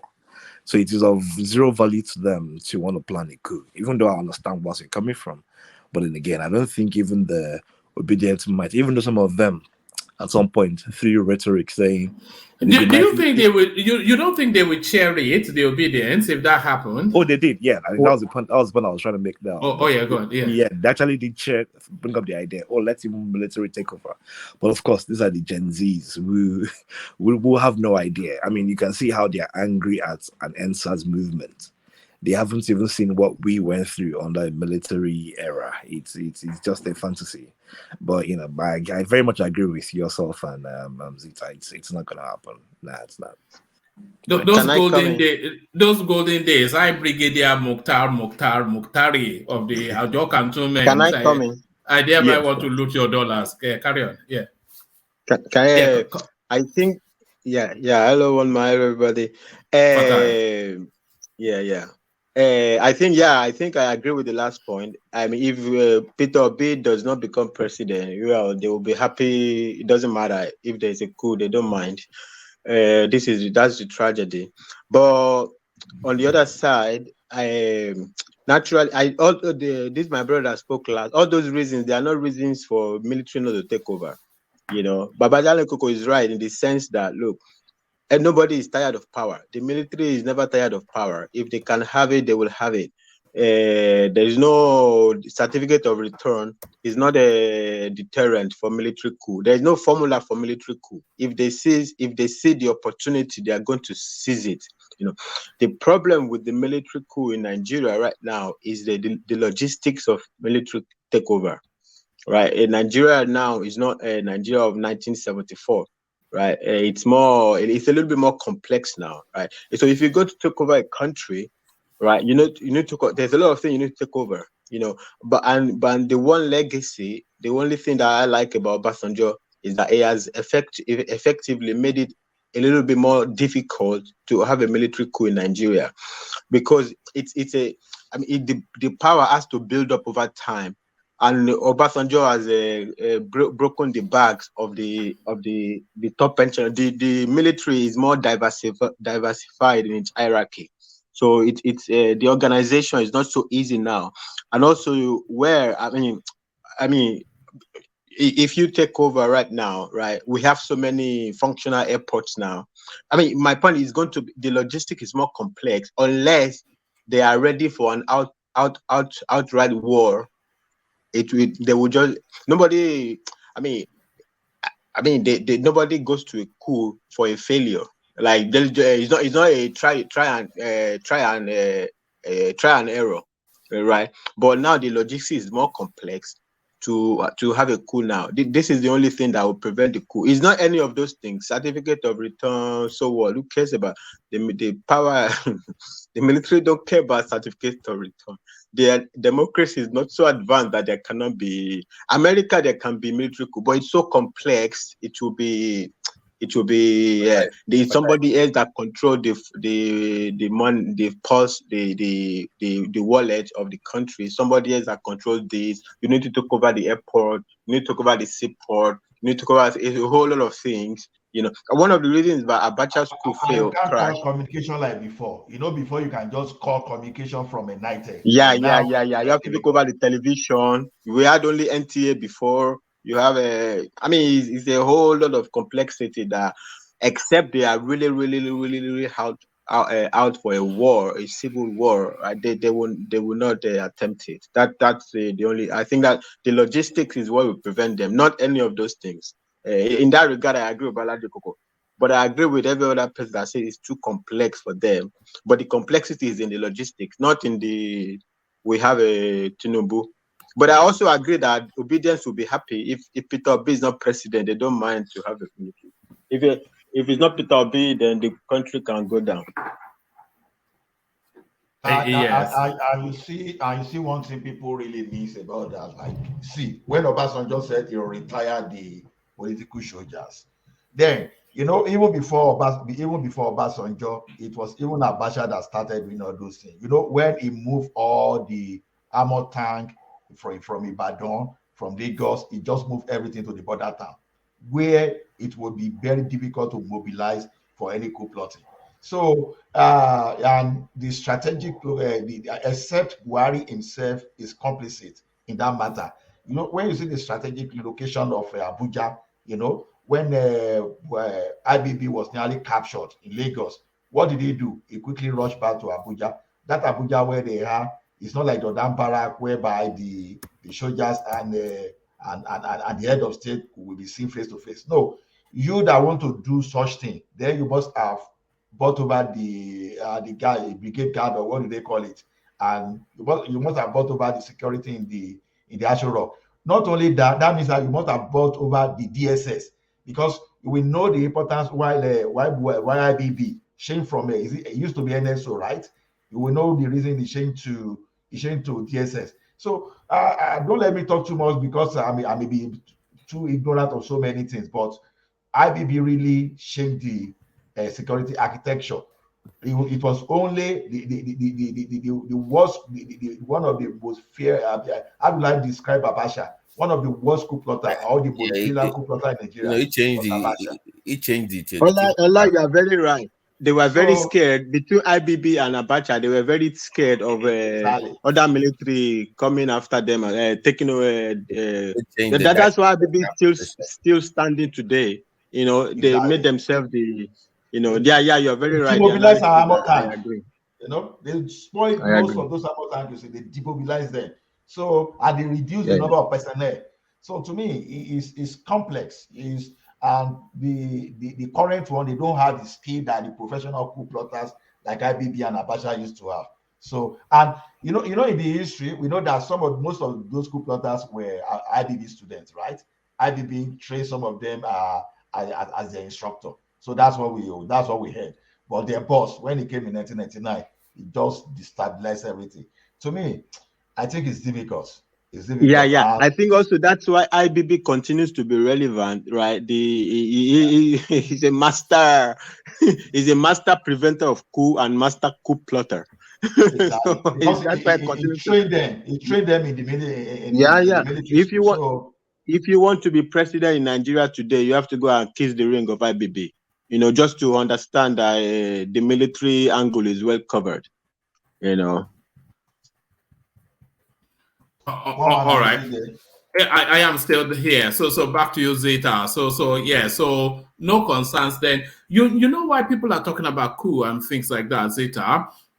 There is still a sense of unrealness that the election has suddenly come and gone. A president-elect has been announced, and suddenly we're walking towards a transition of power. So there's still a sense of disbelief as to the space, and people are still because a lot of people thought the election was going to be violent. It wasn't. A lot of people thought a lot of things, which has not happened. So they're still looking for that big event, which they had anticipated, but has not come to pass as the process slowly continues to follow the sequence to a handover. So they're still waiting for that big event, and that is why they are now wrapping narrative of coups. So do you also have that sense that something big is still missing in this process? Yeah, I had the fear when the election was about to take place. That's before the election day. But so far, so good. All I can say is thank you, Nigerians, because I was expecting riots here and there, like NSAS, because all the politicians were coming out to say that NSAT is going to be a tip of the iceberg if something happened to that election, rigged or this. But all the politicians that didn't win have been shouting rigged. And still, Nigerians are busy going about their normal business. And I am so happy. I am so happy. I don't even care who says they are telling them to calm down. Hallelujah, praise God. But the important thing is that everywhere is calm. Did you watch Atiku's demonstration? Madam Sita, what Nigeria is battling with is more than who wins the election. They are still battling with how to get money. The money policy is still eating people up. Eating people up. Seriously. Even Atiku's.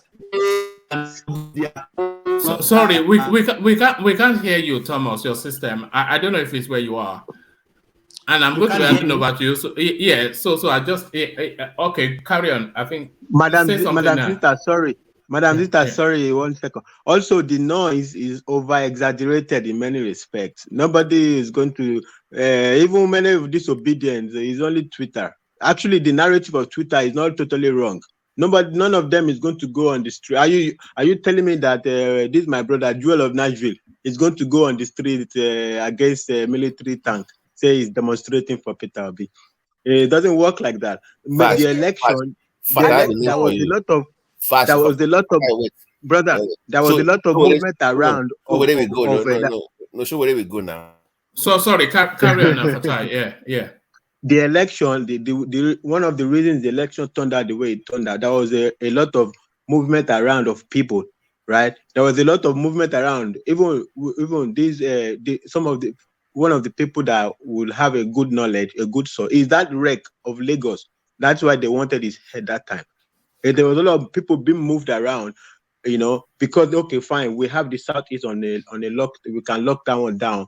Then let's move people around to go in other. There many people were moved to different locations now. They strategically moved people, where many people registered for voter, whatever, PVC or whatever it is, change location, everything. They move people around. That's why the election turned out the way it is. One of the ways that people measure elections, like the truth of election, is down ballot. You can't tell me, the up ballot went like that, and then the down ballot went opposite, and you are telling me it's real. They strategically move people around. That's why the election. It doesn't mean that they have a real foot soldiers like that. Who are in the foot soldiers? Okay. Another thing is, I'm still so happy, and I thank Nigerians. I really thank them, because if you watch Atiku's demonstration, for a whole Atiku to come out, even with the uniform and everything, it wasn't sustainable. It was just a mere crowd. I was so happy, because such a man coming out to demonstrate, I was like scared this man turned out to what I don't know. But when he arrived, you could see it in his face that he was not even happy at the crowd he's seeing waiting for him. So I really want to use this platform to thank Nigerians for letting them do their thing. No more dying for politicians. let them go and do the demonstration themselves. And I believe that's what is going to play out on Saturday. All right, brilliant. Yeah. I wanted to just quickly chime in as well to you on the last point. There was, I mean, there's the strong military presence that happened would have scared some people away. And also too, but there's something that I feel like Fayose did that people are probably not paying attention to. So his presence in the media and how he was warning people, saying if you saw any protest, it was organized, it was a PDP thing. I guess that kind of like eliminated the obedience from that space. I saw a pastor that came out today. Again, there's always these pastors coming out that came out today and it was claiming that the true leader is the one that people listen to, and how would be. I don't know if anyone else saw that video. I can send it to you one man if I find it again, where a pastor claimed and said was Obi that asked people not to come out. That the moment he asked them to come out, they will come out. I'm sure he's making that claim, but also does that the military presence, and also too, the PDP were trying to latch onto the obedience anger, but Fayose is coming out to say any protest you saw coming out is sponsored by PDP. I guess that kind of like made it a bit more as not as organized and as organic as we're hoping to to happen. I feel like those things also played in some way alongside. Yes, we'll be saying calm down, which played a role, but also to the fact that PDP couldn't use the anger of the obedience to rally around and create a chaos. And of course, again, there's no money, so there's no money to pay those louts to come out to cause rampage. I guess I'm just agreeing with with Zita's point on this bit as well. What do you see Fayose's role in politics as? Because for a very long time he caught somewhat of a clownish figure. But do you think people they're not really reading it deep enough just to dismiss him out of hand as a clown?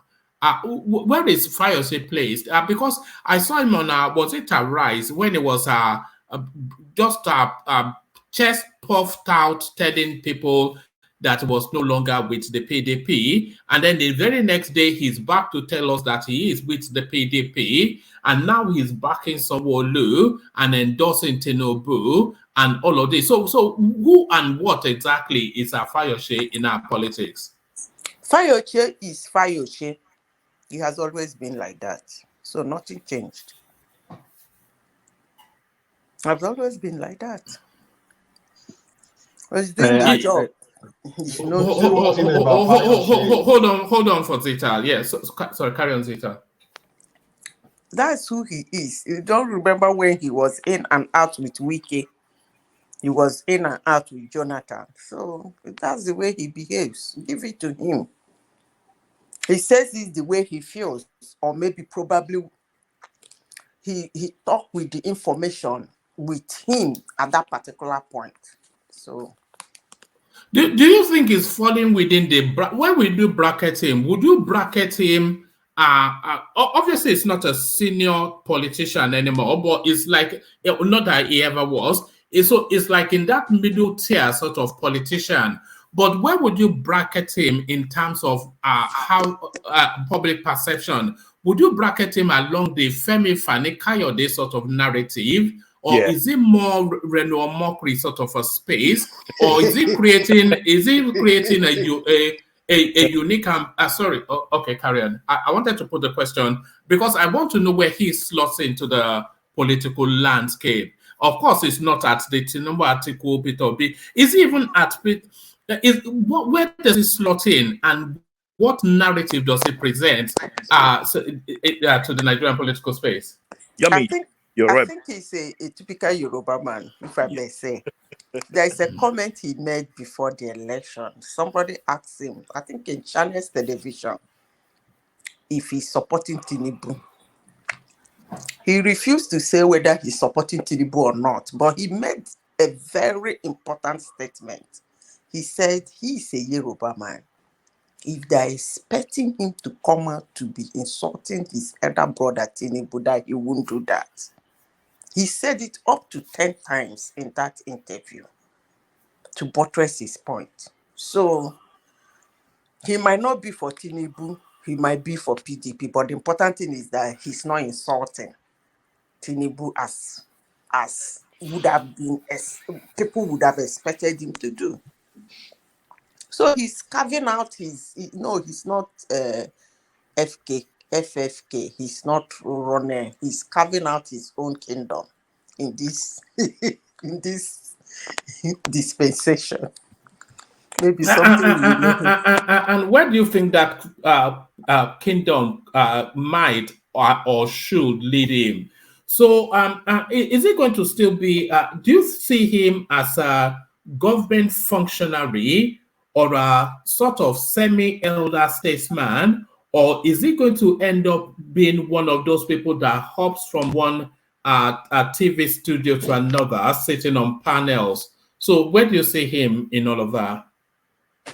One man, anyone they give him, he will take. So it's just attention seeking, Abby? Yeah, if they give me anything, he will take. He still have the right to reject it or accept it, but let him. One man, just let the man be. Can I give you one info about Fayose? Sorry. Yeah, hold on, Ola. Let Ola come. Ola, let me direct it. I was coming to you anyway, but come in, yeah. Okay, one info. I don't know whether it's affecting Fayose. If you remember, in 2005, between him and Lagos State and Tinubu, there was a kind of a disagreement between Lagos State governor and the Ekiti State governor. And the next story was this that Fayose house was among the illegal structure that they were going to demolish. You know, since that time, I think Fayose has actually changed towards Tinubu. So maybe that's what is affecting him, that he doesn't mess all with Tinubu the way he likes, because I don't know if Adalekoko can still remember they demolished Fayose's structure in Lagos then. You know, that was the time that these people, they will travel to Ekiti State and he will detain them, you know, and he will detain them there, that won't let them move. So the next thing, they retaliated. So I think he has learned his lesson. If you ask me, I would say that is why Fayose is being very careful now, because they made their friends after that time and they become a very good party. That's just my opinion. It's all about interest. Yeah. All right. Thank you. So, Fatah, yeah. I mean, the way I see Fayose, I don't think. I don't think Fayose is in the category of FFK and mockery. I think he's more of a serious personality than that. But certainly, Fayose is a hustler. You know, he's a survival of the fittest kind of a guy. He tries to read where the power trajectory is going, and that's where it's going, right? So I think he's just a man looking to he has to survive. He's a survivor. He's a hustler. That's the way I see Fayose. Tomorrow, right now, he doesn't know. I mean, you can't totally support Tinubu because that place is crowded, right? But at the same time, the place that is not overcrowded for him to be with is to line up behind Wike, right? So he's with Wike right now. If they are able to build up something, yeah. If they're not able to build up something, he will find you find some new route. But the reason I say it's not in those categories, Fayose is very respectful. He's very respectful of where the authority seems to lie. You know, he's not chest out like he will over, like the way FFK he will tweet like let everyone consume me if I ever join APC. Let this that. No, I think he's a more serious figure than that. Not like serious, but he's not that level of I think he will feel insulted to be compared to a mockery. No, but Reno Mockery is intellectually his superior, but perhaps not but not politically his superior. Yeah. He's intellectually superior. You mean he has more papers, more certificates? Well, and he speaks more sense. I don't know. Well, he did speak a lot of sense in his last tweet. where he said the election was won by the more intelligent rigger. Like Labour Party rigged unintelligently, and then you are fighting because they rigged unintelligently. Like Tinubu rigged more intelligently. So I don't know. That sounds like some philosophical thing that I think could have some meaning, you know. But I don't think it's more intellectual. I don't know. I don't know his pedigree. Let me not say what I don't know. It's probably more intellectual. You know, Fatai, during the election period, when the result was on, they were collecting the result. You see what he tweeted? That was when I knew that Tinubu has won. Oh, yeah. Yeah, he said that the North kept to their word. Are they not noble? Yeah, that they have seen it, that they will accept it, and that's how they have to wait for the official act. Something like that. I'm just paraphrasing. Yeah. I think Omokri seems to like accept the truth when he's striking him in his face. I think he doesn't. I mean, he likes to do his thing, but there is a time when you are just fighting a losing battle. Like, okay, it's like that. I think we spoke about it at some point here when he was with Arise with Rufai, and he said, "Look, leave this fight. The certificate. The guy went to Chicago State University. Drop this. This is a pointless battle, right? So there is no money to be made. There's no currency to be gained out of there." There is no, why are you fighting on with this? I think in that regard also, Mokri also, I didn't see the tweet that Madam Zita said now, you know, but he kind of accepts the truth, going nowhere. Atiku understands the reality. Everybody understands the reality. Only Labour Party, I don't know. I think Peter Obi is still young, so he wants to push up his relevance will be maintained if he continues with the fight, right? So maybe that's the reason. But everybody and Omokri actually was the tweet actually was very, because he said, look, Tinubu rigged. This is what he said. This is essentially what the import of. He said Tinubu rigged with a spread. You just rigged with selected 2 places, and he said you did foolish rigging, and then you are saying I was laughing when I was doing that tweet. You know? Yeah, you could be right. It could have some intellectuality inside of him, but I don't think that is the basis that is better than Fayose. I wouldn't see the distinction to be in the angle of intellectuality. Fayose is creating his own profile in this dispensation. It's different from Fani. He's different from Ronald Mokri, but he's creating. But most of the things he's saying, I think he's making a point. Because what he said last time, he said, how can you divide yourself into 4 places and think you can win somebody who is 1? I don't know.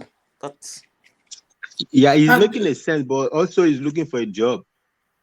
Hey, if they give him, who is not looking for a job? You, Fatai, if they give you ministers. Is that Renom? Hold on. Is it Renom Mokri that you said is looking for a job? No, Fayose. Oh, okay. Mokri also is looking for a job. I think Mokri is looking for amnesty. You know, he's on. He just wants to be able to come back to Nigeria. I think running around the world is tired of it. He wants to come home. Who sent him? If I may ask, I don't know the story. Who sent him on that exile? Because they would have locked him up with the Buhari administration. So I think that's. What did he do? I don't know. He was a critic of them and a functionary of what's it called? Goodluck Jonathan. He ate money. Yeah, so plenty. Do you see the lifestyle that he's living? Do you see the lifestyle that guy is living? My goodness me. He's living the lifestyle of a Dangote. If like Dangote wanted to be a playboy, he's all over the world with an entourage, just luxury. He's driving around in a Lambo and all of this kind of nonsense. The day he came to CSU, he didn't come with a Lambo. So where did you get that one from? No, it's always flashing it on his Insta. You know, it's a show off, just a bit like Dino Milaye. It's a show off now. It's always flaunting his wealth. Okay. And they will tell you he made his money from crypto. The most ridiculous. He's just a clown. But the downside of Omokri is that I think you could be right. It could be throwing some olive branch, but the problem is the APC government. There's no space for him there. There's nobody. That is why the intellectuality. I don't really. Because he can't displace anybody in that administration to have a media. There are better people there. So sorry, I don't have. No, go on. Actually, wanted a third force, but this thing you said there is no space in APC for mockery. I want to see what Tinubu can do because I've taken my time to look at his antecedent. When I say it, people will say I'm supporting him. I'm not supporting him. I want a third force. But I think he has a lot of things in his profile that I want to see if he can put it in Nigerian space. Like you saying there is no space. I'm sure such a person can create a space for everybody. When I mean there's no space, I don't mean there cannot be a space. I mean it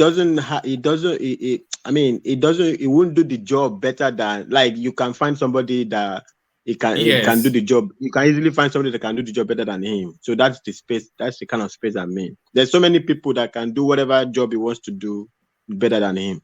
He Creative, can be a media, whatever.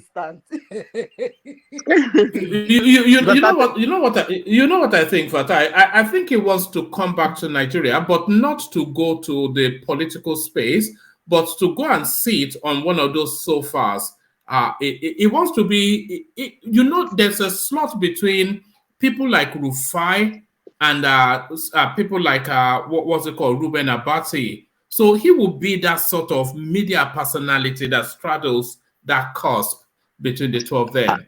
So I think it's going to be a media personality more. Yeah, I think he would like to be, but I don't think there is after experiencing Rufai, they're not going to give people in that line again that kind of a big seat though. Yeah, but he's more intelligent than Rufai now, and it's more refined. He has more refinement, doesn't he, than Rufai? Rufai will fight you, one man. No. If Rufai knows what they think of him now, he's just I don't know. That guy, it looks weird and he talks even stranger. It's quite an odd. He's an odd fellow. I look at who is calling people odd. The people will say, The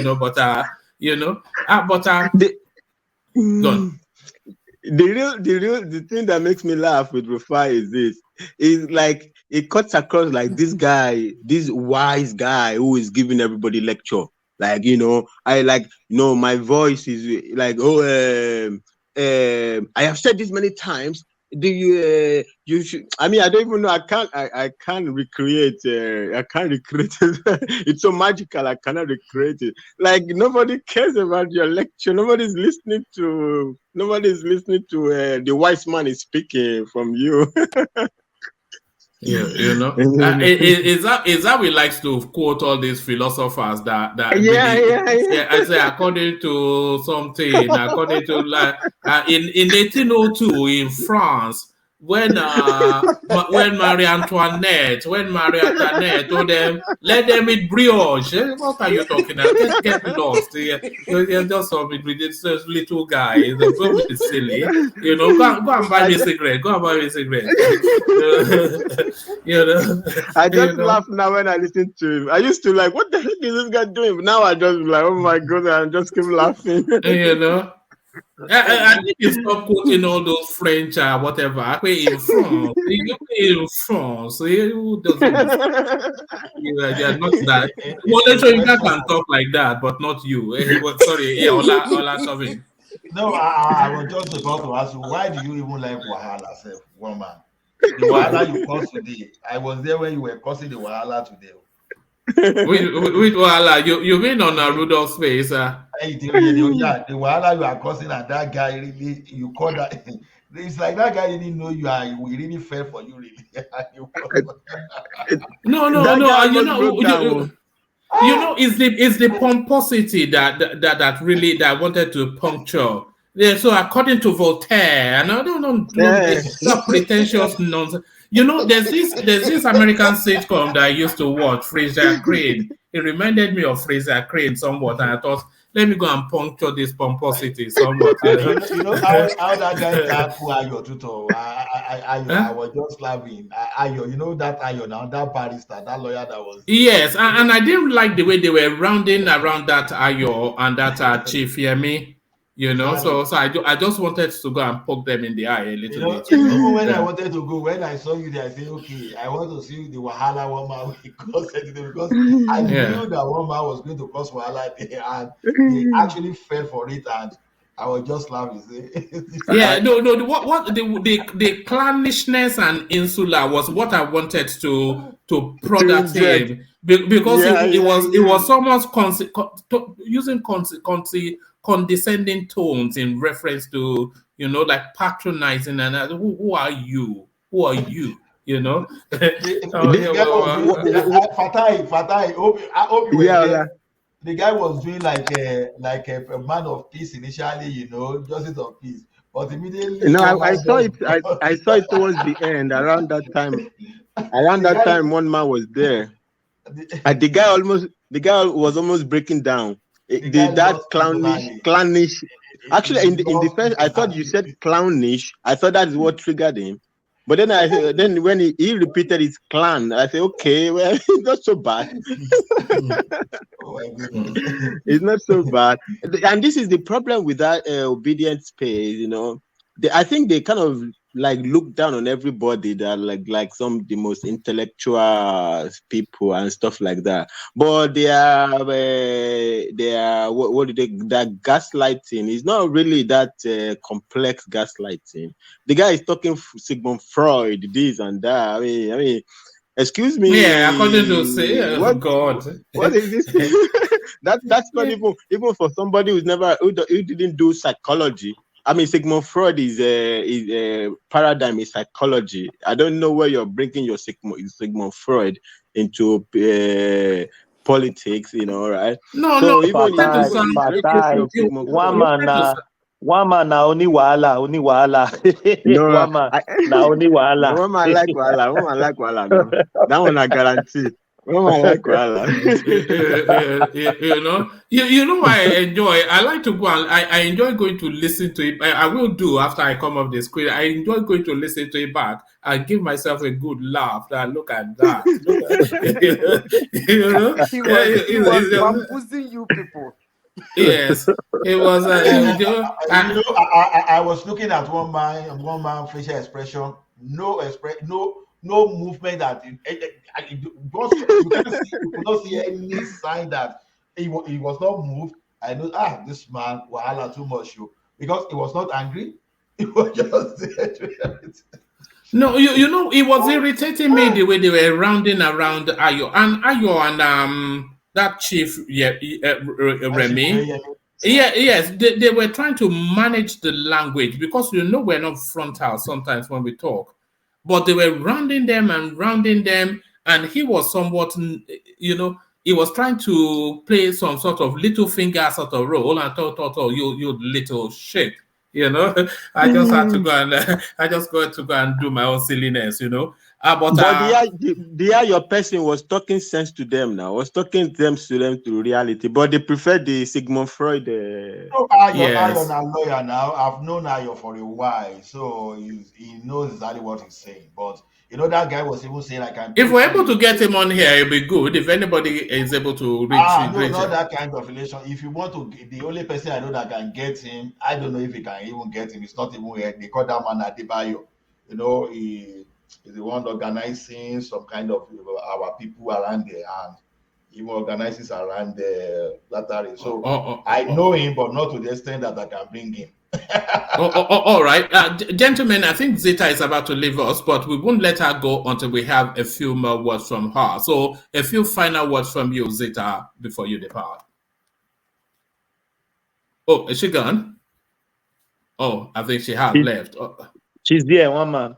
No, she's there, but no, she's on the screen, but she may well just she may because she's saying in the private chat that see you guys, and there she is gone. So thank you, Zita, for today. It always illuminates the place. So Zita gone, and that's my cue to hand over to you as well, Thomas, if you're ready to go. So Thomas, are you ready?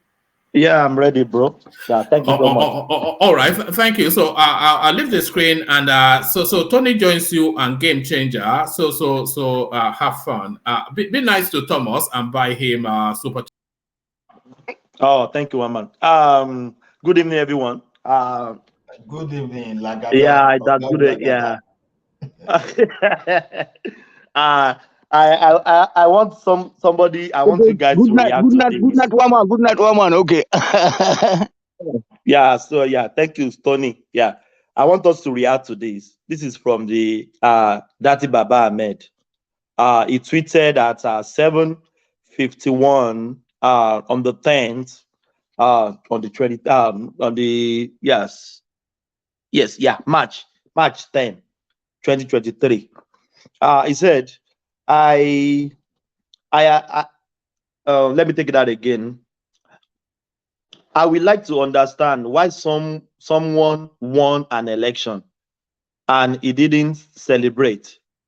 That is to show that he knew he didn't deserve it. Secondly, he know that the win is temporary. They play, just they play. So I don't. If you anybody have reaction to that, I don't understand what is going on there. Okay. Let me start with Ola. Yeah. Okay. You see, one thing is sometimes it is good for people to give themselves hopes. That's the same thing I'm just saying, because someone that is still expecting Obi to come there and win, you ask them what's the foundation, on what foundation are they putting this thing on? You know, that's what we call a false positive, false hope. That's exactly what is happening. Well, it is good to keep them busy, and with time, I hope they will realize by May 29, maybe they will come out of that belief. But Ola, he said they are not celebrating. Are you sure APC is not celebrating? No, but he will only say what he knows, right? We could all see that APC celebrated, right? So when they say APC members were not celebrating, I don't know where they got that one from, but from what we could see online, we saw them celebrate even before the final result, before the result was officially announced. As it is now, nothing suggests that whether Supreme Court or the tribunal will just say Tinubu didn't win. And I don't see the situation where they will do outright cancellation, even if they go to the Supreme Court, even whether before or after they must have sworn in Tinubu. So to me, it's like, what did these guys say? Like the other guys say, like whether we want to talk of Ayoshe, want to talk of Mokere, all of them rig. So when Tinubu already prepared his own defense, and all the other guys too, they've already prepared their own defense. So it's just a matter of okay, let us agree that we all rigged. Okay, let's begin to cancel all those polling units where we rigged. At the end of the day, will they be able to get significant number that will change the equation? I don't see it that way. So to me, allow people to just have, it's good for the mental health, and it's good for for sanity. Let me give it a go, Thomas. Yeah, come in. Yeah, all right. I mean, I do get that. I think it's a talking point. So remember how the obedient has started with the talking point of it was rigged. You know how their campaign is usually around they will throw several mods to the wall and look for the ones that will stick. So right now it's already getting done and clear on deck to them that the election, I mean, they can't turn it. So it's now more of a celebratory. Or if you knew you won, then how come you're not celebrating? Serious? Or how come you're not throwing parties? How come you're not? So I think for the Astrowaju side, it's more of democracy won. And if democracy wins, there's really nothing to. I mean, you don't have to rub your victory to the faces of your contemporaries, because again, for the peace of the nation. Because if that had happened, whilst you are poking their faces with your celebration, they would get, yeah. Rotimi, let's debunk that. Let's see maybe Tinubu is happy or not. Let's see this.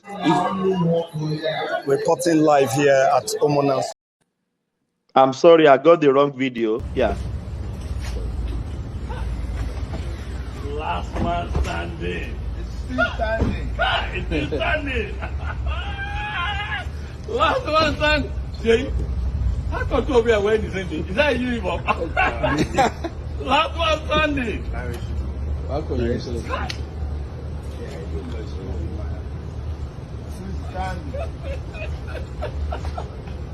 This man there, 10 lies. Hey, your dad, you're proud of him. He was very proud of him, as he's proud of you too. A good man. Last man standing. You will come and greet.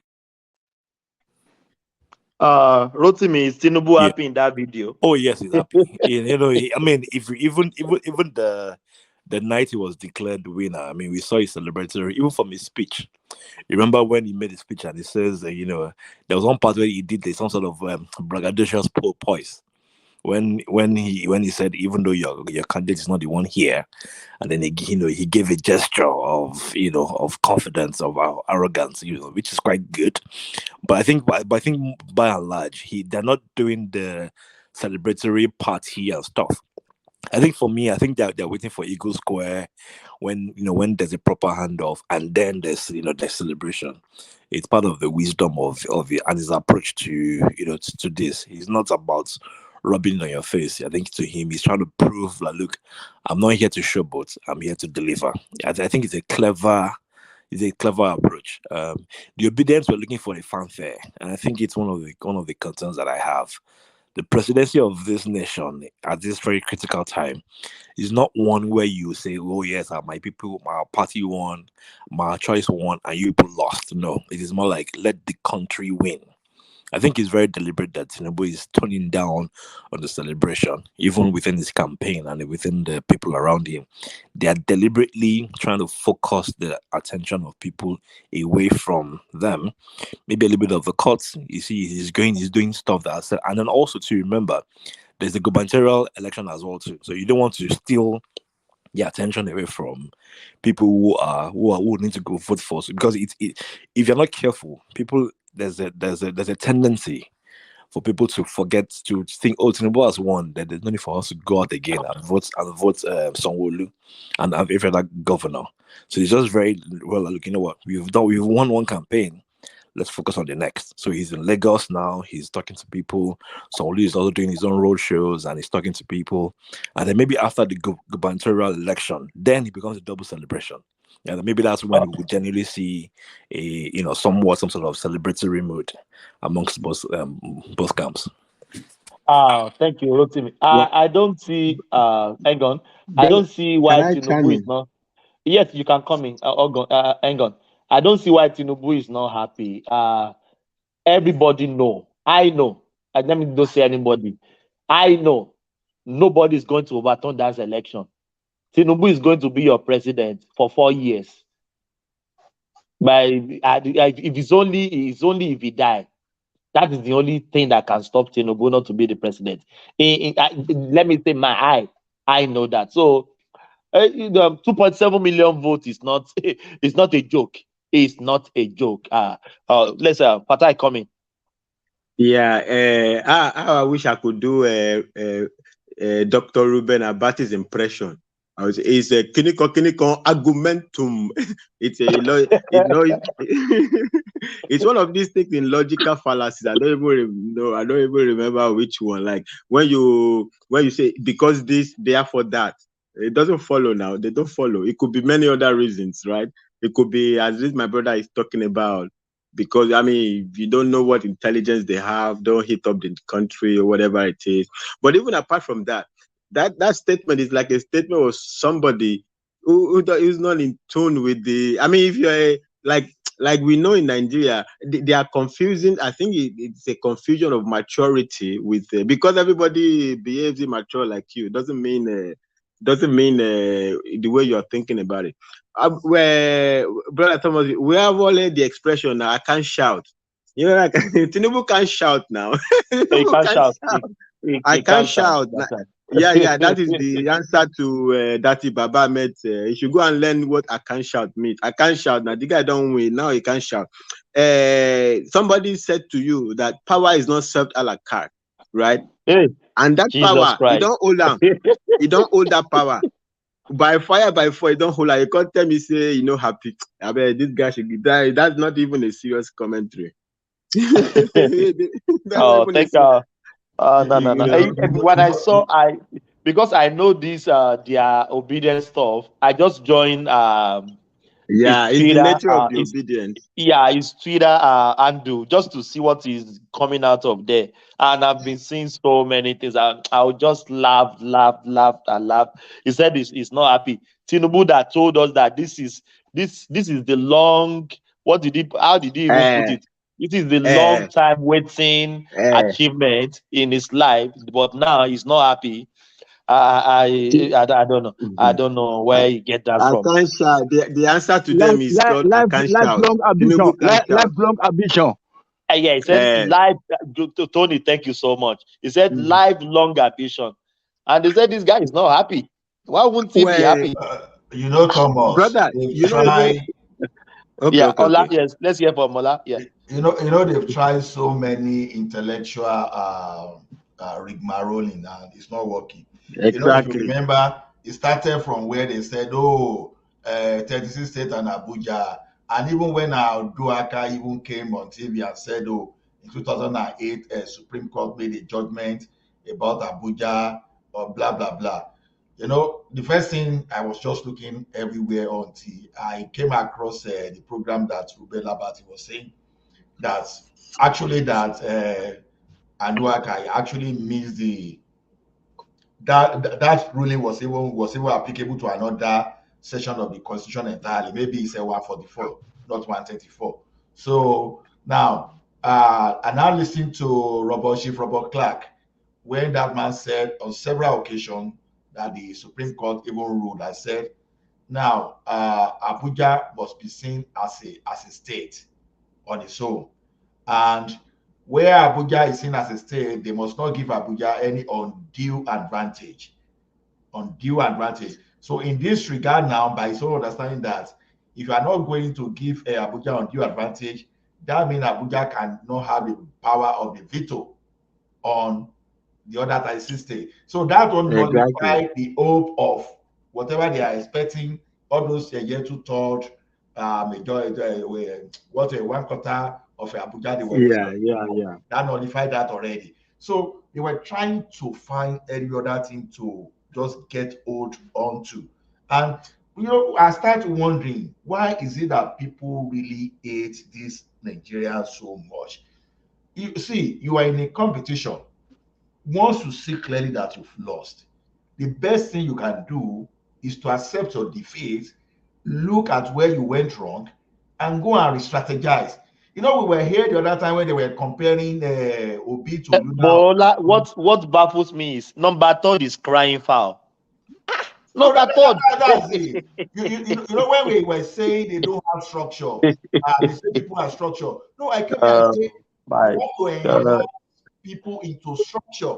You don't just say people, just like when you everywhere we can say we have data everywhere. Data everywhere doesn't mean you can use any data. You have to structure data before you can use it. That's just to talk of people too. The structure of criminality. Ola, structure of criminality. They don't want structure of criminality. I wonder. You understand? You have to enhance structure. You put them in the voting blocks before you can say you want to use. And I was saying, even the Lula of Brazil you are talking about, his own case was similar to this of Obi. He lost, but narrowly. Do you know that it took him almost 16 years before because he went after to build bridges, to have alliances before he won, almost 16 years after he lost on his first attempt. So because people now believe because Obi made 5 million or almost 6 million on this one now, you think that the next election is going to make that? No, not so fast. We have to look at so many factors that help Obi got that that figure.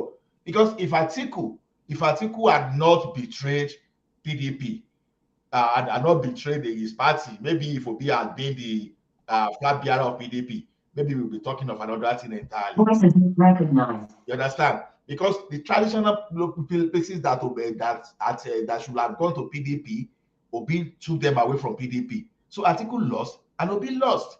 So even at the end of the day, even when you are saying, if you want to claim that you have the popular majority, you've not covered the 2/3 of the state of the federation. So what exactly?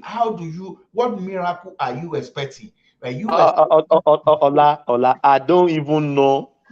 I don't even think they have case. I am very sorry. The obedient, don't mind me. I don't think they have case. Because overturn Fatai, 2.7 million margin. This is not 500. This is not 200,000. What you are even saying now even answers that question that you posed, right? Why should they say, like, if something is going your way, don't step in it. Let it play. Let it run. Let it run itself. Yeah, let it go. So the opposition, they are fighting each other. One says the third is fighting, the third is saying is first, the second is saying is first. Why do you want to step in it now? Let them fight each other. Just take your popcorn. Chinedu just take his popcorn and watching them fight. After, first of all, figure out who is second among both of you. Then I'm waiting for when it's like Champions League now. If you are the Premier League champion, you don't play playoff. You go and wait for the little people to fight playoffs, and then they come and meet you at the group stage. So Chinedu is watching them, watching the movie. Let them fight. After we know who is lying between the two of them, because both of them are claiming they won. Okay, right? Only one of them could have won. So after we figure out who is lying between both of them, okay, then come and meet me at the grand finale. We'll sort it out, right? So he's waiting for the grand finale. Then they will see the party of all party. That celebration that Baba Ahmed is looking for. He should just be patient. He will see it very soon. I will say it. That's Baba was the one that made that statement. It's the one the tweet that I read now. It's from Daddy Baba. Oh, that guy friend my hand. I used to rate that guy more than what he did. Why? Celebration means nothing. It's not everyone that will jump up and start celebrating up and down just because of election. Even if they celebrated, you won't know. Because they must have, if they have celebrated within their own confinement, and they were not coming. So how will you know? So it's no. To me, I think they hope for too much. They work so much on false hope, and that is why sometimes, all the time, not sometimes, that you have to tell yourself the truth. If the truth you told yourself now later becomes something that's like a surprise, because if obedience already assumed that Obi could not win that election, and maybe by miracle they won, yes, that's another thing. They should not be disappointed for losing. They should even be happy that they didn't get like just 3 million, but they got something almost closer. I would say very close. I won't see too much gap, but then I know that even in as much as there's not, we can't say there exists too much gap, but for them to cover 29 states, like Tinubu covered, you can't say, you can't wish that away. I've seen some people that are saying, oh, that Tinubu didn't win the majority of Nigeria. I just need to ask myself, what's the definition of majority? If you could meet the requirement of at least 2/3 of that state when you have 25%. I think that should be what define a majority simple the majority simple majority and the majority of the state in the federation. So that's the way I analyze it. And to me, obedience, if you asked me, they don't have anything to even be aggrieved of really, but they should think more of how can they hold that 5 million vote they got in this last election and to improve on that. Do I think it's going to be easy for them to do that? I don't think so, because the same permutation that favor the type of numbers they got in this one, the same permutation may not occur in the next 4 years. So to me, they should just allow. Ola, let's listen to this audio, please. Yeah.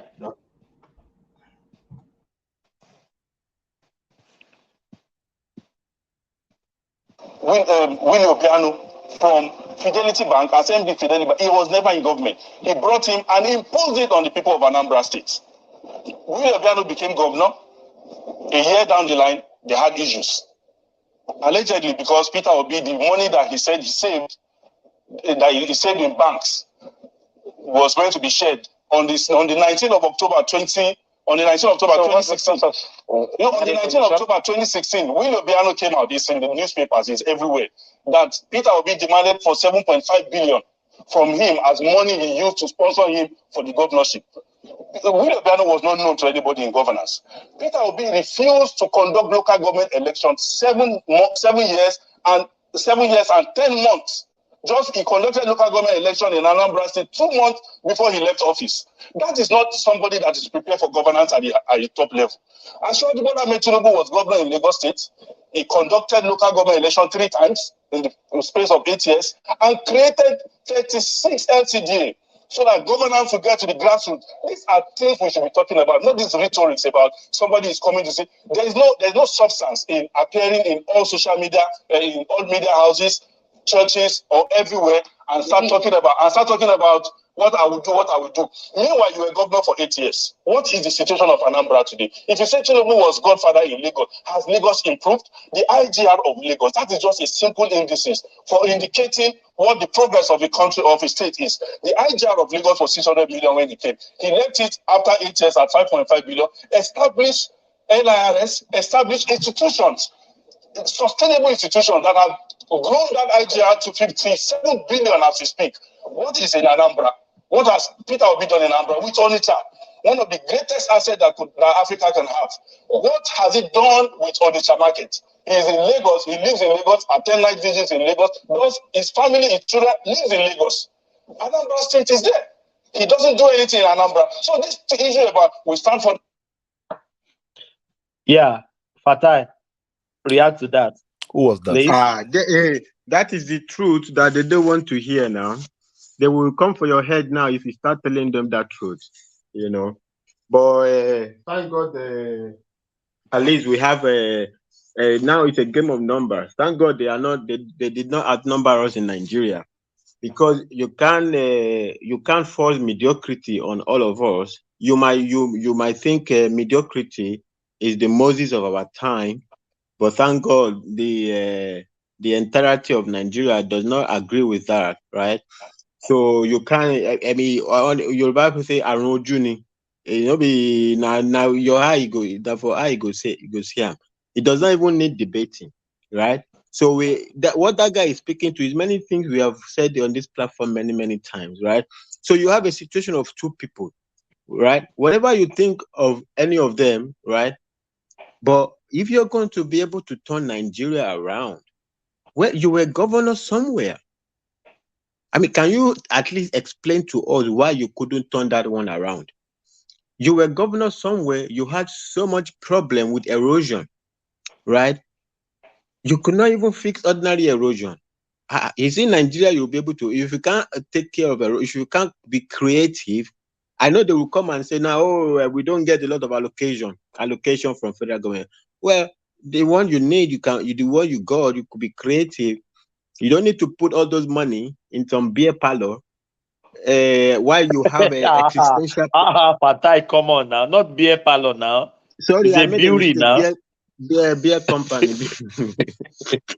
but the beauty at the end of the day ends up in beer parlor. you and then the audacity I mean, okay, it's Anambra's money.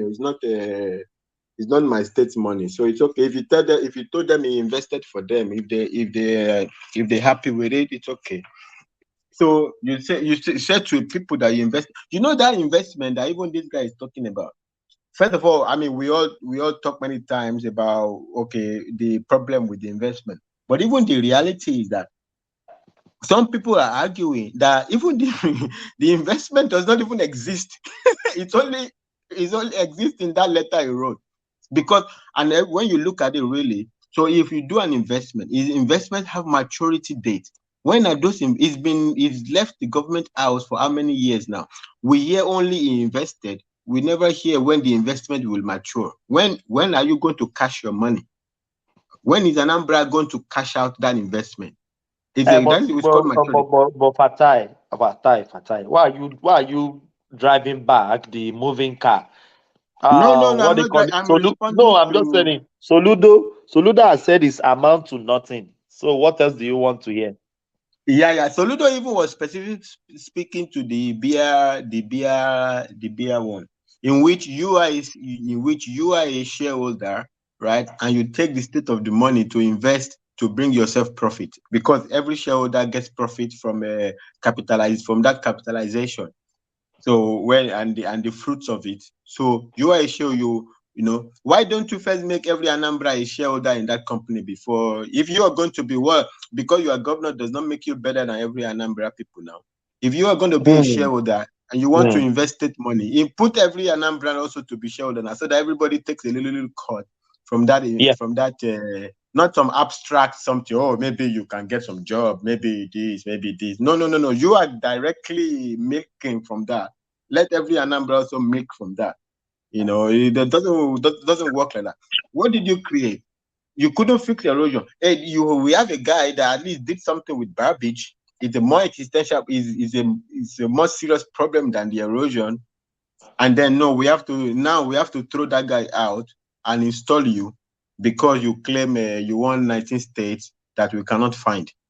You know, it's the whole thing. But if you want 19 states, it's not still qualified to be the president.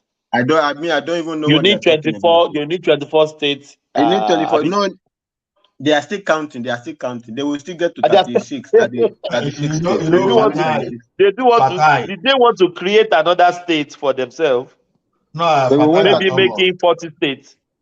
You see, this of Obi now is what I will now link back to Lagos State again.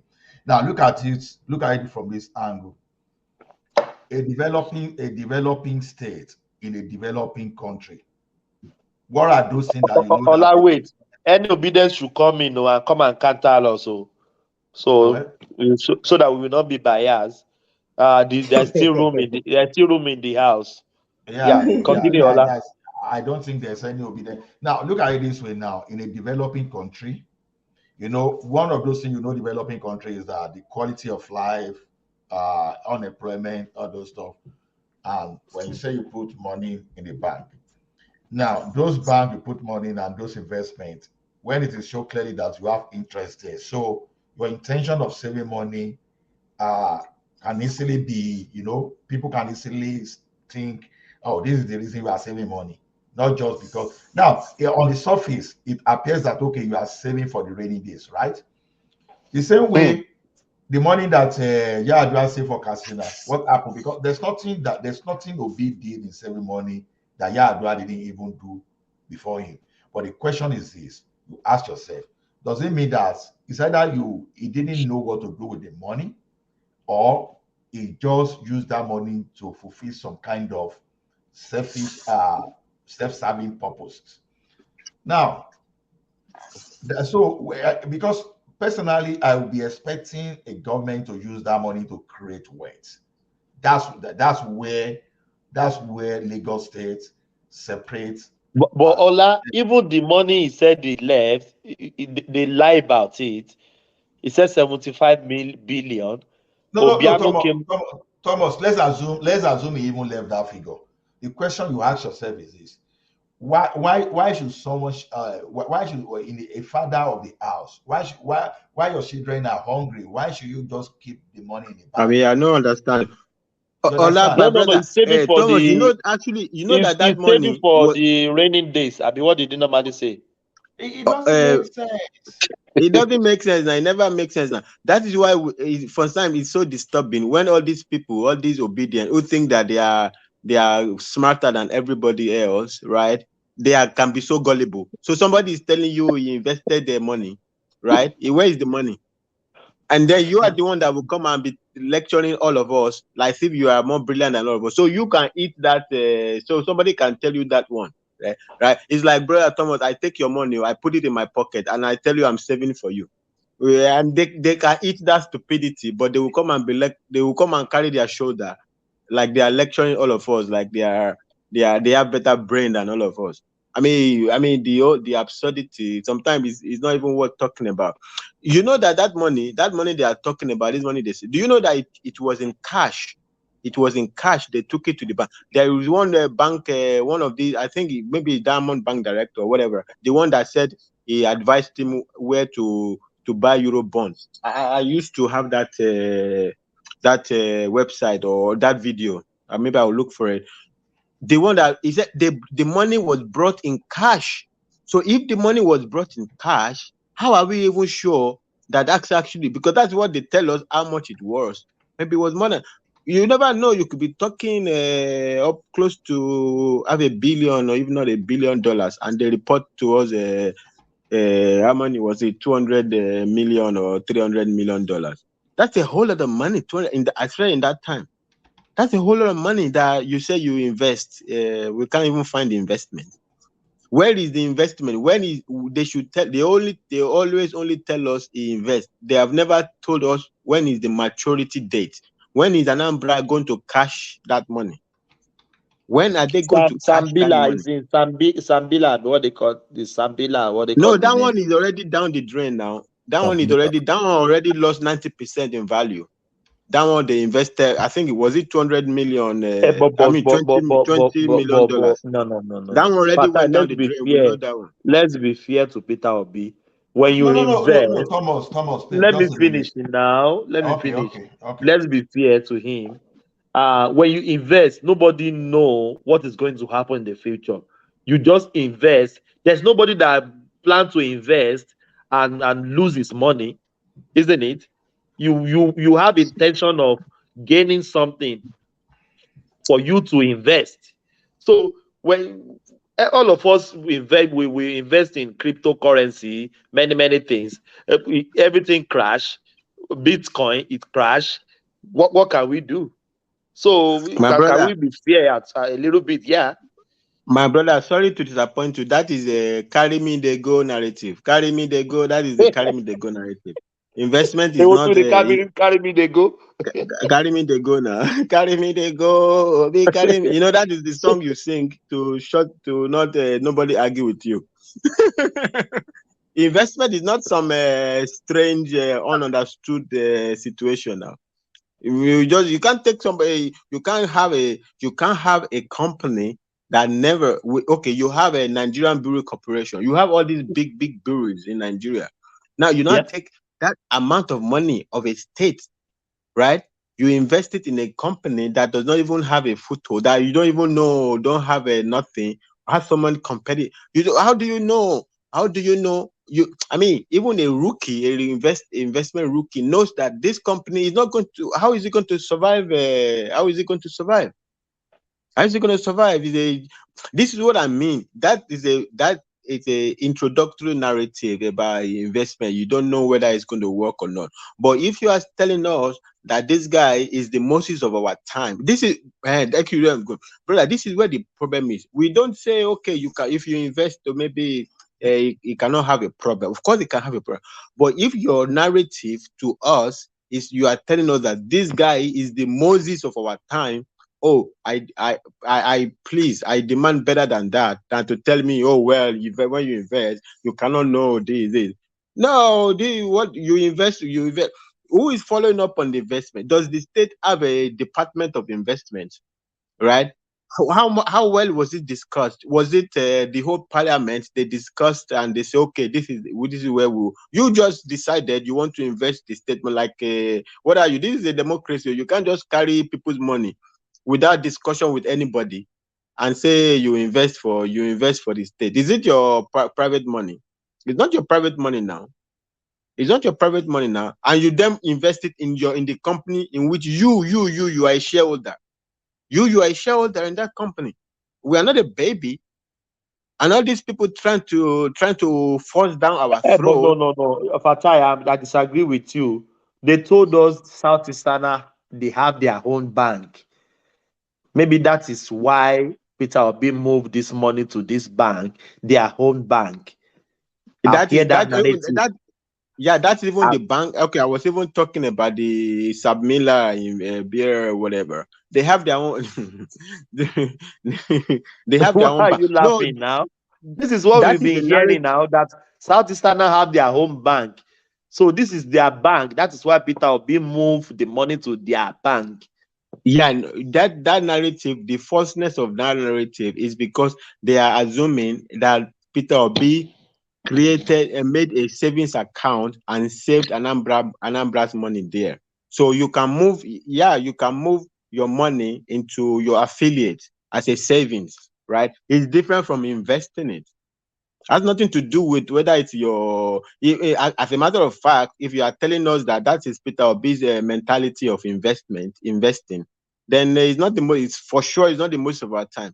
Investors don't look at it's not only the thing you look at. It's like one of the among in the hierarchy of the factors you consider. That is like in the lower run. Yeah, you can psychological reason you can consider that as well, but that is the lower. The what you look at mostly is profit. Is like, is your money going to be there? Is this thing going to crash? Is this not going to crash? So serious investors. So if that is the only thing that they are thinking about, then it's not a serious investor. Thomas, they are asking you to post the link. They're asking you to post the link. Yes, I'll post it. Yes, I'll post the link. Yeah.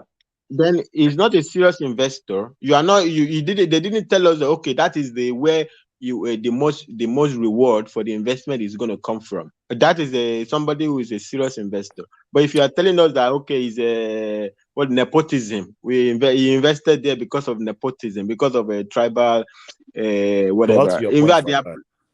To add to your point, part of the reasons why he was impeached was even the fact that he actually moved money into those banks. And there's a video on One Man's Archive on the reasons why he was impeached. Yeah, those reasons were that he opened banks outside of the financial institution that the state was using before. So he was the one who did those things. And thank you, my brother. Yeah, and moving those monies out would have even be detriment to those banks, because those banks needed those money for their financial strength, because that was the Soludo era when CBN needed banks to have, aside the capitalization, banks also needed to have very liquid, weight on their end. So even whilst we're living, they couldn't have pulled those funds. Those banks would have crashed. We see what happened to Diamond Bank when they started having financial issues. The bank, Access Bank, had to, absorb them. I just wanted to add those bits into your point. Yeah, brother, you are right. You are right, brother. Even my larger point is, I want to know the maturity date of those investments. When are those investments going to mature? When is Anambra going to get his money back? We already know one of the major investment, the Submiller, Soludo told us is worth next to nothing. The other investment, when are they going to cash out? They only tell us this narrative that one northern governor said that Obiano used some of the money to build airport. Obiano never said that by himself. I mean, Peter Obi has been governor now since when? It must have been already more than 10 years. When is Anambra people? When are they going to cash out their money? When is their money coming back to them? You have invested for them. Good. Thank you very much. When are they getting back their money? But Fatah is a long time. Is a long time investment. They will still get their money. And when is it? 50 years? Is it 50 years they will get the money? Is it 20 years? Is it 10 years? Is it why? I don't even understand why that is not even a debate. When is the maturity date for the investment? When are they going to get back the money? God knows. God knows. When are they going to? Now you have done well. You have saved for the state, even though it will probably not be priority. I think erosion was a better priority, right? Survival of the people. People need to eat. It was a better priority. You know, and in the debate, Fatai, God knows. God knows. They will get it. Yeah, when they should tell us when are the Anambra people going to? Okay, I'm not from Anambra. If I was Anambra, me, I'll be doing my own protest also. Whatever they're going to do to me. No, whatever they'll do to me now. When is the money coming back now? Before we start talking about Moses of our time. Thank you, my brother. Yeah, thank you so much. Yeah. Do we have Michael? Michael. We don't have Michael. Do you have game changer? Game changer. Can you people hear me? Am I talking to myself? We can hear you. You can hear me. Yeah. Ola, you can hear me. I think Rotimi has chimed in. Do we have RB? No, we don't have RB. Let me bring Rotimi. Give Rotimi time to speak. Stephen is here finally too. Oh yes, yeah. I don't even know who has spoken. Ola, I don't know. No, anybody can come in. As Stephen said, so many analyses were wrong. So yes, I brought Stephen in. I've already brought Stephen in. His challenge. He already said you were lying. So that's why I said earlier on. Ola, I said let one obedient come in. Do we have Stephen? See now, I brought you in. You are not talking. Hello, bro. Hello, guys. I'm not running away. Yes, we are hearing you. Can you come closer to your phone? We can barely hear you. I'm close. I don't know why my phone is always acting up like this. You remember the last time as well? We couldn't hear you very well. Yeah. But no worry, we can hear you. We will manage it. Yeah, go on. All right. Thanks, everyone. Yeah, it's much better. It's much better now. Yeah. I just want to speak to some analysis I've been hearing. I just came in anyway, and I will speak specifically to Sabmila investments. That at least someone there I'll be trying to bring it down so heavily. Anyway, Sabmila, if anybody knows Sabmila is a very, very powerful company. So Sabmila is one of this thing that just came into Nigeria. I think it's a South African company. It's because I worked with Nigerian bureaus before. When Sabmila came into Nigeria, Nigerian bureaus, they were afraid. They got panicked because Sabmila was pulling a lot of their staffs. Sabmila was taking a lot of the market share from Nigerian bureaus. Stephen, what is the name of their beer? What is the name of their beer? What is the name of the beer they are producing? So I think one of the beers they are producing, I think, is Trophy. Hero Bread. Hero. Oh, I haven't heard anything like that. I don't drink, so I don't drink beer, so I don't drink at all. So maybe that's why I don't know what they are producing. Yeah, go on. Brother, should we wait for you to finish before we come, or you want to be engaging interjection? Let me just quickly continue. So Sabmila is okay. Run through, then we can counter that. Yeah. Sabmila is an unknown company, and what happened is that it's what government do. It's what states do, even in the United States and everything. People attract companies to their states, and if you can do that, that is good for you. First, it's going to be good for your citizens, people living in your state, to get employment. So that's one basic thing that happens. That is one thing. So Sabmila is not anyhow company. And now, what happened with company shares? It's like, if you remember, Saudi Arabia, they have what they call Sovereign National Wealth Fund. The same with Norway. Now, one of those fund that Saudi Arabia invested into is Uber. For years, Uber has been making losses, and even South Africa put their money there. But now the tides are turning. I think last financial thing, they for the first time they are making profit. Even Twitter, as popular as Twitter is, Twitter has been making losses. But a lot of states like Saudi Arabia and Norway, they put their money there. So when somebody is coming out to say, the money is down the drain because the share went down, that's not the end of life. So you look at first. What the first thing you look at is how can that company benefit your citizen? The company being in Anambra, right? It's the first thing is for your people to get work, and that's one of the major issues in Nigeria. There are no companies in Nigeria where people can gainfully work and make money, and with the money they make, you can tax them. So if somebody is saying the investment is what not, I think the first thing you should look to what are the benefits, and that investment tomorrow can be something else. All these companies, they started small, and before you know it, they are big. So we shouldn't look at that investment that with because Soludo says something, blah blah blah, and that's not the case. That's not the way to look at companies. I think there's one state in America that wanted to put in Amazon, and Amazon told them, we're not going to have a union here.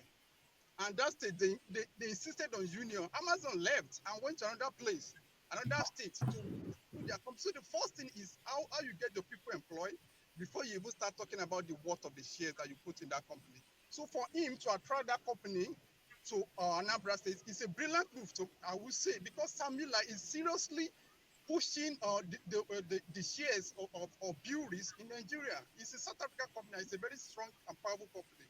So that's just what I want to say about that one. Yeah, Fatai, come in, please. Yeah. Okay. Thank you very much. You made a lot of points that actually they are highlighting my point, right? So first of all, when you say government attracting the foreign, government they create enabling environment, right? It's a different space when we are talking about taking public funds and throwing it into a company that is a startup in that environment. Sabmila, whether it's big or not, in Nigeria, it was a startup, right? There are big established company that Sabmila, when he makes this, when he creates this, is coming to compete with. Now, if you say Nigerian brewery is scared of Sabmila, no. Every company, right? They are looking in their side view mirror for any new competitor. So you have to develop strategies. You have to look at where this new competitor does it have potential to take my market share, this blah blah, and you see the strategy.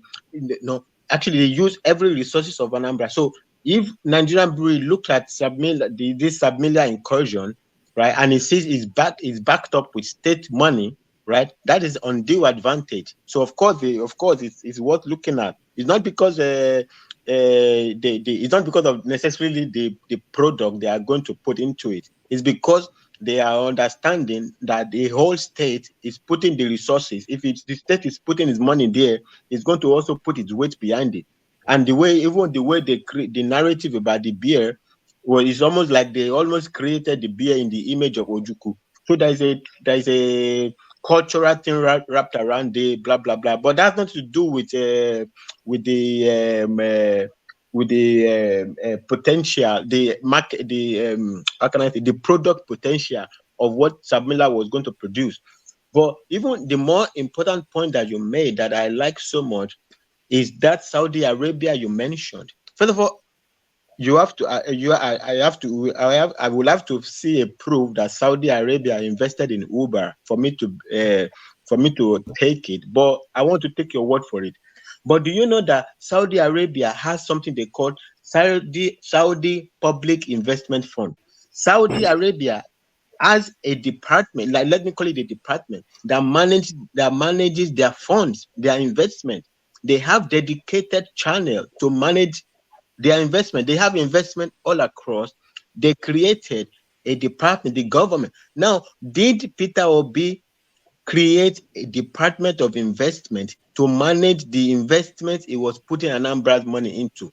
Did the parliament created a dedicated channel to manage all this investment? You cannot just wake up for money that is not your own personal private money and just throw it anywhere. Whatever you think is good or bad, there has to be other stakeholders involvement. Anambra belongs to a whole lot of people, right? So you have to have a stakeholder buy-in before you can take public funds and throw it in anywhere you want to throw it, right? And if you're even going to be even smarter as an investor, you have to have a dedicated channel that follows up on the investment. Because even also when you like this Saudi Arabia public investment fund, right? They make assessment of all investments. Now, who decided that Submiller was the best investment for Anambra funds at that particular time? So it's a one-man show. You decided that is the best. How do you know? What is the criteria? Where is the what do you call it? The report about the nature of the investment, why the investment was chosen over other investment. Was there a consideration? Even in government, even ordinary to award a contract, you have to have a bidding. You engage all other ones. And where is the report that says Submiller had to be Submiller at that particular point, other than the governor thought it should be Submiller? This is the problem. This is the question. Why Submiller? Why not another company? Why? And you say it employs a lot of people. At what cost? At what cost to the state? He used his discretion. He used his discretion to do that. Yeah, he used his own personal discretion. He used his own personal discretion to manage the resources of the state. And we are not talking a little amount of resources. We are talking so much money that could have fixed the erosion problem that is all over the place. He didn't fix the erosion problem. Well, it was the debate that the people of Anambra said they decided and they voted, or the referendum, and they said our number one priority is to go and invest. We don't need to fix the erosion. Don't blame Peter Obi for erosion now. Don't blame Peter Obi for erosion. It's the act of God. No. Act of God. No. Yeah, I know it's an act of God, but there is an act of man in which you have money with you could use to take care of this problem. Where is your priority? You have this existential problem. Today I am obedient. I'm going to support Obi today. I'm obedient today. Where is the priority? Where is the priority? I have to take care of the people. Let's hear from Mike. Michael, come in there. Do you know people are not even speaking to the fact that there was an ecological fund that is supposed to address erosion problem during this? Even that. Yeah. But nobody sure? Yes, but nobody is speaking about it. So we should ask the man, what did he use his ecological fund to do? Thank you, my brother. Thank you, Fatah. You can carry on. Look, the people is the first. It's not invest, brother. Whatever you think, whether you are looking at 100 years down the line, the people's survival today is the first priority of a government. You are not the Moses of our time if you can't take care of if you can't make the people's this the priority. You say some investment is your own priority. Do you know how much money we are talking about? So much money of the state. So much money of the state. There are many people who don't have food to eat. There are many people. Have you turned Anambra into Dubai before you now say, oh, now that I have made Anambra to become a Dubai, oh, now let me go and do investment? Is Anambra a Dubai before you start to go and be doing some investment? Does everybody have food to eat? That is why some people even say, like, even a social normal amenities in the state is not being fixed. It's not there. It's not fixed. It's and not you are there. saying when I listen to that, I invested. My head is banging. Sometimes I don't even want to talk about, because I will start to get. I don't even like to go into that space, because I mean, the more you think about it, the more it's incredible. And instead for him to calm down and he goes on the national campaign. He say, "Oh, I invested. This is his main campaign. You invested. Is that what you are going to do to Nigeria? Nigeria is a bigger space. Some of us will protest though, no matter what they will do to us though. Now I'm not from Anambra. Maybe I don't have a right to protest. If you did that to Nigeria, I'm going to protest though. You will not. You. Excuse me. What most of our time? Let me just burst into this now. First thing is this. You're looking in terms of investment, but as I said before, I think the first thing is your citizen. Like you being able to attract that company to your place, and then them employing people and people paying you tax.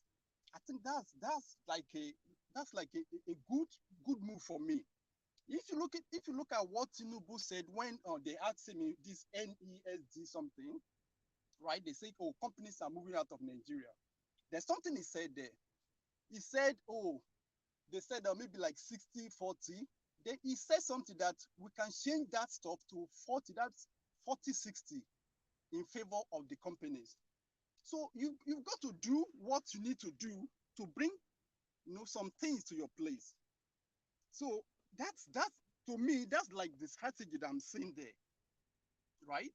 So you say why Samila? Yeah, you can talk to a lot of companies, but it now remains for the ones that will say, oh, I want to do my business here. You don't have this maybe based on what you use to entice them to come to your place. A lot of people, they can say, oh, come here, you don't pay tax. A lot of people can say, that's one of those things that Tinubu was saying when he said 40-60, that let's reverse it to 60-40 or 40-60. That's a way too. And when Tinubu is doing that one, he's not going to say, oh, National Assembly, oh, this is how we're going to do this thing, because it's the executive this thing. He has to make that move. And for you saying, oh, they've not fixed everything, this thing. Even Dubai today, even all those big things, they've not finished fixing things there. Pardon me, Steve. Steve, pardon me. Yeah, Steve, pardon me, just a little bit, just to so I mean, when Tinubu made that point, he didn't say that's what he would do. He actually gave a caveat that we would check the condition and ensure that it favors us. So he didn't say, yeah. So yeah, he did. Yeah. So no, hold on. My point is, when he said that, he also gave a caveat.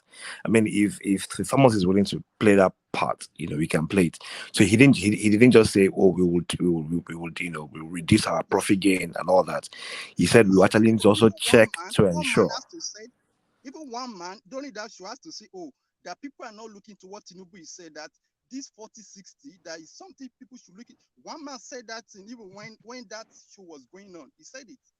So the condition he said he's going to look into, he said that before he now say, oh, maybe we can change it to 40-60. So that's it. I don't blame me for that anyway, because you got to do what does he have to? I don't understand the connection between that and these. The connection I'm bringing is this. You have to do what you have to do to bring companies to your place, because basically the problem with Nigeria is it's not healthcare, it's not this. It's because there are not enough companies. People are not getting work. So when people don't work, you don't get taxes from people that don't work. So you need all these things. That's why I'm talking.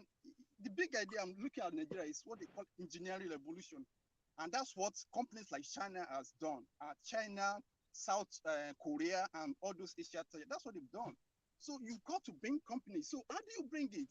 It depends on how you're going to play your hand to bring those guys in. So you mean that what you have to do involves like that company, you must have your own substantial share in that company. So the people of the state, okay, what is the ratio of the salary of the and how many people are working in the place? It's not half of Anambra people who are working in the place, number one. And what is the ratio if you combine all their salary? Is all their salary is even 1/10 of the profit, the dividend, everything that Peter Obi has made out of that company? Add all of their salaries together up to today. Are you going to tell me that they are up to the how much he has cashed out from that investment? Because he is one of the shareholders in that company. Submiller has about 70% of the shares of that company. and 70 something, 74. Anambra has 10%. Next International has the other percentage. So they have cashed out from that investment. How much did Anambra people cash out? Who cashed out more? Him or the people of Anambra, all the workers, all the work they did put together? Who cashed out more? Who cashed out more? I don't have specific to those facts you are laying that he has 75% of the share of Sabmila. I don't know how. No, Sabmila has 70 something percent. Sabmila has 70 something percent. If you have some yeah, Anambra State has 10%. Next International has the other about almost equal to Anambra's amount of shares in the company. So almost, I don't know whether 7 point something or almost 10. If you have 75% or 74% of a company, you are practically the owner. Sabmila, Sabmila has 70 something percent of the company, and also that's also part of the problem. Why the investment needed to have been debated. If you are taking Anambra's money to put in a company owned 70 something percent by a foreign entity, aren't you taking away Anambra's people's money and taking it away? What is the ratio of the how much did Anambra benefit compared to how much Sabmila benefited? You are taking away all our money and give to foreigners because you have shares there. They are still this is ongoing. They will get their money later. It's ongoing. Incredible. The company is going to make profit. If the company is not going to make profit, it's not going to be alive now. So you can't say Sabmila is having 74%. So Sabmila has over 70% of the shares. That is a matter of data. That's do you understand that the hero bear? I don't know if Thomas can pull it up. It's actually branded with the Biafra flag. Yeah. So they branded around Ojukwu narrative. Yeah. So automatically that particular brand can't do well outside of the southeastern region. And that's even bad for market already. Oh no, Sabmila is in several places in Nigeria. No, the company. Are you sure? Brother, the company crashed now. Brother, the company crashed. They had to do a merger. They had to do a merger. They had to acquire other companies to form a bigger merger to be competitive. Of course, it was a nonsense ride. It failed, and then they had to do a bigger merger. They have to do a merger with others for the company to continue to exist. It was always a joke from the beginning. Which company did you say is a joke? Sabmila? Hello? Are you saying Sabmila is a joke? No. That's the project they were creating with Anambra's money. No, Sabmila is a serious company in South Africa there, but coming into Nigeria, it's a new entity in Nigeria. There are established beer company in Nigeria already that you have to compete with. It's not like there was never a beer in Nigeria before. There are already established beer company. So you is a new entrant. It's going to struggle for market share. Right? So my point is that alliance to bring in Sabmila was always a joke from the beginning. It was later they had to restructure after Peter Obi left government because now they will not get the amount of financial support. Then they had to do a merger after he left the government. It was not even long. Quickly after Peter Obi left government, they quickly go and do a merger to have a foothold. The whole thing is incredible. No. You can't say like that. Let me tell you something. You can't talk like that because I handle a project that involved Nigerian breweries. Enekin acquire Nigerian breweries, and when they did that, they have to acquire several. They acquire one in Akwa Ibom. I think there's a company in Uyo.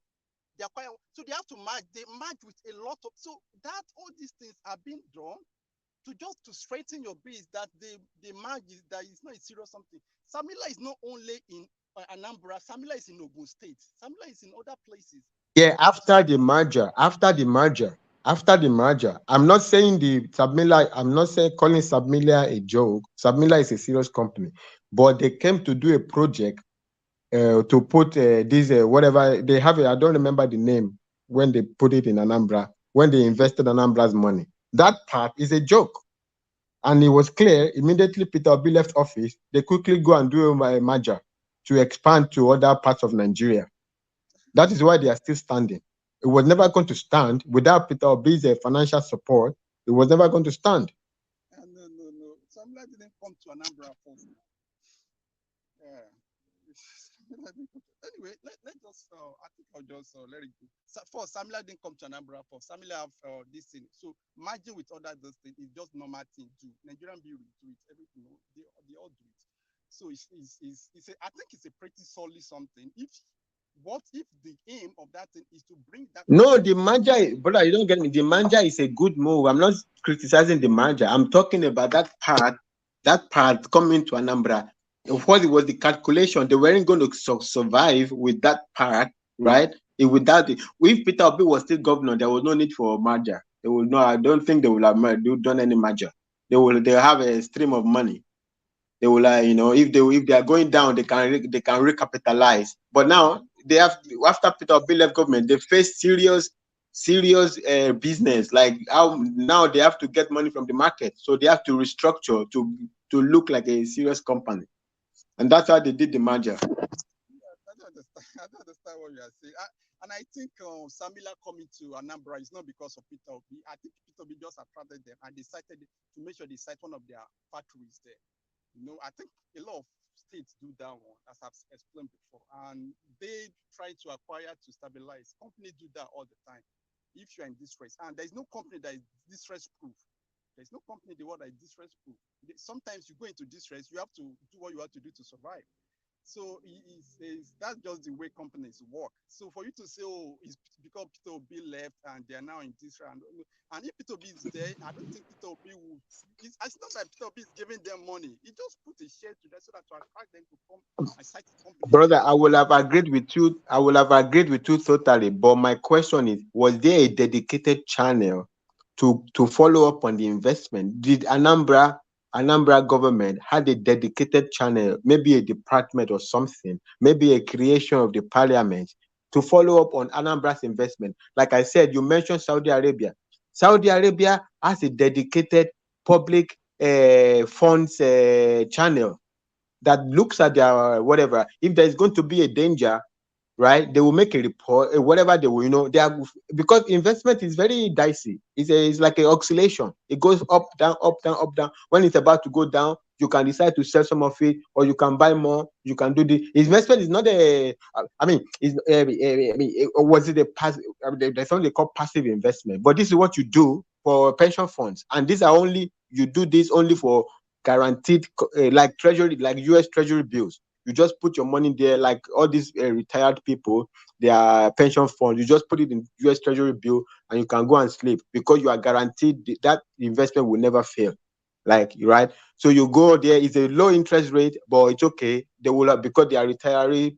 They don't have a chance to work again, right? They are not like young people. So you can you advise if you don't put their money in safe asset, you're going to have a problem. So you put their money only in safe asset. That's passive investment. But when you put a company in what is categorized, because if you are not in the category of U.S. Treasury bills and stuff like that, you are not a safe asset. So if you are going to put a public fund in a non-safe asset, do you have an entity, a department that follows up on this investment?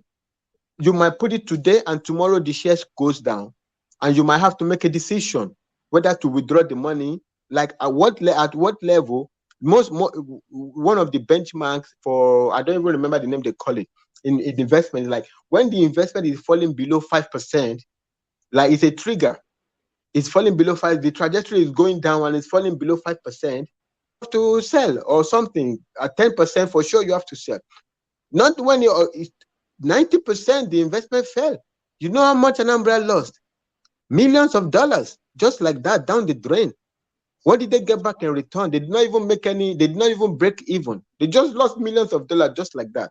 Because it was a one-man show. If it was the establishment, the parliament, whatever, what is called the government in its entirety, or maybe it's the people, they made a decision and it went like that. Everybody will, it's a collective It's a collective decision, so everybody would take the loss together. But it was a one-man show.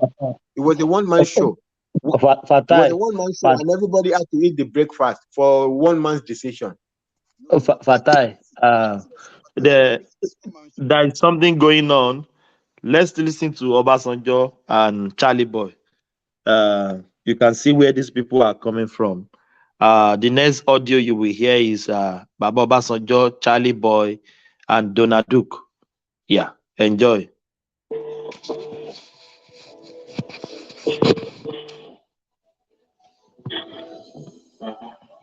Good evening. Good evening, sir. Good evening. You're trying to call me? Yes, sir.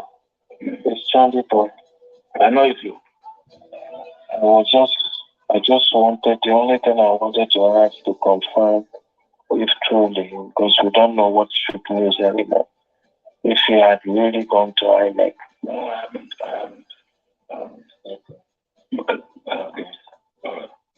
But they want to steal victory. We must not allow them. No, just give me a command. What do I do? What do you think?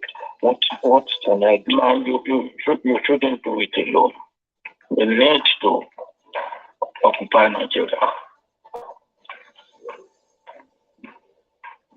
All right? Yeah. It's Nigeria.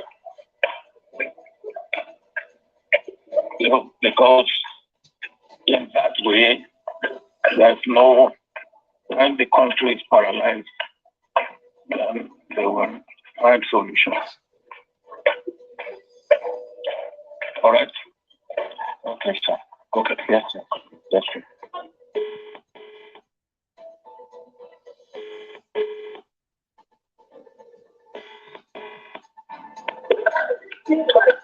Well done, sir. Morning, sir. Morning. I understand they are really bent on rigging this election. I'm still in it. That's what it looks like. Okay. It will not be well. It won't be. It won't be. It will not be well. It won't be. It won't be. What do we do, sir? Is there anything we can do? Well, we have done all that we can do now.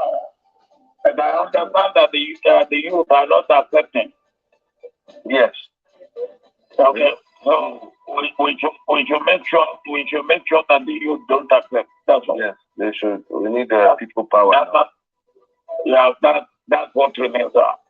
Okay, sir. The youth not accept. No. Not accepting. I got a complaint from Oyo. Ibadan. Yeah, pretty bad. Yeah, that's true. You know. Yeah, that the people, the youth should not accept. Now, if they want to kill the youth, let them kill, and then they will not. They will not leave after that. Yeah. All right. Okay. All right. Okay. Okay. All right. Rotimi, can you please react to that? Is it verified? Is it truly their voice? Because you can't trust all this whatever is going on now. Yeah. It looks like their voice. Don't you know if Obasanjo is speaking? If they wake me up from the sleep, I know Charlie Boy's voice. Mm-hmm. Yeah. So, but this is the audio like that. Yeah. And it sounded like what Baba could do now. But one has to be careful in this age now. They can do voiceover for anybody. And they can be speaking. They will be. There's some voiceover. Ridiculous. But it rhymes with fat with what is going on this social media, isn't it? Obasanjo said they should have to occupy. It's rhyme with what is going on. Is it what you listen to now? Is it out of context of what is going on? No, it's not out of context, but the implication is very if it's taken seriously, the implication is is not a joke. The implication is not a joke. That's why I will not it doesn't really matter about me. But then I'm just saying as a me, I will not rush to take it. Like that conversation actually took place like that. I would like to see that it's verified.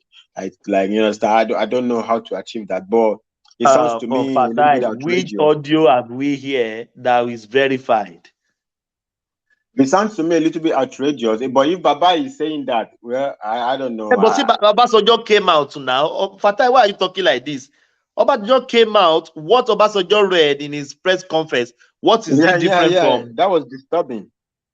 That was so disturbing. What is the difference? There was no difference. There wasn't.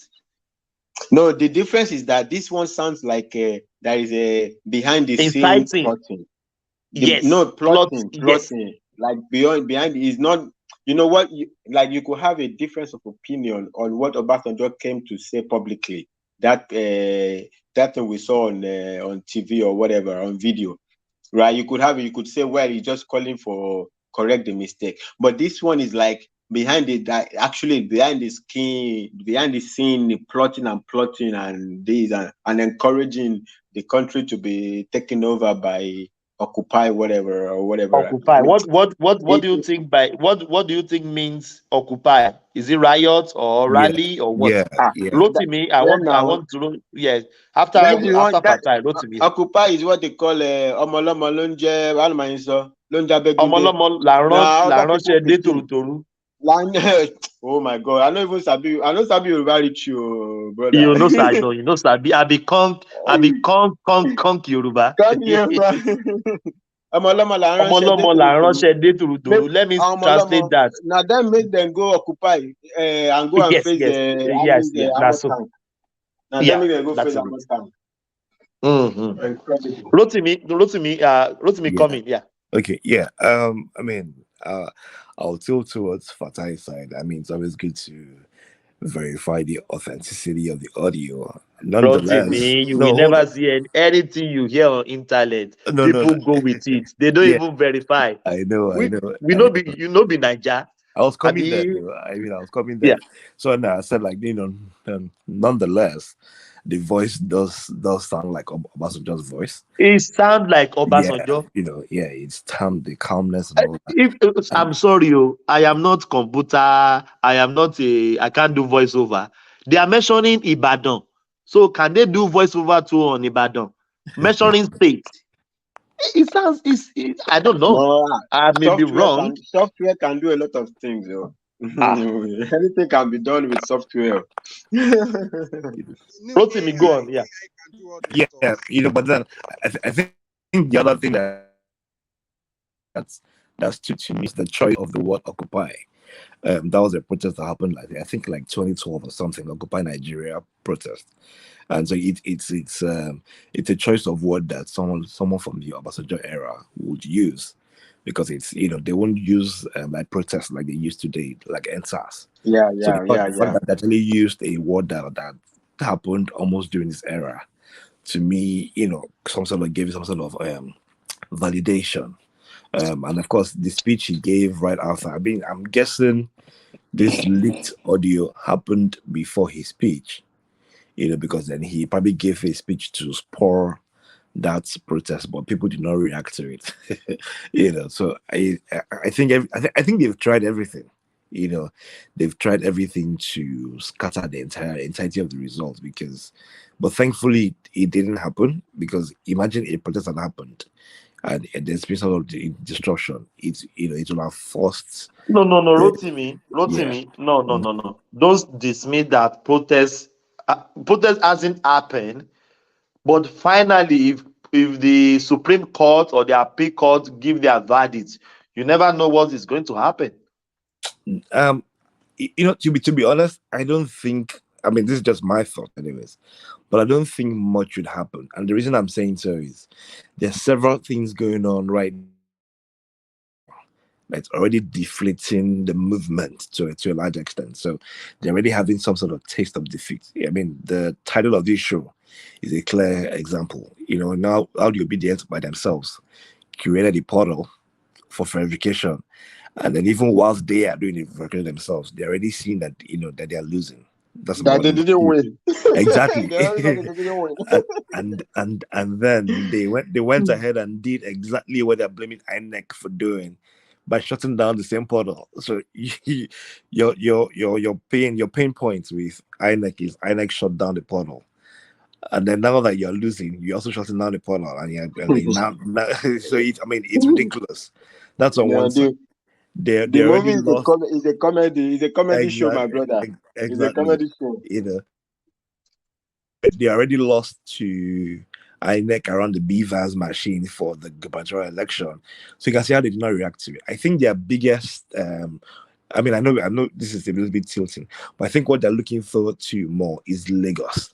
There's a video that I saw that was made by Valentine. I keep forgetting that's the former chairman of Transcorp.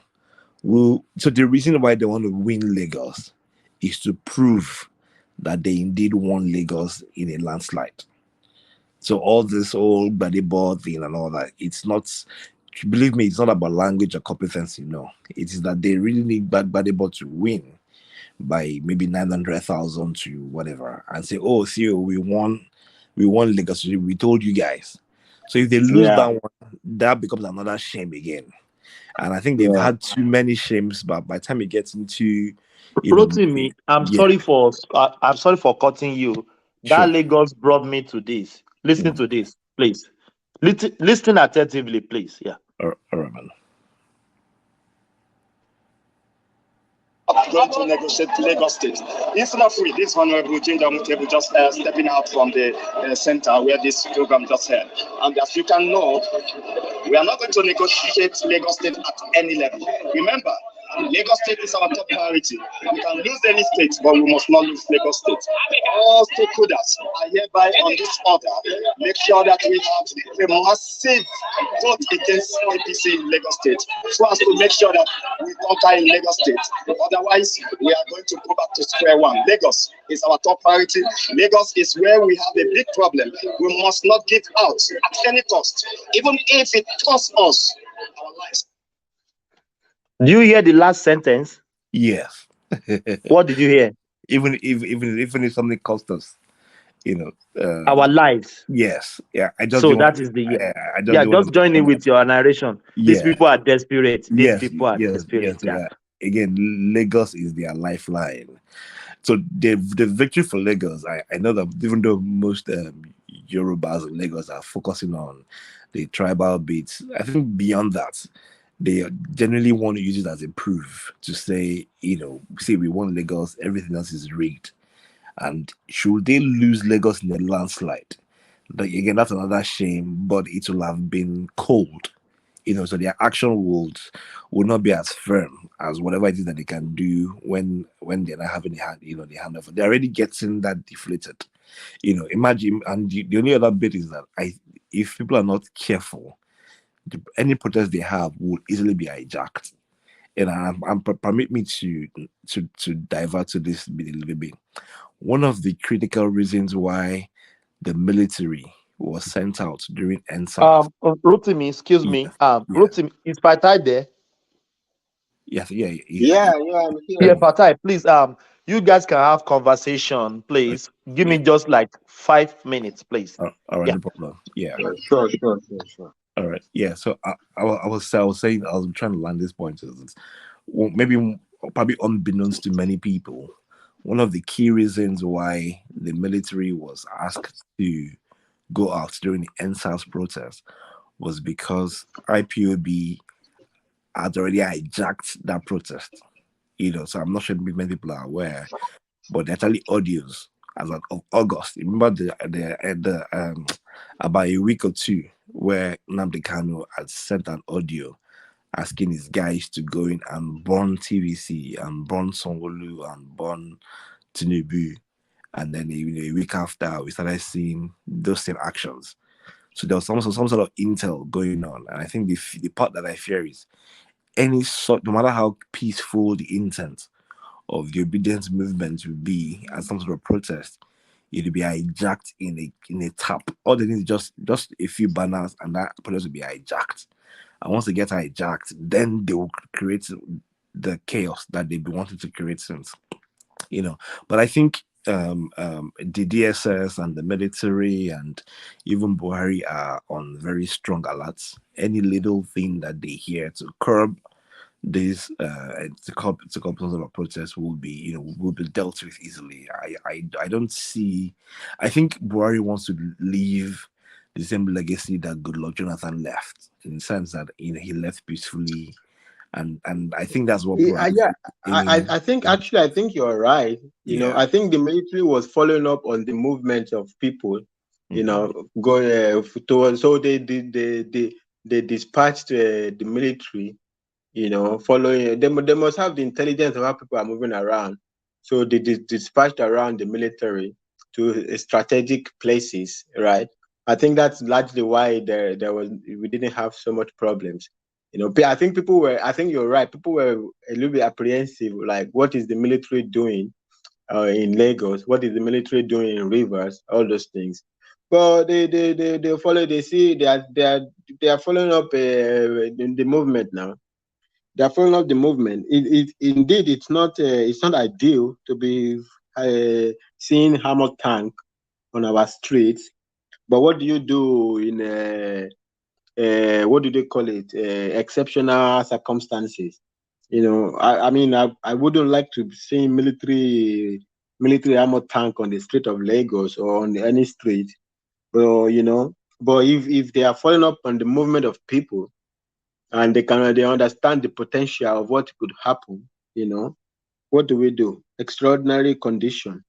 I think you're right. I think the army movement at that time was based on several intelligence. I will assume, because also I think this Madam Zita, he made the point at that time that why weren't the governors crying out about the military, right? If the deployment was like was like bad for Lagos, Sanwo-Olu should cry out now. Say, why are you deploying military to my state? We are not in a military regime, But Sanwo-Olu didn't cry, so he must know about it. He must know about it. I mean, I just wanted to add that I think you're right. Yeah, I mean, I'm not sure if I saw it anywhere else, but I think the only two places I saw heavy military deployments were in the eastern part and Lagos. I'm not sure I saw something. But I think also Rivers. I mean, yes, I mean Rivers. Yeah, the notorious Rivers. So just imagine if and those are probably the places where you would expect that there'll be spike. So there's definitely been some intel that's gone on. All the governors. Yeah. I mean, based off of their security votes, they're already on. They've all been forewarned of this, and that itself is quelling so many things. If you remember some of the videos we even saw, even as far as Etiosa, when some area boys went to loot the ballots, the quick response wasn't even from the police; it was from the military. So we saw the police could not. The police cannot handle them now. Yeah, so we saw 3 fast pickups filled with heavy military personnel who went ahead to quell such stuff. So I think people already know, especially in Lagos, that if you misbehave,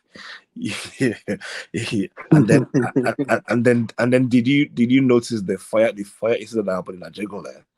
That happened some, I think it's all over the news. Yeah, we now noticed that we now heard there's now a video, that military army guys are the ones who went to now Rotimi, when one man brought the video of the military trooping into Lagos, I told, if I don't know, maybe Fatah still remember, I said they are there for the aftermath of the election. Someone said, it's to intimidate Tinubu. I said, no, they are there for the aftermath because they know anything can happen. And we can't afford to lose Lagos again. Another NSAS. No. Yeah. I mean, I wasn't on the show that day, but I think I watched the video after. I also, Madam Zita was saying this point, like it's not possible that the governor didn't know about it. The governor, why, if it's for negative reason, why aren't the governors crying out? And I think I agreed with that point. Like, when they can't send military into the state, and Sanwo-Olu then is looking for Buhari to come and take over Lagos. He's just looking. So he must know about it. Farmers, I'm not sure. Did you hear the news about military going to Ajigule to discover to investigate the people who were culprits to the fire incident in the Really? market? And I it's haven't heard that. Oh yeah, it's out there, and it's the military that found them. So imagine now, soldiers are the ones who are running intel. Oh, So they found the people that put the fire. They found the people who started the fire. Well, they didn't say they are the ones, but they found some young guys who had over 1,000 PVCs with them, and they found them whilst investigating the people who were probably responsible for the arsony. Okay. Yeah. So it's not Yoruba people, right? So I heard one of them's accents. It didn't sound strange. It sounded a little bit Yoruba-ish. One of them, of course, it might also be the Nigerian accent. They didn't show their faces. They used their backs. They showed the PVCs on the floor. But my point is, why? So for the soldiers in their khaki uniforms and camo uniforms are the ones who are running intel. That to me is something we should hold. We shouldn't joke with. So there's a fire incident, and there's a military war. Not even military police, soldiers are the one running the investigation. So there's so many intels going on, and they will clamp anything. I mean, I won't Rotimi. Don't let's not deceive ourselves. Fire engulf market every month in Nigeria. Why are we tracing this to a political attack? No, so Balogun market was burnt last year, isn't it? There are many markets that were burned down in Lagos last year. I can't even count how many markets that was burned down. Why are we not tracing that to political attack? Okay, so don't let us follow all these rhetorics. People let me tell you my own. Okay, so let me tell you my own. This is my own personal conspiracy theory. The pace at which Gbadebo got to that location, to me, it's of question. And then he made a donation of 15 million. And that to me, of course, remember the audience there are not the typical audience. They are from a particular region who have somewhat become a large chunk of his base. So that the pace at which he got there that morning, when the news, even before the governor, he got there. To me, it's questionable. And then and then he made the donation. They lifted him up. He tried to do some sort of campaign there, and then he said, "If you vote me in, I will rebuild this place." Yeah, immediately. Yeah, and then when the governor went, the governor clearly said, "I mean, this is not something you make into this is not something you should be openly politicizing." I mean, which made sense. Yeah, he learned very well. He learned from his leader. I mean, you remember that flood time now. Yeah. Gbadebo learned very well from his leader. But you know that the people the biggest, loudest person behind Gbadebo is Bode George. He's him and Bucknell are the loudest people behind. I mean, and this is their pattern. When the Bode George was a military governor. Those ones, they are forever anti-Tinubu. Anti-Tinubu. There's 20 days. So they've never really liked Tinubu. So I think I think he's more of a power grab. Is Bode George a saint? No, he's not. Baba ti lọ sẹ́wọ̀n rí now. Only náà ni baba yẹn. So Baba too is a thief. That's the problem. With due respect. Yeah, no. I mean, you're not wrong. But again, I think that's the problem that I have with this top to bottom obedience naivete, in that we don't even care who, as long as the person is just labor, we are going to vote him in. And now we're not having people infiltrate into that party. Remember, this Gbadebo, what's the Igbo name that one man will always call him, had run Chinedu. So this, remember, one man a suspect. One man a suspect. One man is a troll. Remember, he's run several parties, and he was unable to convince his party clansmen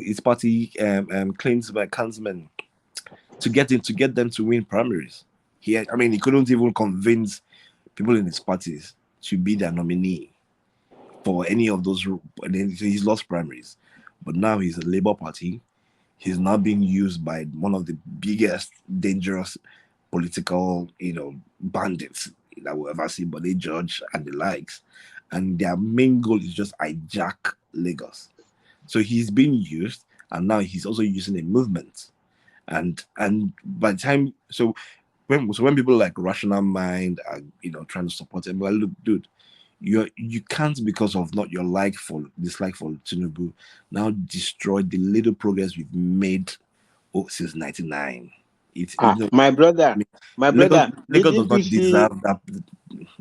My brother, didn't you see what they did to Nigeria because they thought Tinubu want to buy votes? Yeah, it's in their character.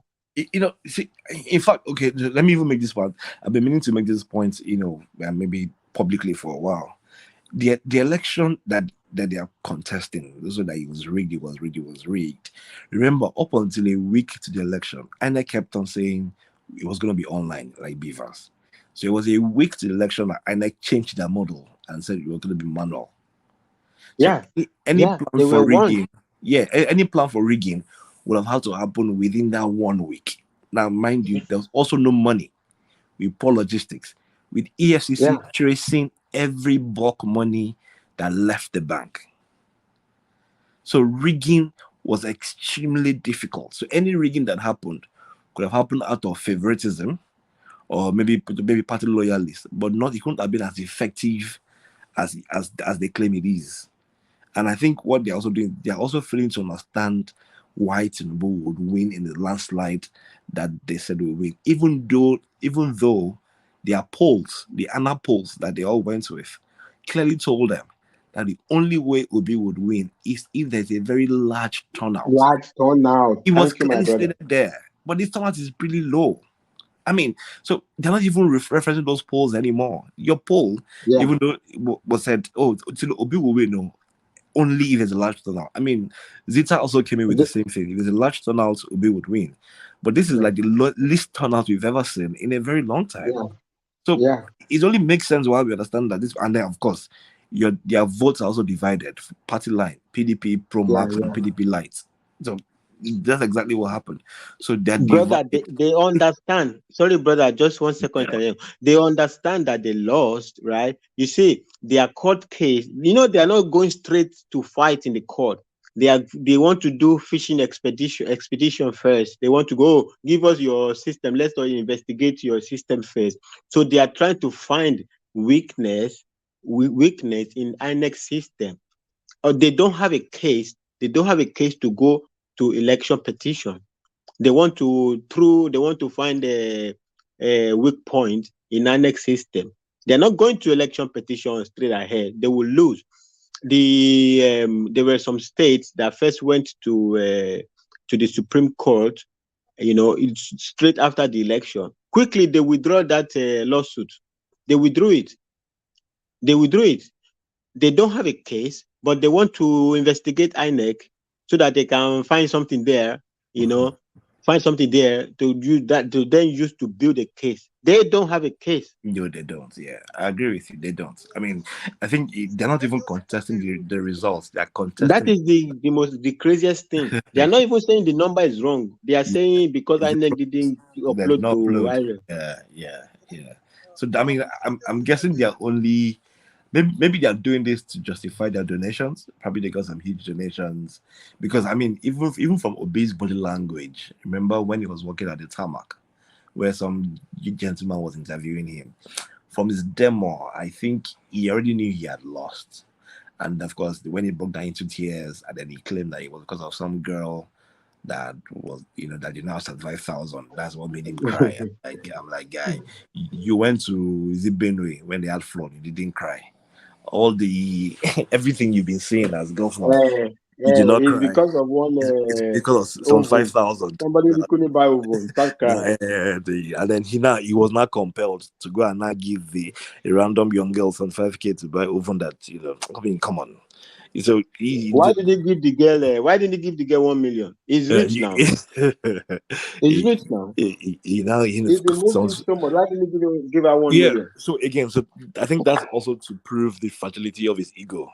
He had cried on national stage. He had made up a case. He was overwhelmed.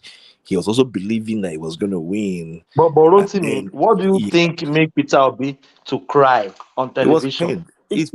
He's pain. He lost now. No. Let me just say this: do you think he's forming or he's being emotional? No, What's that? Emotional. It was emotional. So look, here's the thing here. If we just that because we've been a bit more objective, we've not understood the amount of fan base and fanfare and words around him to genuinely believe that he actually assumed he was going to win. Look, then this same thing happens to our pastors. Because for every time he steps out, there's a crowd who wants to take pictures with him. For every time he moves everywhere, there's a celebratory mood around him. But Rotimi, who is deceiving Peter Obi that he can win the election? My brother, you know why? Giving the assurance. It's both of you them. know why he was even crying? You know why he was crying? Why? He was crying because it's like telling us, look at the picture of, look at the state of Nigeria, where a girl graduate who couldn't find a job is even trying to buy a hovel and couldn't buy it. Look at how our country has become. And if for all this problem we have, we did not allow the Moses of our time to come and help us to fix it. That's why it's crying. It's feel pity for Nigeria that they didn't let the Moses of our time to come and fix it. You know, Thomas and Fatai, if you guys have been very observant, you'll realize that every time Obi speaks, he's usually around the negativity of Nigeria. He has never even sold hope. Even I think that's one of the reasons why I chose not to support him. He doesn't even sell any iota of hope. He's just more like Nigeria is a disastrous place. Nigeria is bad. Everything is terrible. I'm like, guy. Rotimi. Yeah, hey Joe. Rotimi. Yeah, Joe. Yes. I came in. You say you are coming back, and you did. Good How evening, are you, bro? You're doing a good job. Good evening. Yeah, yes. No worries, bro. Rotimi, I was listening to you and I was cringing. Like I was like, oh wow. I mean, you guys never get tired of this rhetoric, you know. It's nothing Obi does not. If whatever Obi does. Joel, I press your button and you fall into my trap. I know you will soon come in. I know. So you know, so the issue there is that, you know, for everything you said about Obi, everything he does is being scrutinized. There's nothing he seems to do that seems to be like, you know, the coming of Obi in itself is hope. Probably you did not understand that. The obedient movement is from based on hope. Hope to start getting things right. You know, so do not, you know, fault the man. You know, if that man was a white man, every one of us here would be like trying to write a book about him. But of course, you know, a prophet is not recognizing his place. So we can use all types of invectives to qualify whatever he did, you know, on his way, you know, to winning the election. You know, so people say he was tribal, it was religious. Meanwhile, someone out there was putting up a Muslim ticket, you know, and who made it about religion? The person that made it about religion is not being talked about. It's the person that, you know, is going about his normal campaign. Is the person they're saying is about religion. So the issue there is that Peter Obi coming out was the hope. We have been looking for someone that will feel like, you know, because it's many people that we have followed in the past. In fact, one of the biggest disappointments especially in the Southeast area, is Rocha Sokorocha. That man was a man, many people said that he was going to be the first Igbo president, not because of anything, but because of his philanthropy and you know, his empathy towards humans. You know, when he wasn't anything. We made him governor, and at the end of 8 years, I mean, it's like he was one of the worst governors Imo State ever had. So that's the thing. So, but when we look at people that have done it, you see, because the difference between Rochas and Peter Obi was Rochas was the governor for 8 years, Peter Obi was the governor for 8 years. While we can still, point to what Peter Obi did and his achievement, that of Rochas is nowhere to be found. Rochas is quite opposite of Peter Obi, where most of the state facilities were converted to family businesses for his brother-in-law, daughters, and the wife, and himself. So that's the difference. So that's the reason why we are following Obi, because we see that hope in him. We see that man that, what, if not for anything, he will be there for us. So, and that is the reason why we took that move, and we followed the obedient movement thoroughly. So many a time people try to paint it, give it a religious coloration, a tribal coloration, and I just look at them and I say the ignorance is playing a part. If people are doing things differently and achieving results, we are not saying that whoever that took advantage of Peter Obi's cloud to get into power is going to be the best. But what we are saying is that we are trying to build a trend whereby they know who put them in there.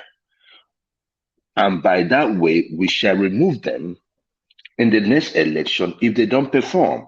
So we are trying to build a culture of performance. And that is what we have started to do. We want these people that are going in there, some of them got in there, no problem, via Obi's cloud. What we are trying to do is that we are going to keep an eye on them.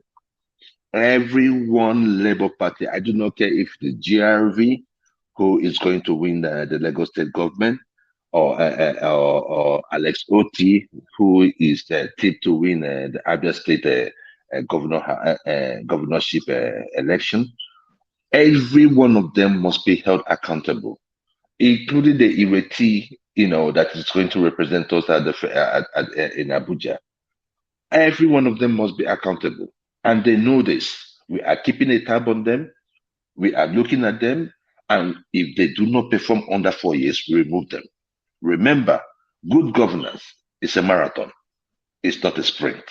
So we are trying to create a culture. So for someone like you, for some of you here, stop making it about Peter Obi. Rather, look at what we are trying to do. It is a process. If Peter Obi is not here today, we are still going to move on.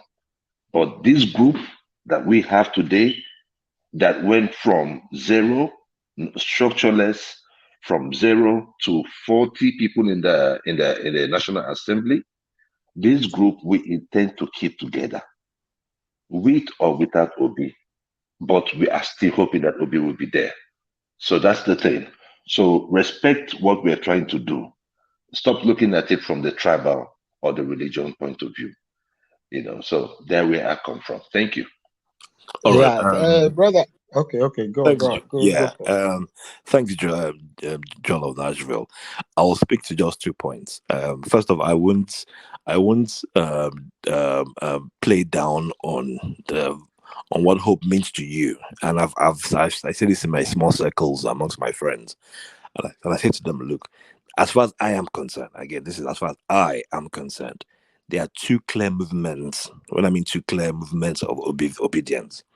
They are the Southeasterners who genuinely it does mean hope for them, which was the very beginning of the big movement, which is the Southeasterners need to have their fair share of the government. For that bit, I will not disprove what you said. Now, the second part, which was supposed to be the larger scope, is when they started selling Obi as a very viable candidate. And then he now became a cultist movement to an extent, to the sense that, we are bringing someone we can hold accountable. And then, so for someone like myself, who is not Southeasterner, I was trying to know, that's true, makes sense. Let's have someone we can hold accountable. But for every accountability that was coming out, the obedience were shoving it off. And then they were holding somebody else accountable. So we found this up. No. But look at this person's own. So it now became a whataboutism. and then they were not moving everything. Or if we indeed say we want to bring someone we want to hold accountable, we need him to be accountable to us, even from the campaign. And to me, that became the problem. Now, again, another clear example is what you just said is, oh, yes, we want to make a new narrative. We want people to hold accountable.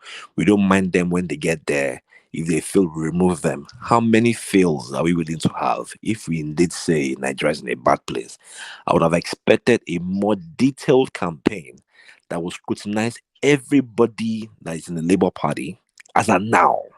So that when they get there, we already understand. So we can't say, oh, just put Gbadebo there. Whenever he gets there, hold on. When he gets there, if he doesn't perform in 4 years, we'll bring somebody else. And then that means that's like 4 years of damage. And then another 4 years. And before we know, we've lost way much more than we've not even gained in the first place. And that to me is, hold on. And that to me is where the obedient movement lost me.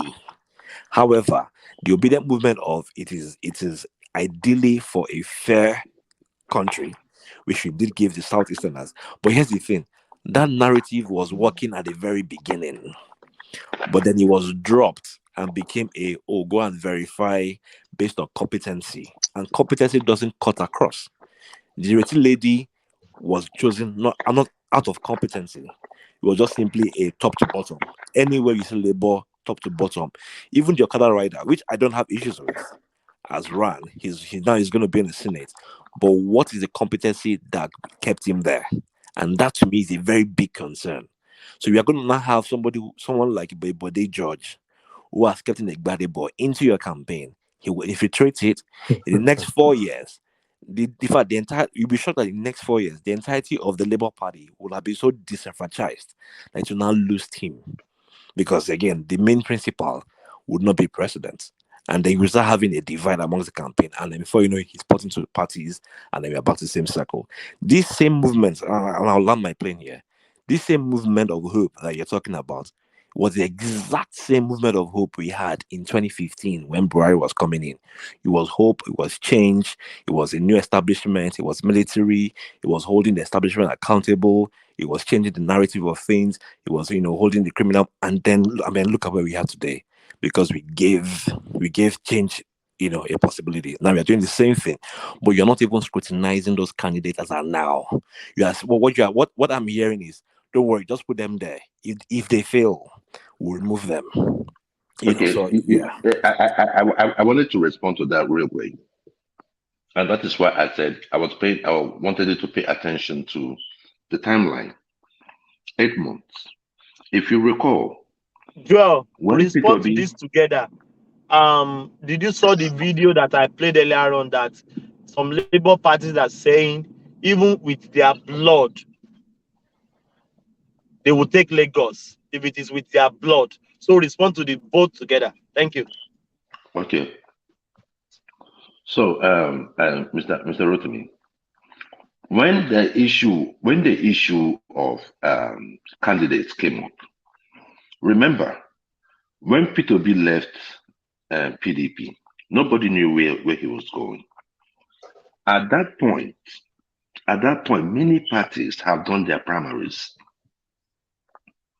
So it will be catastrophic if he comes in and starts saying, let's scrutinize everybody and start removing them. I mean, he doesn't even have the power. So that is why I said I said you should pay attention to the timeline. The timeline is very important. At the time, that's why I said that right now, even what we're trying to do now is that both registration of PVC starts now. Immediately this election finishes, we shall start a mass mobilization. Because what happened in this election is this.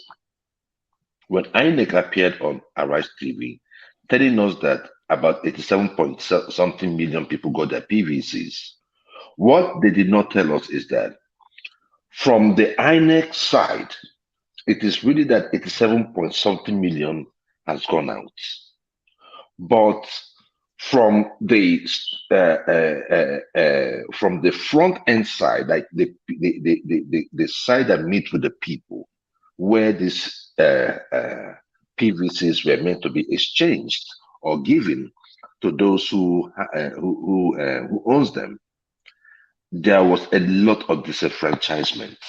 So that is what you're seeing with all these PVCs in the bush, in people's houses. Who knows? Even in River State, a student found the election in the ECO8 results in the bush. So these things happen. So so in election,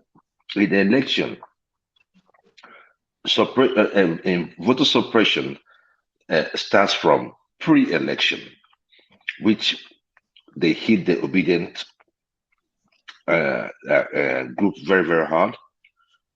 During election, where they refuse to upload the result from the polling stations, from the polling units, and after election, where they have simply refused the Labour Party to inspect the beavers.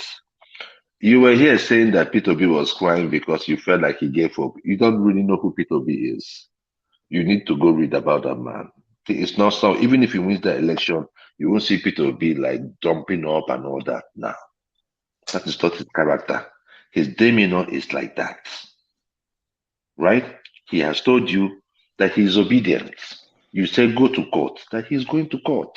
That is the man he is. The type of people were expecting him to say there must be riots. No. If he had done that, the army would have been on the streets, start shooting people's kids. That is not what his ambition is all about.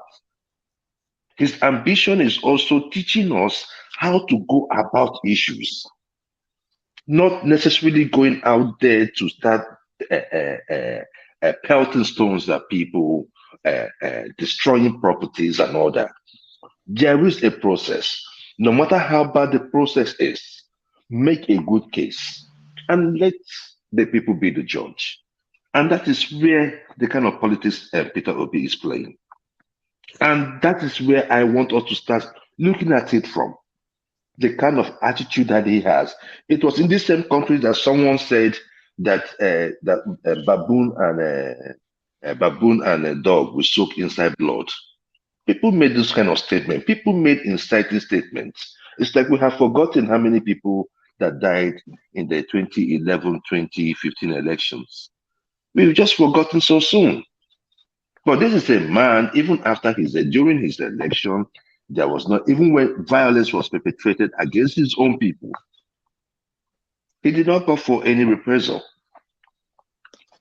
So in discussing who Obi is, I think we should just try to be fair and tell ourselves the truth. What kind of country do we as a people want to live in?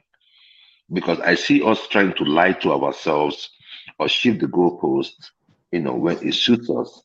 And many things could be responsible for our stance, including ignorance about who we are talking about. It's there. It's still fine. But the issue there is that Peter Obi has, created a cabinet niche for himself and has given us, a procedural handout on how to go about manage life. Now we know the importance of coming out to vote. Today, for instance, we can see a soul going to TV stations prior to Chinedu losing Lagos State. There have been about how many debates? He did not come out to one. He did not come out for one. It was now after Chinedu lost, then he was like, oh, bro, this is serious. Now he's coming out. Everywhere you go to right now, look at the body language. Calendar. It could be a calendar. Election was far away then. Tinubu also did not come out for debate, but he came out towards the end of the campaign. It was at the economic forum. It could be a strategy. It could be in their calendar. No. Please, forget the strategy thing. Even Tinubu you're talking about, it's like we forget so soon. Even Tinubu we're talking about. Toward the twilight of that campaign, Tinubu started coming out. He started seeing that's what I mean. Yeah, that's what I mean. Stay back Towards helping the end, him. you come out. No, the thing there is that the reality didn't come out before because it didn't need to come out. Now I'm no. not saying this is it. I'm saying this is an alternative explanation. It's not a monotonic explanation that the only reason it's coming out is because of Peter Obi. No, it is what it is. And Fatai, you can spin it any way you want. If it works like a dog, I've been waiting. I've been waiting. Look, let me tell you. Beware of spinners. Beware of spinners. No, we have seen. Look, Nigeria is we normally have this selective amnesia, when we want to push our point, but it's still okay. We have forgotten how these politicians behaved in the past, right? So for most of these politicians in the past, how did they talk to us? How many elections in the past have we seen the candidates being disengaging with the populace? Something happened. You think it was just happenstance? It's not happenstance. Someone made that happen. Whether you give Can I ask a question? Peter Obi changed the narrative. He's been very engaging. He's been engaging, quite right. He's been engaging. But the point is, what is the point of the engagement? For all the engagement, can you define for us what consumption to production means? It's been very engaging. Consumption to production. Hold on. I'll give it to you straight away. Consumption to production means that as a country,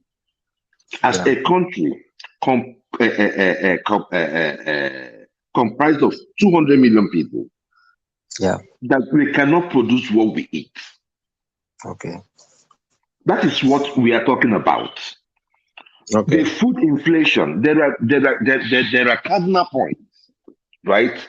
Like you can use to, really measure your people, or even look at how their own life is moving. If people could afford food, then you find that you might have, if I might chip in. Yeah, but this is general definition. Everybody your knows Dangote, this. Your Dangote refinery, is it not consumption to production? You said what? I'm talking to Thomas. Thomas, your Dangote refinery that is in Lagos State, isn't that? I'm not the one that said that. It's Fatai, not me. Fatai. Isn't that refinery they're building there? Is it not an element of consumption to production? No, actually, the fertilizer factory, the rice mill, whatever, all of this in their consumption to production. That's what I mean. What is so novel? What is so novel about Peter Obi's consumption to production? What is the novelty of Peter Obi's? I'm not saying I don't know the basic thing. What is the meaning that you have to plant cassava and then you eat it? We know everybody. We are not babies. We know generality. But I'm saying what is the novelty of Peter Obi's consumption to production? What is novel there? Because it's been so engaging. We are not doing it. What is novel about his idea? See, Fatai. No. Charles, this brother Charles just told us about the one Dangote is doing. We are already doing it. Buhari did so many of it. Everybody already is doing it. What is novel about it? We are not doing enough. Fatai, we are not doing enough. So how much more does Peter Obi wants to do? I'm not saying we are doing enough. I'm just saying that what is the novelty of Peter Obi's consumption? What we are saying is this: in Nigeria, all cylinders must be fired. All cylinders. It is only in a country like Nigeria. But this is not particular to Peter Obi. This is general knowledge. But we are not doing it. We are not doing it. It's a problem. We all know the problems of Nigeria. We are not doing enough in employment generation, in power generation, in agriculture, in every facet of our life. All of this means consumption to production. So all of this means this generality. That is what consumption to production means. No, the intangibles. Hold on, listen, Fatai, listen.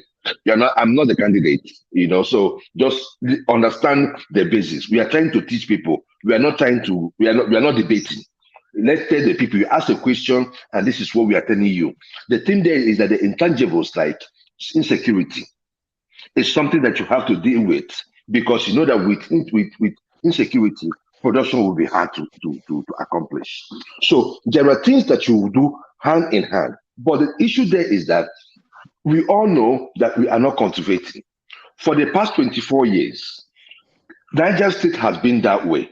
Why have they not cultivated Niger State? Why have they not cultivated Borno? Why have they not cultivated Plateau? Why have they not cultivated all these places? These places have been there for the past 24 years. That is the point we are making. That this thing is there and nobody is doing anything about it.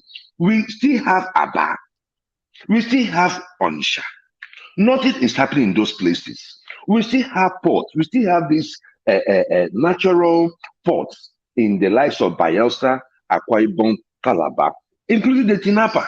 All these things have not been integrated in such a way that it will, give us those revenue we needed. We need somebody to come in and, make sure that every part of our national life is working. We cannot go to war, tying both of our hands to our back. No, it doesn't happen that way. Do you mind if I interject for a second? Go ahead. Yeah, just a second. Yeah, come in. Yeah, I'll give you the mic back. So, I mean, I hear you, Joel, and you're making very salient points. But I just want to call your attention to: are you aware that the Buhari government has invested so much funds into cocoa production that Nestle? Thank you, my brother. That Nestle and Cadbury are making so much. In fact, they're actually producing their cocoa drinks locally, and their biggest competition is Ovaltine. And you and I know who the biggest importer of Ovaltine is in Nigeria. Is the cocoa production sufficient to cater for Nigerians' needs? No. It's not. Again, it's not. Sure. So, brother, please tell us who is importing Ovaltine material. Please tell us. Please, brother, please. We always want to make this point. Like we are joking. We are politicking. No. He wants to do production, but he's importing. Hold on. Exactly. So what I'm saying that the person who is putting production is actually the very first person whose market is affecting the one production we are doing is the biggest competitor of the production. Is the biggest competitor of the production, but it's the one production. Yeah. Okay. Can we also go ahead, Joe? How many factory Peter will be built in Anambra in the 8 years for production? Okay. No. Okay. I mean, can I answer that one real quick? Thomas, I think you shouldn't even. Let me just say this. I think you shouldn't even reduce the conversation to, because if you have to be talking about that will be going to another tangent already. Because even he has no, I believe, zero investment in the whole of Southeast. He has his investments in How many Lagos, investments does Buhari Abuja. have in since when he was president, or in any He has in Lagos, in Abuja, and in Port Harcourt. If you have to start with that, Atiku has most of his investments in school and most of those in Adamawa State and in Abuja. And some other people had that in most of their states. So we don't want to reduce this to Peter Obi. Election is gone already. He has lost. And then I believe we should just move forward. Whatever strategy he has deployed to actually, propagate his campaign and his presidential campaign has failed, obviously. And then he has lost the election. He came third and he's already in court. And then if you are following the court processes, you can probably see they are laying the foundation to what will happen in the appellate phase of the litigation, and even when it gets to Supreme Court. So things are already shaping up. The country already has a president-elect. There's a process of gubernatorial election coming up in the next couple of days. I mean, on the 18th of it should have been maybe today, but it's going to be in the next 1 week. And each state and their gubernatorial candidates are getting ready. But to speak about Lagos State, what is happening in Lagos State especially, are you aware that they are mopping up a lot of stuff because they are covering loopholes, they are bridging gaps, and then a lot of things that happened during the period, even the people that are crying that they were rigged out. Now enigmatic, wrap this with your comment. Did you saw the video of the guy saying, even with their blood, There's nothing. If There's they have to nothing share bad their about saying blood, that. There's nothing wrong in saying that, bro. Yeah, Relax. there is nothing wrong in that. There is Are you nothing wrong kidding me? in that. somehow It's a let figure me of just speech. Just leave all let that me go your. Oh with my what you are saying. God. You Yeah, shouldn't be just continue animatic. you shouldn't be surprised Oh when my, there's nothing wrong in somebody say if to Uh, lay our blood, to shed our hold on now. blood, Let me we have to Shabi, you're take giving me the let Lagos. me speak. it's a figure You of Let me speech, tell you, bros. Do you animatic understand continue. figure of speech? Does it mean is that we are going to shed Oh blood? my okay. God. Thomas, he Does it just mean told we will you shed blood? somebody just told you that's a figure of speech. If somebody says his life is what the life of a politician, and then it's a figure of speech to someone, let's believe let's take their word for for the substance of it. But if if that message does not mean anything to a lot of people, I believe some people with at least most of their brain intact will understand the message. And then So why haven't they laid their life on the when you line for say these presidential elections? well, I'm basically speaking, but I'm not actually making you the subject of my conversation. I just want to speak to what this guy is asking me. So basically, whatever they want to do with their lives, that's their life. If they want to lay their life for a politician or to take a state, or they believe their life is worth taking a state that eventually they will not take. Because if you are looking at the hypocrisy of this, eventually you come to realize that what is actually the fixation and the obsession about a certain state that they've been crying about all this while. I think they have two states as their target, Rivers State and Lagos State, because of the economic viability of those states. And then from what we've been able to gather, probably they believe they will use the economic powers of those states to, develop the Southeast. That is, That's not. They can't. You can't use Come a on, state. by the time, There's no logic in what you're saying. There's no logic in what you just said. Using the economic. by the time Wiki was, by the time Wiki, Let him land. Then you can counter him. Animatic land, yeah. obviously I don't have his time anyway. So by the time Okay, Wiki explain how was they will able use to, Lagos State resources to develop the I'm Southeast. not Can you speaking explain to that? you, dude. I'm not How speaking to you. would Let they me have use my time. Lagos State's resources But I'm to not develop speaking the to you. Southeast now? Who is this self? Is this Jess or who? Is Ajale Koko? You're asking Okay, questions. so well, when they saw that they couldn't do nothing about, now their fixation is about Lagos. Of course, it's an election, it's politics. You can say what you want to say before the election comes, and let's wait until the 18th. Whatever happens, it happens. It's still going to be in Nigeria. But the question is, when you speak about certain things, and then when you start having the backlash at the end of the day, they will say probably they are the target. The Igbo people are not the only ones living in Lagos State, for Christ's sake.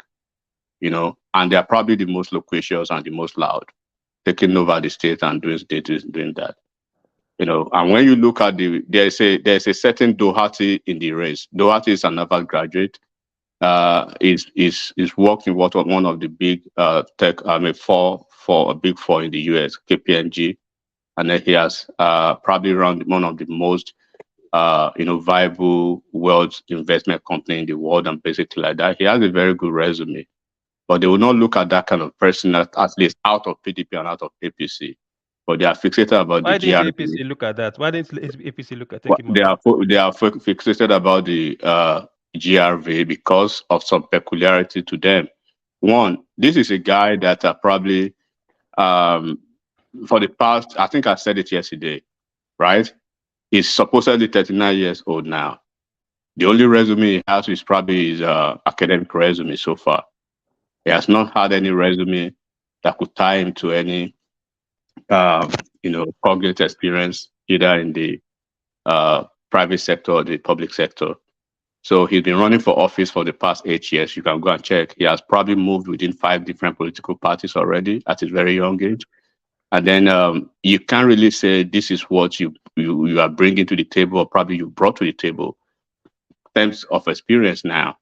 So somebody who is 39 years old and he's been so desperate to run for office since 31, and then the only experience you can actually count on him is probably his academic experience. So what can you say about that? And you want to hand the largest economy, one of the largest economies in Africa, on the hands of that person. And then when you're talking about Godfather, right, in one breath, they actually have issues about Godfatherism. But in another breath, they have Bode George, who is actually propping this guy. They have Akrele Bucknor, who is one of those. And they have a lot of folks within the fold who are actually propping him up. What is the desperation for GRV? What is the desperation for the obedience? What is the desperation for? It's a negotiation, enigmatic for crying out loud. You are not talking. You are not hearing me saying he's not Lagosian, he's not Igbo, he's not Ghanaian, or he's not Cameroonian. I don't care less about that. Okay. I care less about Okay, that. that's a big plus for you. Everybody hold on. Trump that was president. Everybody hold on, please. Can you please hold on? I said everybody hold on, please, please. I want to have something. Maybe we should decide. I have a meeting, 30 minutes meeting. If you guys can hold conversation, I'll be back. If you guys can hold conversation, I would like to shut down. So let's decide what we want to do. Somebody has to take the lead for 30 minutes, or we just shut down. So what do you want us to do? Well, I'll be gone, so I don't. Probably you have to shut down. We'll shut it down, brother. Let's shut it down. Let me just answer enigmatic question. What GRV is bringing to the table is the new Moses of our time. That is what he's bringing to the table. Yeah, but you know what one thing, the model. The model that happened in the presidential election, the OB wave and everything. Don't forget, like I said, the card is already out. They've shown the card. OB more or less, like, caught a lot of people unawares. He sneaked, like when you say I sneak on you, he sneaked on a lot of them. This guy is not sneaking on anything. He's not catching anybody unawares. So he's out there now. They found him out already, and the game is basically out in the open. And that's why I say, of course. People are speaking to probably it's Lagosian, it's not Lagosian or whatever.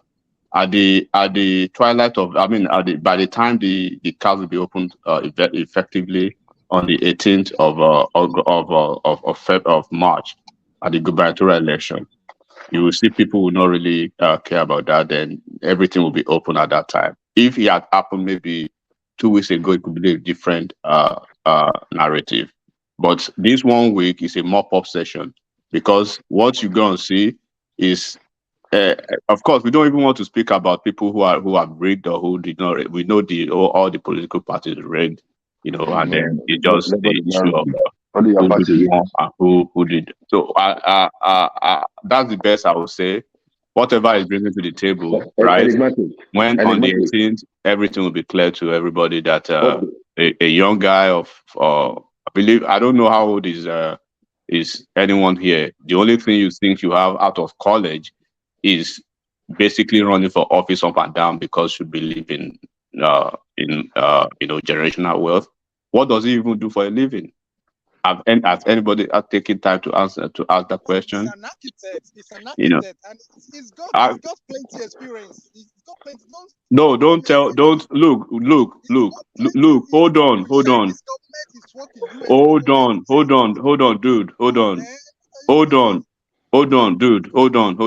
He's got plenty experience, 40-year-old, and I'm telling you again. This is not the situation of go and verify or you're telling stories or some echo chamber information. No, this is not the thing. Go and check. Last 4 years he ran for offices. Previous 4 years he did. Okay? And then tell me the experience that he had. If you tell me Jewel of Nashville, maybe is I don't know how old is he, but I know it's probably well over 40 years. Post graduation, right? You could say, okay, he's been working for 5 years as a within the health sector. He has worked in Nigeria at some point. He has done this, right? You can bring it to the table, and you can speak of myself, of Fatai, of Kulata, of almost everybody on the floor over here. Look, I appreciate the fact that he's young and he's probably having the boldness to come out, but fact remains that he lacks experience. The cognitive experience, right? He has not worked anywhere, and I'm telling you that 31 years old, he graduated. Hold on. Let me land this. You're making the same point now. Let other people talk now. This guy will too shut down. I have to shut down. Okay, Thomas, I think we'll continue tomorrow. I have to go. Thank you. Enigmatic. The issue there is that before you leave, the issue there is this, please. Stop making this issue, stop talking about them using money to come and develop Southeast. What kind of insult is that? I don't know. Look, to be frank with you, apart from the Afenifere, look, most Yoruba guys have surprised me this season. Like, as educated as you guys are, the thinking is not at par. I'm telling you honestly. I'm telling you, you guys are disappointing me. No problem. Shut down. Yes, I'm sorry. I have to shut down. I have a meeting now. Yeah. Oh, thank you, everyone. To our happy clappers, super chatters, to the hate, the one that like us, the one that hate us. Everybody is welcome. Thank you so much. See you some other time tomorrow. Peace. I'm out. Thank you, guys.